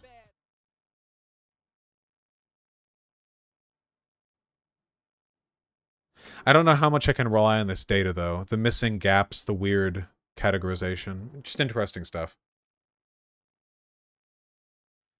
Ending slavery probably helped. You think so? Might have. Agoni, thanks to €5. Really appreciate that. Silong B and Satanic Cabal, thank you for the $5 both. Will I be playing FNAF games on stream to get more police viewers? Maybe. Can we get an idealism emote? I'll consider it, okay? Tower Bottom Politics, thank you for the $5. This man looked like he'd walk inside and take his hair off like a motorcycle helmet. Did look a bit sweaty, yeah. Vivi and Ali Mario, thank you for the $5 both. Really appreciate that. I earned this $5 drawing porn, so now I figure it's a good time to debate. Nice. Or to donate, sorry, not debate. That's my debate brain kicking in there. Count Dookie, thanks the tier 4 sub. I really, really appreciate that. Thanks for the memes, incredible debate. Thank you. Very kind of you. Spicy Sour, thank you for the tier 4 sub. A few of your debate vids are helping me unturf my mom. Thank you so much. Cheers. Oh, shit. I'm really happy to hear that. It's been a while since we've had a proper debate about trans people, which, honestly, thank God. I love you guys, but there was a period of time in my channel where that was like an everyday thing. You know? I feel like the whole trans thing is like a very solved problem for me in terms of like, you know, advocating for the basic, you know, use the bathroom, transition, blah, blah, gender. Yeah, it was like, we were very, very committed. Indigo Cozy, thanks the $10. That Anglo brain dig. Sombat wrote that the English have a Jewish spirit. I'm seeing the sentiment come back as dehumanizing the English becomes more common. Okay, I think most people don't say Britbonger because they're reflecting the Nazis' belief that the English have a Jewish spirit. Nazis will say any old shit, dude. Literally, Nazis will say anything. If Nazis stub their toe, they'll blame like Jewish wall molding, you know? If Nazis' ice creams melt and the ice cream falls out of the cone, they'll raise their fist to the sky and curse the Jewish sun.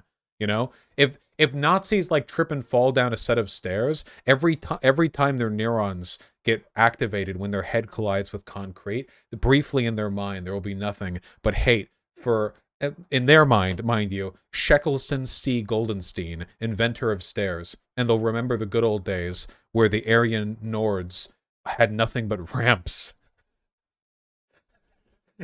They'll remember the story that they just invented in their mind, where in 1156 the Scandinavians were sold, you know, stairs by Starish Goldstein, you know, cackling and wringing his hands together, and the innocent, you know, Nords were like, oh yeah, this looks good. And that was the beginning of the downfall of Western civilization. Like, I'm just telling you that what I'm saying right now is only marginally stupider than the shit they'll say. So I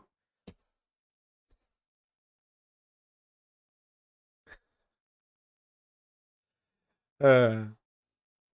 Satanic Cabal, thank you for the $5. I wanted to donate to MDD, but I was late. Nevertheless, what do you think of furry porn? I'm a fan. For one, how can one change the art style of reality?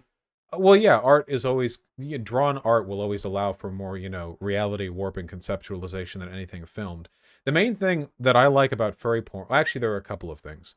First of all, like, and this is just a fact, it just has the best drawn porn right now. I like, it just does. In terms of like composition, structure, you know, all that stuff. Non-furry Western porn is often good, but a lot of it, I mean, a lot of everything is bad, I guess. But the real issue is that, like, let's be real, guys. I think hentai has been outpaced. First of all, if you go on any hentai site, half of the porn there is lolicon or shota, and half of the remaining half is rape. And if you're into it, fine, but I'm not. And then of the quarter that isn't, for me, 90% of it has that awful pixelated censorship, you know? I can deal with censorship where you do the black bars across the like dick or whatever. I can deal with censorship where they literally just make the entire dick like a solid white shape. No, I don't like it. But I cannot deal with the fucking mosaic censorship. I cannot deal with it, you know? So then we have a tenth of a quarter, you know, 2.5% of hentai that might be good. Maybe, you know. We're just eliminating the things that I can't tolerate. But then if you go into like furry porn, a lot of this shit is really good, you know? Like here, I'll just, hold on. How much do I want to implicate myself here? I think that Mish does good art. Here are the two people I'm recommending as a Chad savvy Western drawn pornography connoisseur. Okay? Hold on. Not a furry, by the way. I just like the art. Thank you. What was I saying? Trying to remember what I was saying here. Oh, and in case. Listen, we're just going to say Mish and in case. Let me find a safe for work.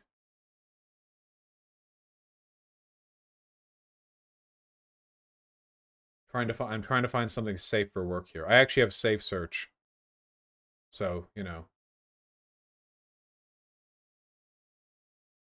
And if either of these artists have done some incredibly bad or terrible or cringe shit, I'm not aware of it, because everything I know about them is pretty above board. Okay? Look at this. This right here, that's quality art. Look at that. This demonstrates an extremely competent understanding of light and shadow. The shot composition is good. You have an opening establishing shot. You have direction of movement being highlighted not just by the panel overlap, but also by the panel split here between the lowermost and the center. You know, even if you can't tolerate the subject material, it's well done comic. material. You know what I mean? That's good. All right?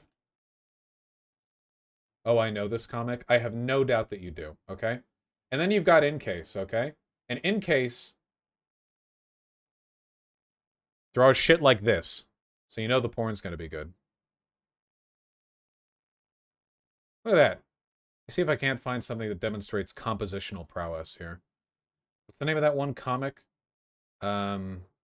Invitation. That's what it's called. You're a big fan of that. Here, yeah, you guys like Lady Domitresque? Dami Mommy Tresque, remember? You remember, don't you? From Resident Evil 8? Yeah, that's good design. Look at that. I'm trying to find a full page, though. All the full pages that I'm seeing here are not safe for work.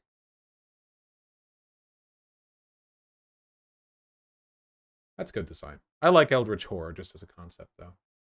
Wait, is this safe for work? Can I go with this? Here we go. Yeah, this is safe for work. Wait, is it? They're always hiding shit in the corners, you know. Yeah, I think it's fine. There you go. Look at that. Imagine being a porn artist, but also knowing how to draw severe shadows.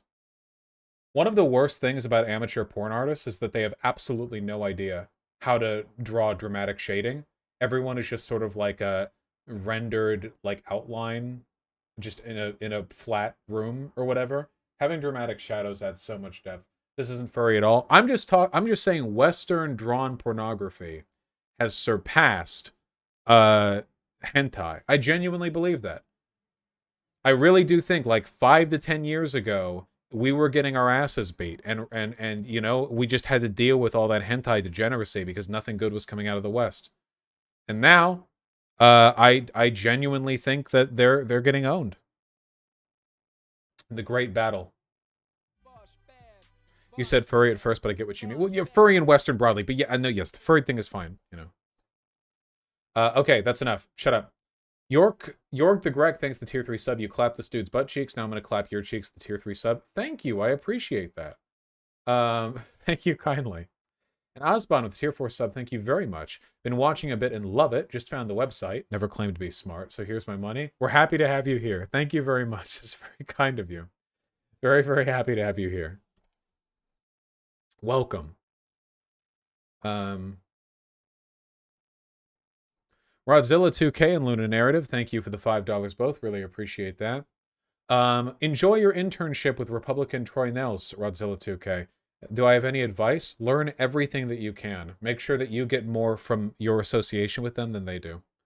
Luna Narrative, thank you for the $5. Advice on best friends who think Jan 6 isn't an insurrection. Majority of LGBT are too sensitive over Dave Chappelle and would burn the trans flag knowing I'm queer. Mate, I love you, but there's only so much I can do. You know that, right? Advice to deal with my friends who would burn the trans flag? I mean, I suppose the easiest advice would be finding new friends, but like that's pretty dedicated behavior, right? That's not just like passive edginess. That's like, you know, hatred. I don't know. Hispanic Slur, thanks the tier 3 sub. Wait, no, $3, not tier 3 sub, sorry. Lord Vader, thanks the very kind $20. Genuine question, why abolish the Senate? Also, what should replace it? I would be okay with a unicameral legislator at this point, seriously. Or if you had a Senate, but just had it be a lower number of representatives based on population like Congress. The issue is that it's undemocratic. It's 2 senators per state, and no legislation can get through the country unless you get a majority of senators. And because most of the states in this country have 5 people that live in them, and they're all fucking boomer hicks who vote red, the Senate is historically like conservative gridlock, you know, like forever, basically. I think that democracy is cool. I think it is the people of the United States that should determine its political future, not an archaic institution that is massively statistically biased towards the existence of institutions that do not correspond to relative population sizes. There are states that have like 500,000 people in them. 500,000 people is 1/100th the population of California or whatever. I don't know. It's like nothing. California and Wyoming should not be worth the same number of Senate seats. Oh, well, that's the point, is to make sure the states get it. I don't care! Let states dictate states' business. States already have a state to take care of. It's their own state. I don't give a fuck. The federal government serves the people. Antian, thank you for the tier 1 sub. Love you too. Sake, thanks the 2 gifted tier 1 subs. I bet if Doyle was trying to argue that The Little Mermaid was really a right-wing movie, she'd 180 her argument. If I was trying to argue that The Little Mermaid was really a right-wing movie, she'd 180 her argument. I'm not entirely sure if I understand. But I love you. What's the purpose of a bicameral legislature anyway? Well, they're pretty common. It's just making sure there are like multiple counterbalances to make sure that legislation that's going through is in line with the people's interests. Morgan, thanks the $2, and congrats on having an RTX 2060. Nickard Dixon, always got to be careful with that one, with the tier 1 sub. Thank you very, very much. With AOT ending soon, which would be the worst apocalypse, death by nuclear Armageddon or death by the rumbling? I think nuclear Armageddon would be much less horrific, personally. Boxing Bud, thanks the $10. Vosh Good, true. Soviet Ball, thank you for the very kind $5. You had a hypothetical position in that debate. You were defending porn, yet instead of watching it and jacking off, you're continuously fucking my dad. God, that debate was fun. Finnish Theologian with the 5 gifted tier 1 subs. Thank you very, very much. Since negotiations the past 2 weeks in Russia between NATO, EU, and European Security Council have failed, how likely do you think it is that Ukraine will turn to a proxy war?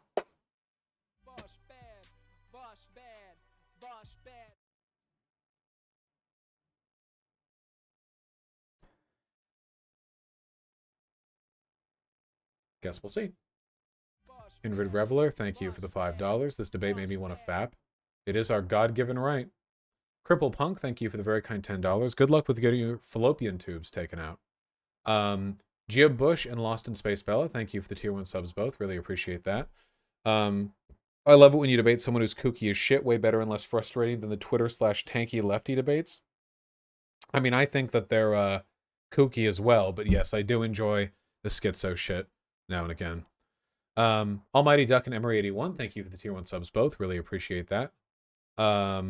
Wiggled IX Bubsy and Caps, thank you for the $5 both. Moderator guy looks really good today. James is a cutie. That's true. Brenton Biggs, thanks the $2. Zap Salis, thank you for the $5. Somebody in chat said, you haven't masturbated to Sonic porn, have you? I want to be clear. I don't like yum-yucking or kink-shaming or whatever. However, I genuinely have no fucking idea what people who are into Sonic porn are into. It's so beyond me.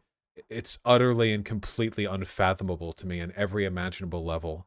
I have no idea. I genuinely do not.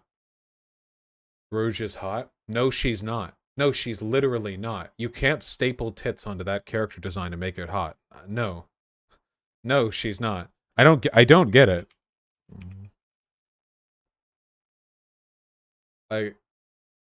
Okay, the only thing that I'll say to Rouge's benefit, even though the ridiculous, like, head, hand, feet proportions are still just utterly incompatible with my sexual desires, the only thing I'll say to her benefit is that at least, she has separate eyeballs. That's something, you know? That's something. At the very least. That's a big step up, okay? There's a reason why they went with the separate eyeballs in the movie. Because this Sonic thing, this nightmarish thing of them having what I guess is one eyeball, or they don't even have like an eyeball. They just have some kind of thin aqueous vitré sheet upon which two pupils move independently. I don't know. I don't know. But it's like, yeah. Yeah, I just don't know. This is what Sonic should look like, okay? Every redesign of Sonic that moved him away from this was a mistake. This was fine. Return to tradition, okay? Husband with a very kind $20. They can take my porn when they pry it from my chaffed lubed hands. How can your hands be lubed but also chafed? Sorry. Queen of Crosses, thanks to tier 1 sub. Yep, cock. True. Kondo Yohoi with the $5. Which Super Mario Bros. 2 do you prefer, American or Japanese? FYI, there's one right answer, and it's American Mario 2. I actually think American Mario 2 is better. I've played both. The Sonic Mario 2 is basically just like extra difficult, same game, but in their rush to make something more palatable to a Western audience, they just slapped Mario sprites on that one other game. Oh, sorry, Super Mario, not Sonic Mario. They slapped Mario sprites on that other game, and they invented, like, a ton of shit, right? Like, there's so much shit in the Mario, like, universe now that only exists because they just hastily replaced the sprites for that one other game. What was the one other game called? Doki Doki Panic? Yeah. Like, it was, like, everything, right? It was, like, Shy Guys and POW blocks, like, everything.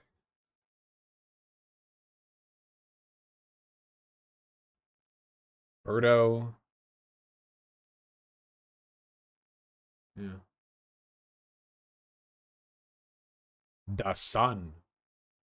Panic Stasis, thanks to tier 4 sub. I really appreciate that. I've ascended. What's your favorite cheese and why is it Gruyere? It's blue cheese, actually.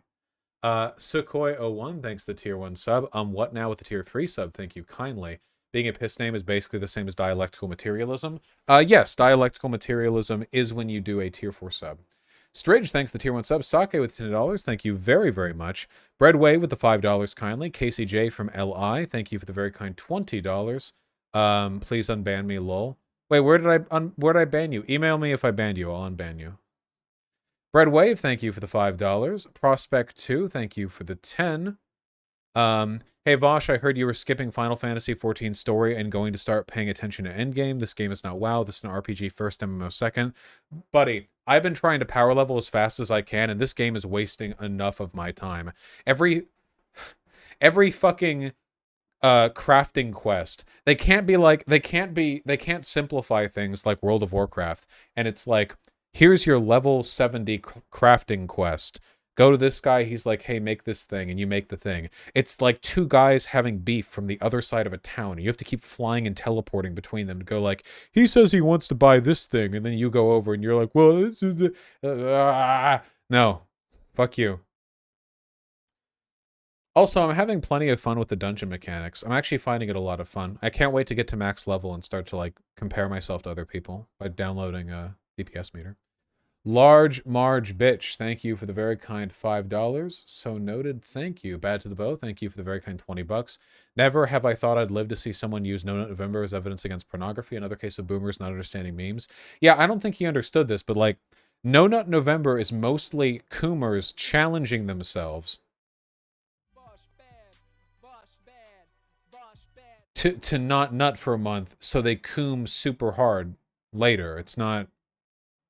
Yeah.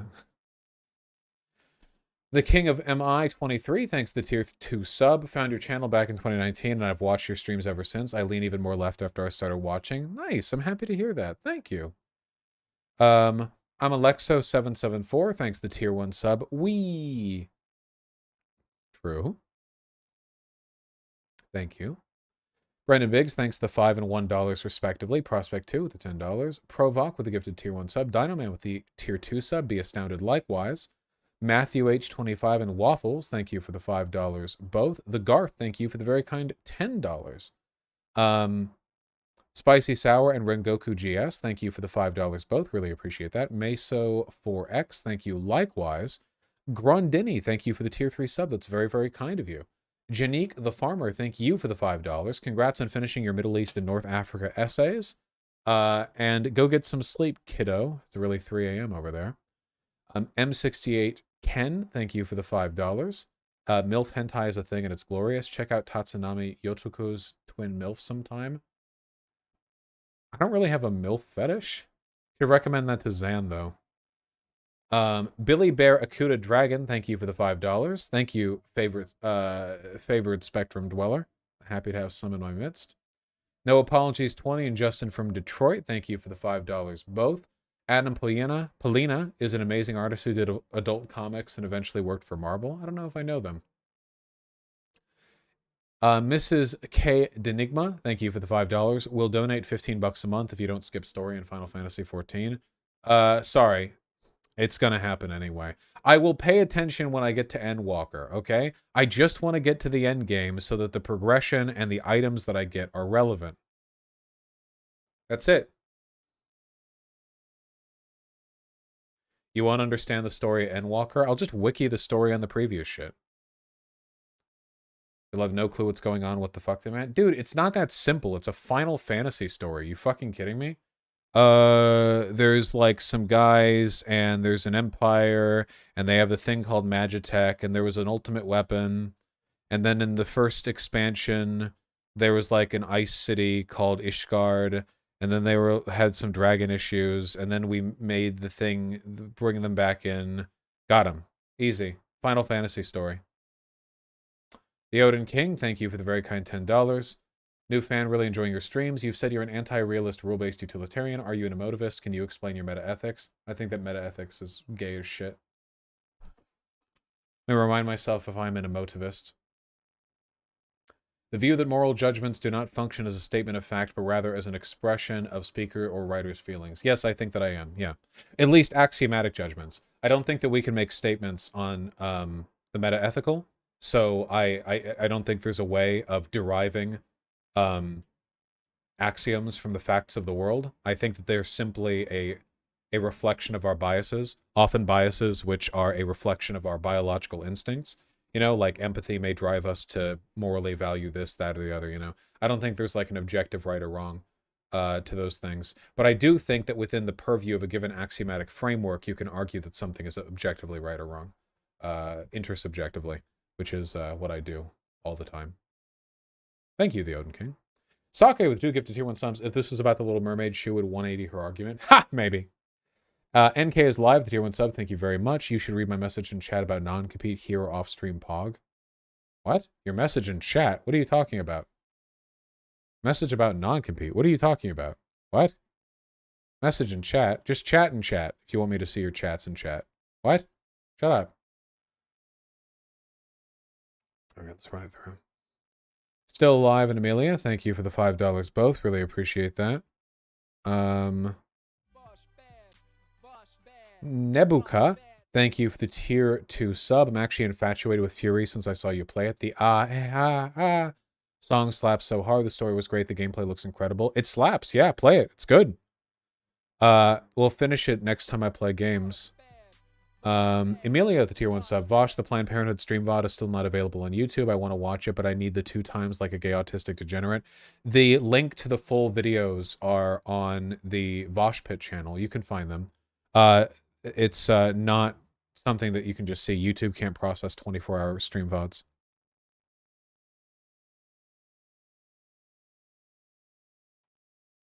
Well, yeah, I agree. NK is live. Seth Looks, thanks for the $2. Your friend Jen, thank you for the 5. The Purple Usagi, thank you for the $10. Rock JB2D, thanks for the tier 1 sub. Dumb Buddy with the $5, thank you. Revolver Ocelot with the gift of tier 1 sub. And Cancer with a tier 3 sub, thank you very, very much. And now we just have the linkers. Okay. And quite a few of them. So we're going to run through this quickly. 2 yellow for you with the $5. Funny meme. This is 3 minutes. And we have seen it. It is a funny meme. The Swolitariat, it's a very funny meme.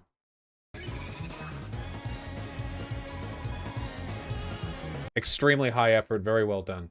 Spicy Sour, thanks for the very kind $12. And a link to an account that has blocked me. A common experience for me. So apparently this person has blocked me. I died, lost 55k souls during the boss run to the Belfry Gargoyles in Dark Souls 2. Who I proceeded to die to 7 times in a row, and someone mentioning Vosh in chat was still the lowest point in the stream. Get fucked. Get fucked. I am everywhere. Your parents are Vosh fans, and they will bury you. Wolfie Universe, thank you for the $5. Just a Robot. Gamergator / right-wing YouTuber from 2016 era. He complimented you in this video, worth checking out. I'll give it a look. Thank you. But probably not on stream because it's 23 minutes. Matthew H25, thanks for the $5. Things between Russia and NATO are not good. Threatening to put nukes in Cuba. The link you just gave me does not work. Let me see if I can look this up. Hold on.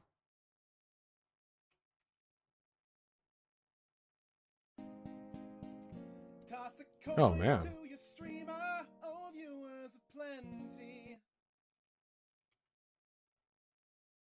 Hold on.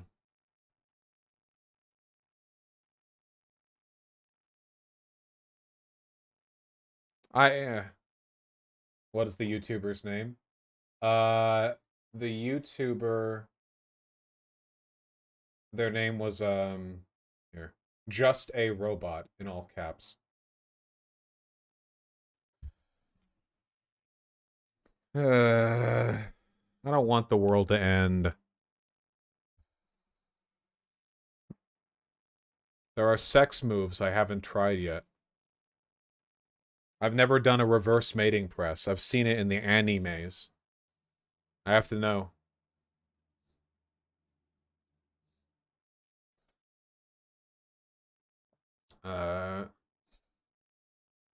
The Giant, thank you for the $5. Made this in a hurry. Hope it's still funny.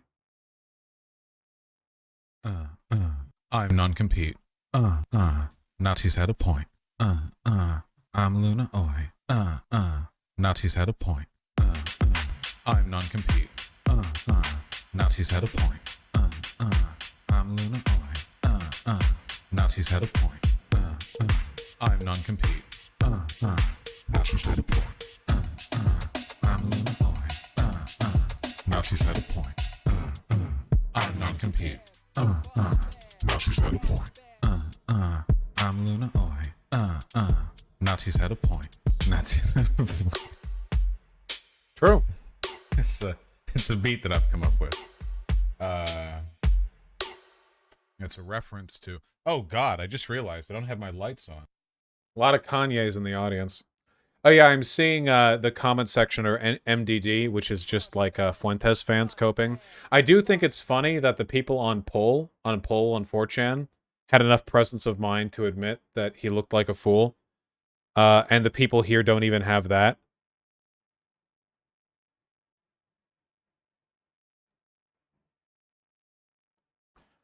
Vosh was completely outclassed by E. Michael Jones. Vosh really sounded like an idiot the whole time. Like, it's really incredible, you know? Like, the copium. Like, it's unimaginable. Like, it's actually unfathomable where you have to be.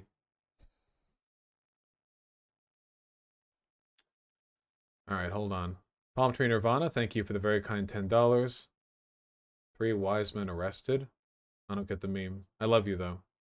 Brit Mouse, the $5, found more recent stats from the BJS. Seems like rapes have gone up slightly since 2003. Well, this only goes back to 2009. It is just a violent victimization. Is this rape? Wait, this is crimes against people with disabilities. I don't think this is the same. I don't think this is the same data. People without disabilities and ACS population. It just looks like it's flatlined, I guess. Yeah, I don't know if this pertains necessarily. Sake with $10. Vosh, he's lying about Japan. Yeah, I know the Japanese had their goddamn pornography. I can't show this on stream. Shunga. The Shungite. And with the additional $10, this is the level of control Vosh exerts until he finds out his opponent is a dumb fuck. What is this?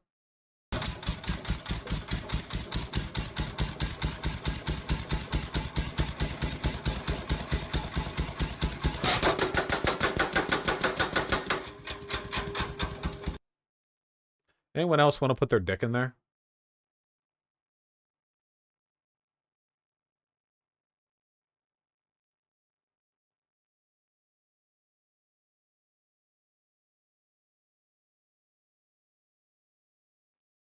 Very true, Bastia. I can't escape it either. For I am the Vosh. Sake with $10. Okay, buddy Vosh, when? One day, I'm sure. Vosh claims he'll go over the donos in the next stream from a panel stream. It's a debate stream. Hey, I did go over the donos. Sake! Sake! I did go over it. Fuck you. On Sugar Hill, thank you for the tier 1 sub. Check out my baby, the King Voshite. Baby.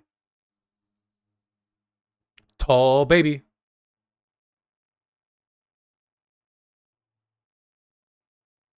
Palm Tree Nirvana with the $10. Well, here's some shocking news. 85-year-old man in India says he got 12 COVID vaccine shots and he wants more.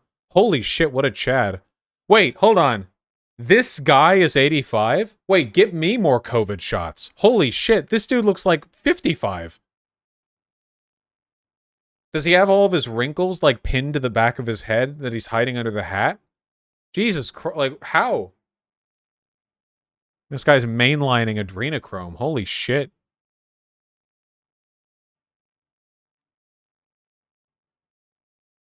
Yeah, vax maxing. God. Nightmare with the Year 1 sub. Horizon Forbidden West, the sequel to Horizon Zero Dawn, comes out in February. The gameplay trailer looks great. Yeah, I've seen it. If they fix some of the issues in the first game, maybe I'll like it. Hopefully I like it.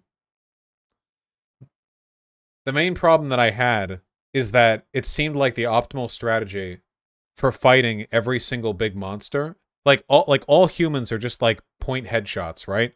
But like the issue is with the big monsters, they're all such damage sponges, and the superior strategy was always just to freeze them and just unload damage like anywhere you could hit, because they have like these teeny tiny weak points, like minuscule weak points, and if you aim at them and hit them with your bow and arrow and hit them like 6 times, you briefly do a little extra damage, and it's always so much easier to just shoot the freeze bomb and then just fucking empty the strongest damage you have into them, you know? I feel like the balance in that game was off. But if they could fix that, make the precision targeting like the essential part of the gameplay, I think that would be the best. Just use tear arrows or tear arrows and insta-removes components. Yeah, like, but that's like kind of boring, right? Wasn't the cool part to like snipe the weak points? Like, if it's like, hey, these dinosaurs have, like, weak points that you can snipe, and then here's an arrow that'll just tear off 80 weak points with one massive shot that is impossible to miss, you know? Sniping the weak points was the fun part, but it was by far slower and more dangerous. Just at ease, the $5. He wasn't wrong about a lot of politics being about showing up. Also... Yeah, we saw this. I think we saw this from the dono. True, though. Idealism. Hold on. Mississippi Socialist, thank you for the very kind $10. Luna Narrative with a very kind $5. To add to my trans flag dono, they're the only friends I have who support me, but lately shifted their libertarianish views hard. Now I feel stuck with them. Yeah, that's a situation where I would recommend looking for new friends. I don't know if this is an online or in-person dealio, but don't sell yourself short, okay? It's always possible to find new friends, all right? Shared hobby circles, spaces, going on walks outside, whatever it is, whatever you do, there are places you can find people, and you should never feel locked in with friends. And while it is okay to be friends with people you disagree with, feeling trapped by your friends and uncomfortable around them is an entirely different situation. Vibrant Peacoat with the $5. I'm America's best boy. It is law. I skipped all the dialogue in Heavensward. I don't know anything about anyone. The only one I know is that little white-haired kid, and that's just because they keep making me click on him. Alpha Murad to do the quests. I don't know anything about him. I don't know what his voice sounds like. I don't know anything. I'm so committed to not paying attention to the story that when they force you to watch the cutscenes during the final raid for the story campaign in the base game in Realm Reborn, I would just take out my earplugs and like alt-tab to look at other stuff. I'm so committed. I won't even look at it when I have nothing else to do, you know? Teo Scoops, thank you for the very kind $10. I know I'm obsessing here, but Keno Arkan is an amazing Mexican furry artist who draws a great long-running comic that's safe for work and also draws a ton of porn. Well, that sounds nice. Whether or not you like a porn artist really comes down to vibes a lot of the time, I think. If you like the art style and you can coom to it, then that's great. Oh, I know this person. Hold on, I follow this person. Yeah, they're good. Yeah, for sure. They're very fond of women with large penises. I know people in chat are going to be all for that. Okay, please let me get out of here. Loxen, thank you for the tier 1 sub. Really appreciate that. So are you one of the big furry Hrothgar dudes in a Speedo and chicken head that keep loading into all my serious Final Fantasy XIV boss fights? No, I will have you know that I am a... isn't there like a picture that I took She's not wearing lingerie anymore, though. It's been replaced. Delinky? Here. There's Delinky, you degenerates. Holy shit.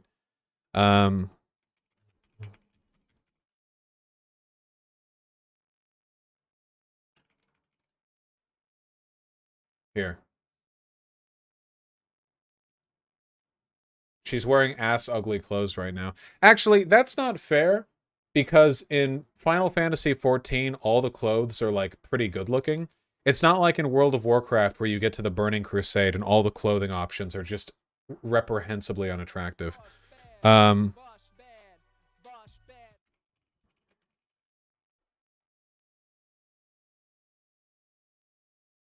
Yeah, is there, like, let me see if I can find, like, yeah, here was the Burning Crusade, okay? I remember those days. Yes, let's get our gear, folks. Anything and everything. No, Skia, that's screenshots from when I started her. Soyroid with the $10. Can I have Trace tacos? I hope so. They're really good. Captain BT, thanks the very kind $20. I think Congress should pass the War on Breast Cancer Act. Funding breast cancer research with $100 billion a year from the defense budget till the war is won. Just started a GoFundMe. What do you think? I don't know if your GoFundMe is going to cover that bar. But in all seriousness, I disagree. I think that the technicalities of which diseases to fight and how to fight them are really complicated. And I think that having a goal-oriented, like, grant, essentially, of that size would be better placed into some kind of, like, massive public grant system for medical research. $100 billion, like, if you're funding $100 billion a year, at that point, money's not the issue. Talent is, right? Like, $100 billion a year is enough to occupy the time and research of every cancer researcher on Earth. So at that point, the money is immaterial. That, you know, they'll start burning paper for warmth, or burning dollar bills for warmth, you know. At that point, you're running out of people. So I think just having a massive grant fund, and just encouraging researchers to pull from it would be good.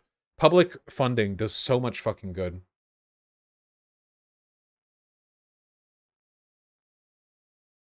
Still alive with the $5. 270 doctors/scientists agree Joe Rogan is a menace to public health. Ha! Nice. That'll make people mad. He totally is, though. Yeah. Right now, he is literally the loudest anti-vaxxer, I think, in the world. Which is incredible, really. And Posada Sean with the $2. Here this popped off. Ah, yes. A favored meme. Idealism is when you have ideas. Lay sigh. Remember when people used to say that? Lay sigh. All right. That's enough donos. Listen, tomorrow morning, we're going to meme and we're going to cream. I want to go over Non-Compete's video about me, too, because now that we can be fully antagonistic, you know? Oh, yeah. I don't know if any of you guys saw, but, like, you know how Luna Oi and people like her are obsessed with saying that my community, like, harasses or whatever? This is Luna Oi's Discord, apparently, where there's a person in here saying that they should hang me from a lamppost. You know, right next to Luna Oi, and nobody's paying attention to it or attacking it or anything. In fact, even has 2 laughing responses.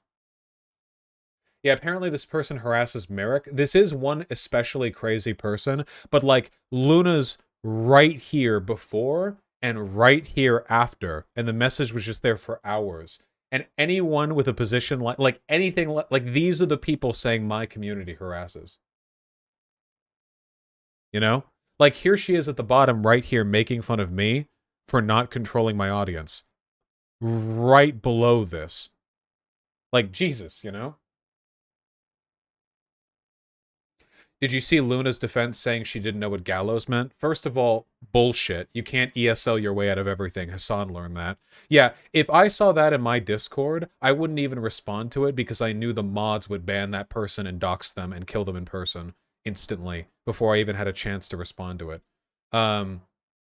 Somebody making like death threat comments like that. But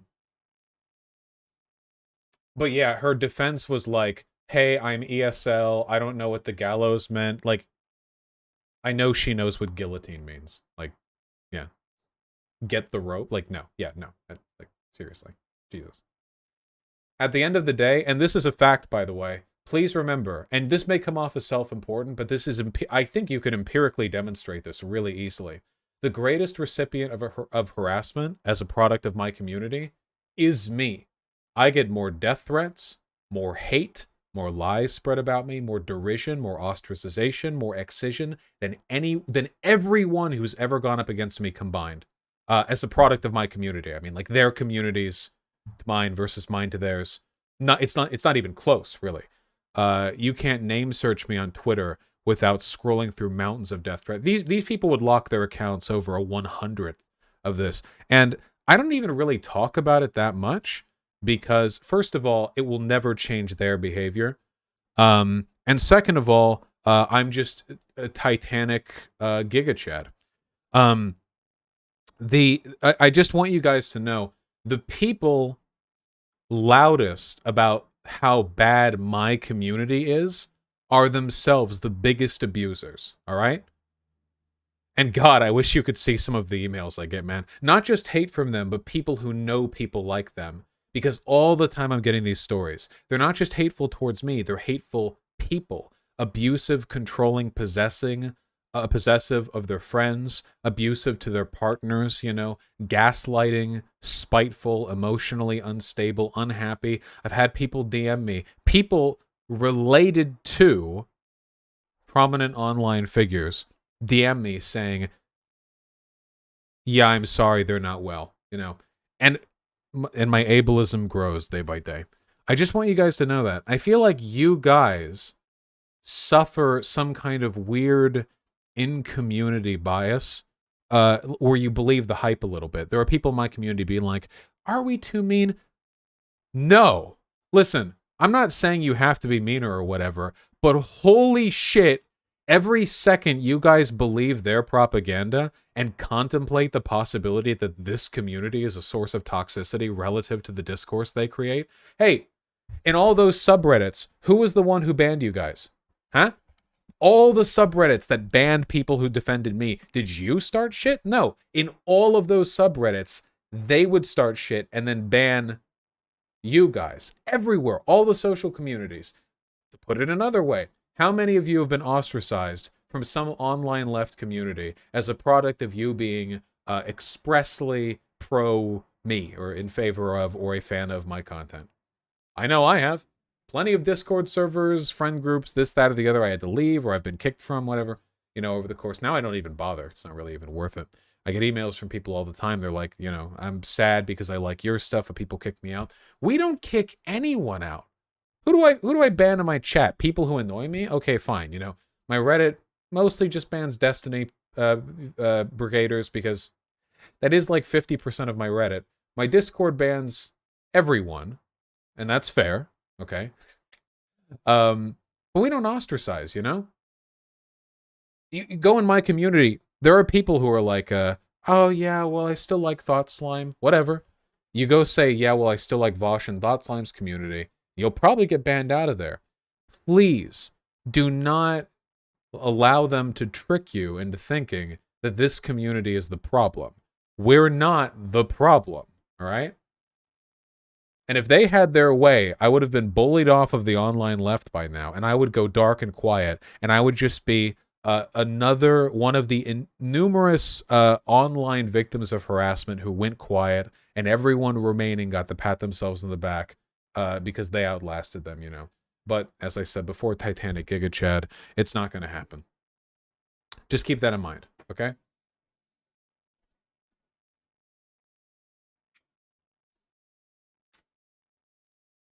If I sound, you know, cringy or over-involved here, I cannot overlook the irony of a person complaining about my community being, you know, mean or like harassing, next to people talking about killing me. You know, like that's too much. That's too much irony.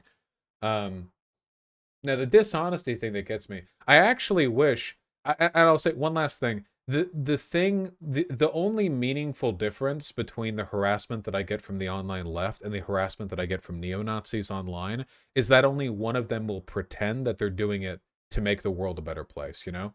When Nazis hate me and they talk about hating me, you know, they're quite honest about it. They just hate me. There's very little pretense in it. I mean, they lie about me, but in terms of their motivations, it's very, they just hate me. It's very upfront, you know? But when people on the left, it is always this highly performative, you know, very I'm doing this for your own good. It reminds me, yeah, the Thought Slime tweets, which again, you know, I'm not trying to make a whole thing out of this, but like look at this. I mean,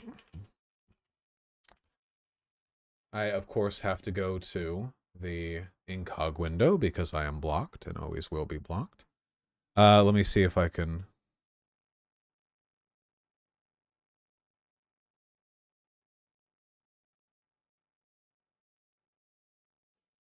There we go. Look at this.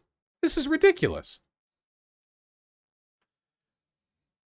So this is after Luna said that I believed in the Jewish question, which again, subhumanly low IQ on behalf of everyone who's hearing that. Like, oh my God, right? Dishonesty. It is absolutely fucking surreal that anyone still defends Vosh. He's a racist, a creep. And every fucking week, there's some new way he made our comrades in our spaces less safe. This is the stuff that I really like. Made our comrades in spaces less safe. Okay? I like that. It always has to be this cringy, performative moralism. You know, this soy-chugging bullshit. They can't just hate me. They just say you hate me. Like, whatever. Left unity does not mean we must tolerate the shitty, abusive, or dangerous behavior of individual leftists. Enough is enough. Fucking glug glug. Jesus Christ, the Soylent. So sick of watching my friends get bullied and intimidated into silence by him and his legions of sycophants. By the way, where? Who's been bullied and intimidated into silence? Where? Who? Literally who? Where? Who? Where? They're spreading lies about me being a Nazi in this thread. Where? Tired of the endless excuses and benefit of the doubt being extended to this guy who is always the fucking problem. And I am scared for the effect that his continued popularity will have in the communities which tolerate it. Look at how many racist trolls see fit to attack any BIPOC detractors of his. First of all, keep in mind this guy lied about Xanderhall being in a sex cult, and didn't retract it even when proven wrong. Literally just spread malicious, inflammatory lies about a person. Probably just because Xan was associated with me. Let's be fair. That's the only reason why he bothered to care, you know. And then when it was proven wrong, he never retracted it. Thought Slime is an abuser. Like, 100%. There are so many weaklings like them out there in life. People who are morally repugnant, who are miserable to the people in their lives, who bully but cry whenever they get any of it back, and who hide behind this insincere, phony posturing of you know, moral superiority. It's just a really common thing, you know? And Thought Slime should continue avoiding me, because at this point, there's not really much to do or say if I talk to them other than make fun of them. And if I ever meet them in person, I'll do the handshake where I squeeze really hard and it hurts, you know. Yeah, we gotta know what is going on with video essayists. Big question. Big question. Anyway. Folks, manifests are self-reporting. Y'all know actual activist spaces, food banks, soup kitchens are full of religious retirees with troubling ideas. Thought Slime with the big brain. I don't know, seems like people are mad you're flattening a clear pattern of abusive behavior and harassment down to simply differing opinions. Bigotry and harassment are not generally tolerated in organizer spaces, and when they are, it's typically viewed as a failure. Like, whoever you want, but to pretend this is some dispute over the finer points of ideology is dishonest. That's funny coming from them. Yeah. It really is. Again, it's ContraPoints' video on cancellation was perfect. You know what I mean? It's always you abstract and then you essentialize. That's all of these tweets, by the way. Always. It's always clear pattern of a behavior towards abuse and harassment, bigotry, harassment, this, that. It's never specifics. Ever. Ever. Under any circumstances, they never do it. And when they do, by the way, give specifics, they have to lie. Every time they talk about specifics, like, for instance, them saying, I support the Jewish question, when it was, in fact, Luna Oy and Non-Compete who explicitly said maybe the Nazis were right, just completely, unambiguously, they have to lie about it. And when they're not lying, it's because they're being so fucking vague that it's impossible to discern any real meaning from what they're saying. It is cry-bully behavior.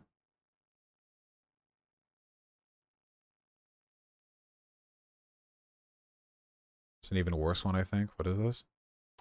CW pedophilia. What's amazing in this convo, Vosh claims Luna was lying about what he said, and then when the video shows him saying it quite emphatically, he can immediately pivot to whether or not one could hypothetically imagine a scenario where it was true. What? Remember, at the end state of everyone hating me is just pedo posting. That's it. This clip does indeed take Vosh out of context, but the context makes what he is saying far worse?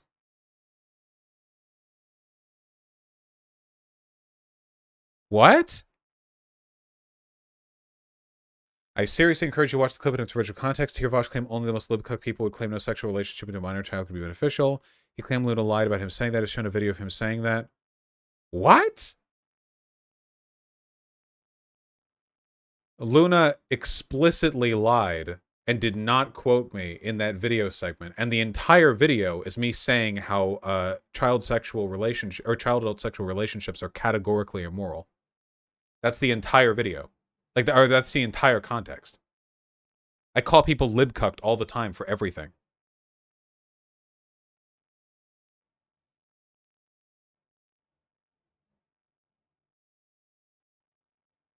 Try to get Thought Slime on. It'd be very good time. Thought Slime will never come on. To be clear, Thought Slime is the most pathetic, spineless worm in existence. There's no thought too uncharitable which one could levy towards them. They are every slimy abuser. They're every person who lashes out at the people around them and hurts people close to them, but always thinks themselves the victim.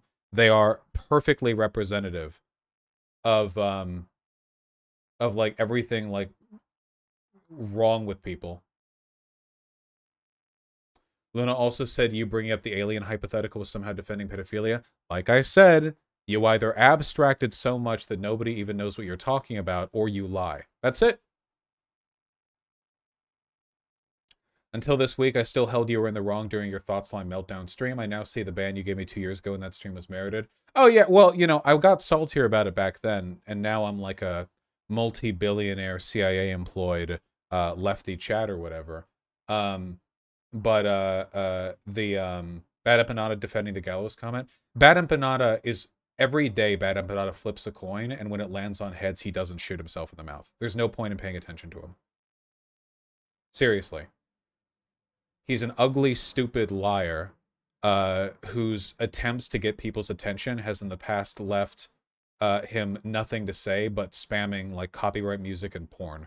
Like, that's it. He has nothing. Every bit of attention you give to him is like another day that he looks at the rope and prolongs, okay?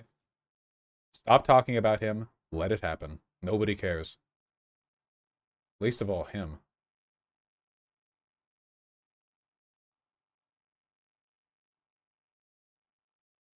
Damn, it really is. It really is the end state. It's the end state. When people get that mad. Thought Slime. I will never leave. I am unstoppable and more influential than you could ever be. How many videos do you make? How many millions of people do you reach? Give me your views. Thought Slime, it's over. You can't win. My foot is pressing down on your neck. And I'm not letting up. The steel-toed boot of the Voshite Empire. This is the future for all of the online left.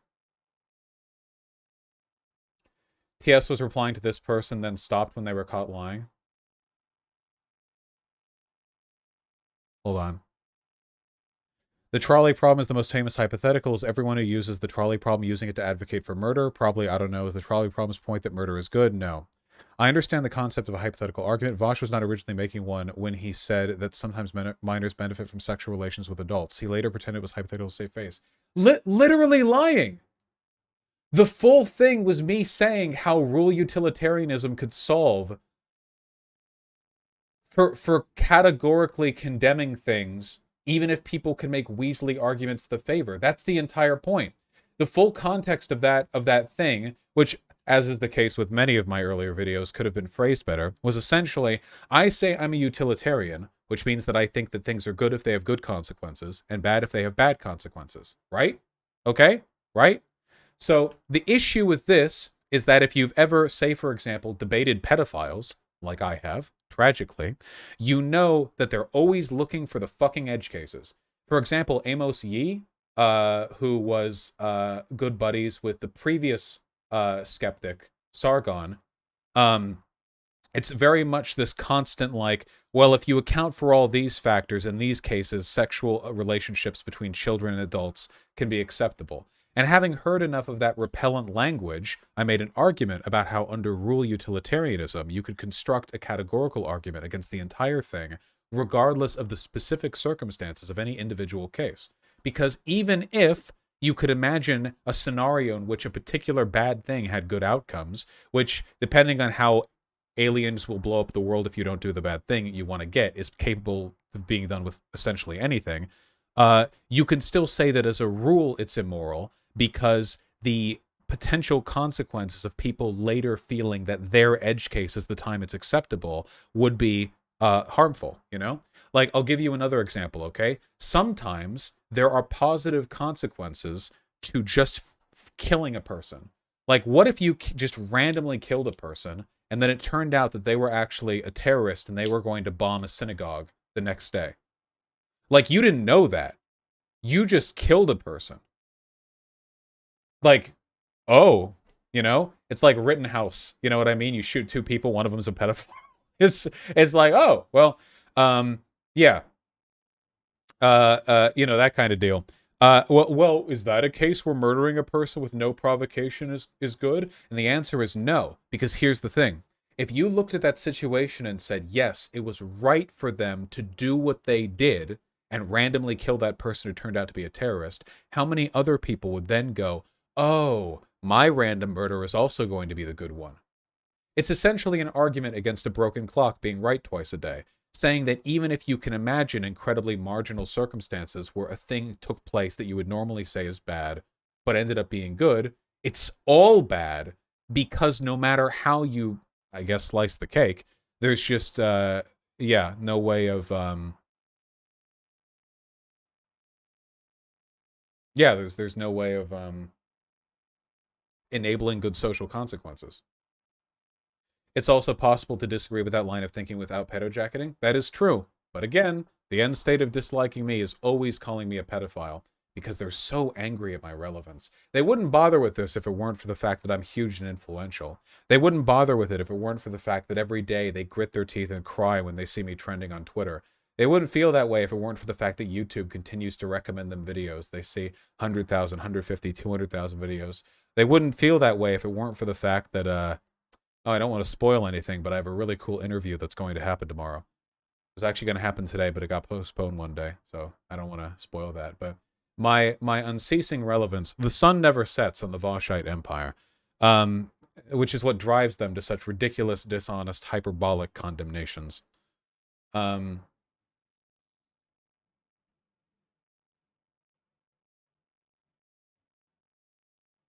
You could make that argument, Gay Fesh. Anyway, look. So anyway, Thought Slime lies here, is explicitly dishonest, empirically dishonest, and says, I understand the concept of a hypothetical argument. Vosh was not originally making one when he said that sometimes minors benefit from sexual results. He later pretended it was hypothetical to save face. Later meaning 3 seconds after he made the statement. Please watch this at the timestamp. And then, surprisingly, Thought Slime stopped responding. Whoa, there's additional context that not only changes the meaning of the statement, but argues the exact opposite of the point Thought Slime was. This is, by the way, guys, this is why, like, I don't think my community harasses these guys, but I also don't really care whether or not it's true. We'll ban people if you're racist or whatever, but like, holy fuck. Can you imagine me getting away with this? If there were queer people on the online left, prominent creators, and I was explicitly lying about empirically available information to accuse them of being a pedophile, and then, like, aligning with far-right talking points. Holy shit, I would be like, Jesus. Like, oh my god.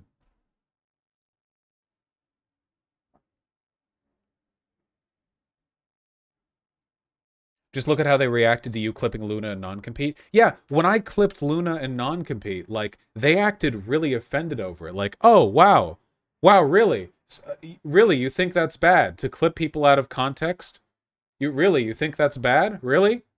Do you? Do you think that? Do you actually think that? They're literally harassing Vosh as queer and neurodivergent.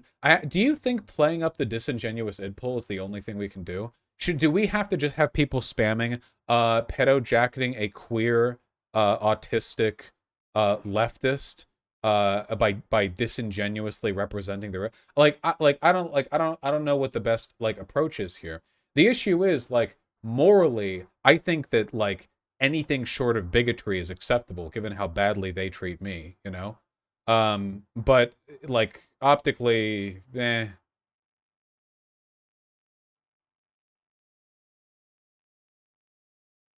we should just, no, you know what? We're just going to do that, yeah. We're just going to, no, unironically, we're just going to do that. We're going to weaponize idpol. Yep, that's it. That's the community line now. Listen up. All right, let's drop our isms, all right? Or our ists, categorical axes of oppression, okay? All right, here we are, guys, okay? First of all, I'm pansexual. You know, woke scolds on Twitter lie and say that I only say that because I like cis women and trans women. But I fucked a lot of dads, and okay, let me. All right, we don't want to go down that road, okay? If you want to try to force me to prove my sexuality to you, all right, that's actually bigoted. that actually is bigoted, you know, outside of the thing. And I'm autistic, and I have ADHD, and I have bipolar disorder. You can tell because there's a little pill bottle of lithium carbonate right in front of me. So, when people attack me from the left, okay, they are harassing and trying to silence a queer, neurodivergent leftist. Do you understand? If anyone thinks this is dishonest, I don't know how. It is actually truthful. There's actually nothing about that. Like your Pepe posting, but that's actually completely true. There's nothing about that that's dishonest. It's not even implicitly dishonest. It's completely true. And I think we should go that direction. I do. It'll be fun, if nothing else, right? Especially since a lot of these guys are actually pretty homophobic. I bet you they would go pretty mask off arguing that I'm straight. If you force them to by defending me in that way, it would be pretty funny, you know. They'll see this. Again, there's nothing dishonest here, you know. Oh, wait, Shu posted this. Hold on. Oh, wait, is this from... Yeah, this is from today. Vosh, you don't look gay enough, sweaty. Oh, I missed this. Vosh has as much queer banner protection as Ben Shapiro has minority protection for being a white Jew. Vosh looks like an average heterosexual neckbeard. Damn. That's interesting. So you only think that queer people are valid if they have what? Rainbow hair? You're going to gatekeep? It's just a cultural... this is actually homophobia. Literally, this is literally just homophobia. Not in some wacky, esoteric reverse Uno way. It's explicit, traditional homophobia. Oh, you can't be gay. You look like this. Oh, I'm sorry. I haven't dyed my hair. I apologize. My bad.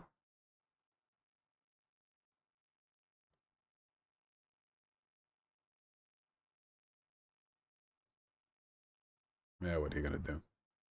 Yeah, I need to have a glitter beard. That's what I need.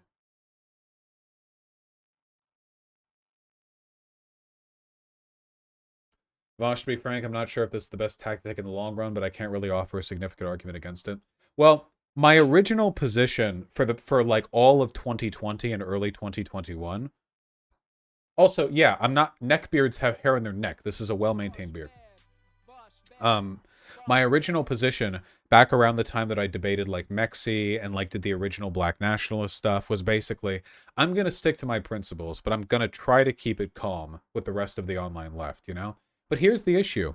What am I supposed to do when my biggest cancellation of the past 6 months was me talking to a person who said having an ethical system is idealism, and me challenging them to explain why they thought the Holocaust was bad? And that's my cancellation. You know, eventually you have to recognize that the approval and affirmation of the online left is about as fruitless a pursuit as trying to appease an abusive father, right? Like what am I, like, I've spent years, like, grinding away, having a positive, friendly community that doesn't engage in harassment, you know, making affirmative arguments in favor of essentially every progressive position, like, everything. You know, I'm quite a bit more to the left, I imagine, than many of the people calling me a reactionary. And it does nothing. They are absolutely, what is the term? Dogmatically convinced of their hatred towards me. So it is time to remind them that they are harassing and silencing a queer, neurodivergent individual. It is time. It is time.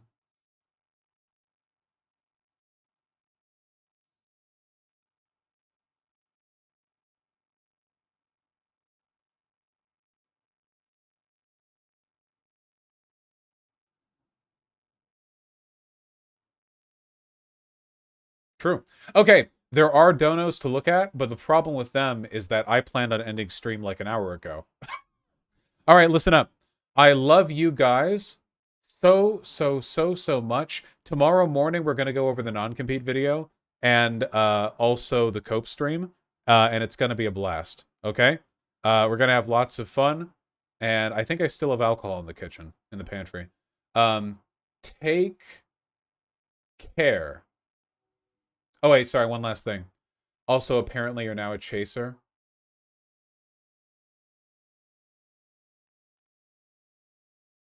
Oh yeah, I saw this. People are very weird about this. I don't understand the chaser thing. These are more of the Discord logs from Destiny's thing before I had a platform, which means that the primary concern here is that these are cringe. They're like pulled from every date and time, like it's just sort of sporadic, you know. Let me see. What are the issues here? Yo, I get it. Logs are old, etc., etc. Can y'all at least announce this shit instead of doubling and tripling down every time this shit is brought up? Trans girls also tend to be good at sex IMO. Okay. Keep in mind that I posted on this Discord server constantly, so that like if I talk about sex 1,000 times and 20 times it's about trans women, like, and you clip those 20 times, it makes it look like I'm spam posting about trans women. You know what I mean? Like, some of these are months apart, whatever. I don't hook him with a trans boy, and he actively encouraged me to refer to his pussy as boy pussy. Very surreal. That's not transphobic. Fuck too many boys and trans cuties. I guess this could be problematic, mostly because having boys and trans cuties juxtaposed implies that trans is a gender rather than just rather than just like a modifier or an attribute of a person's like gender. You know what I mean? These are just incredibly cringe. That is true.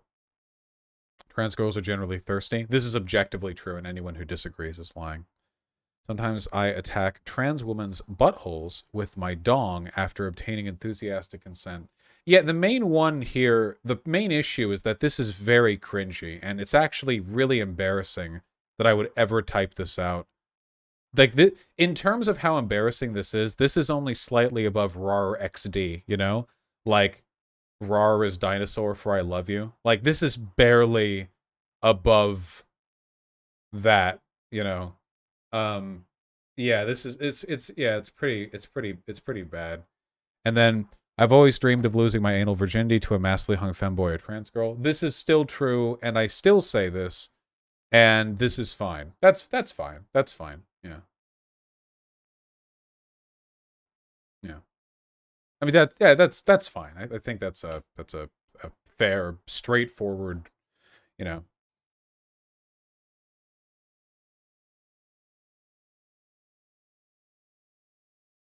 Okay, hold on. We meant to end stream so long ago. I love you guys. I'll see you tomorrow, okay? We're hosting Canoe. Remember, the line is, how do you do, Canoe? Get ready for it, okay? Get ready to ask Canoe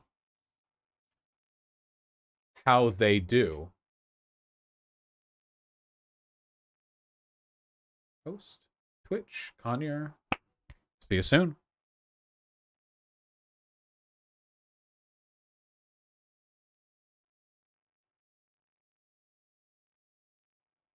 All right, love you guys.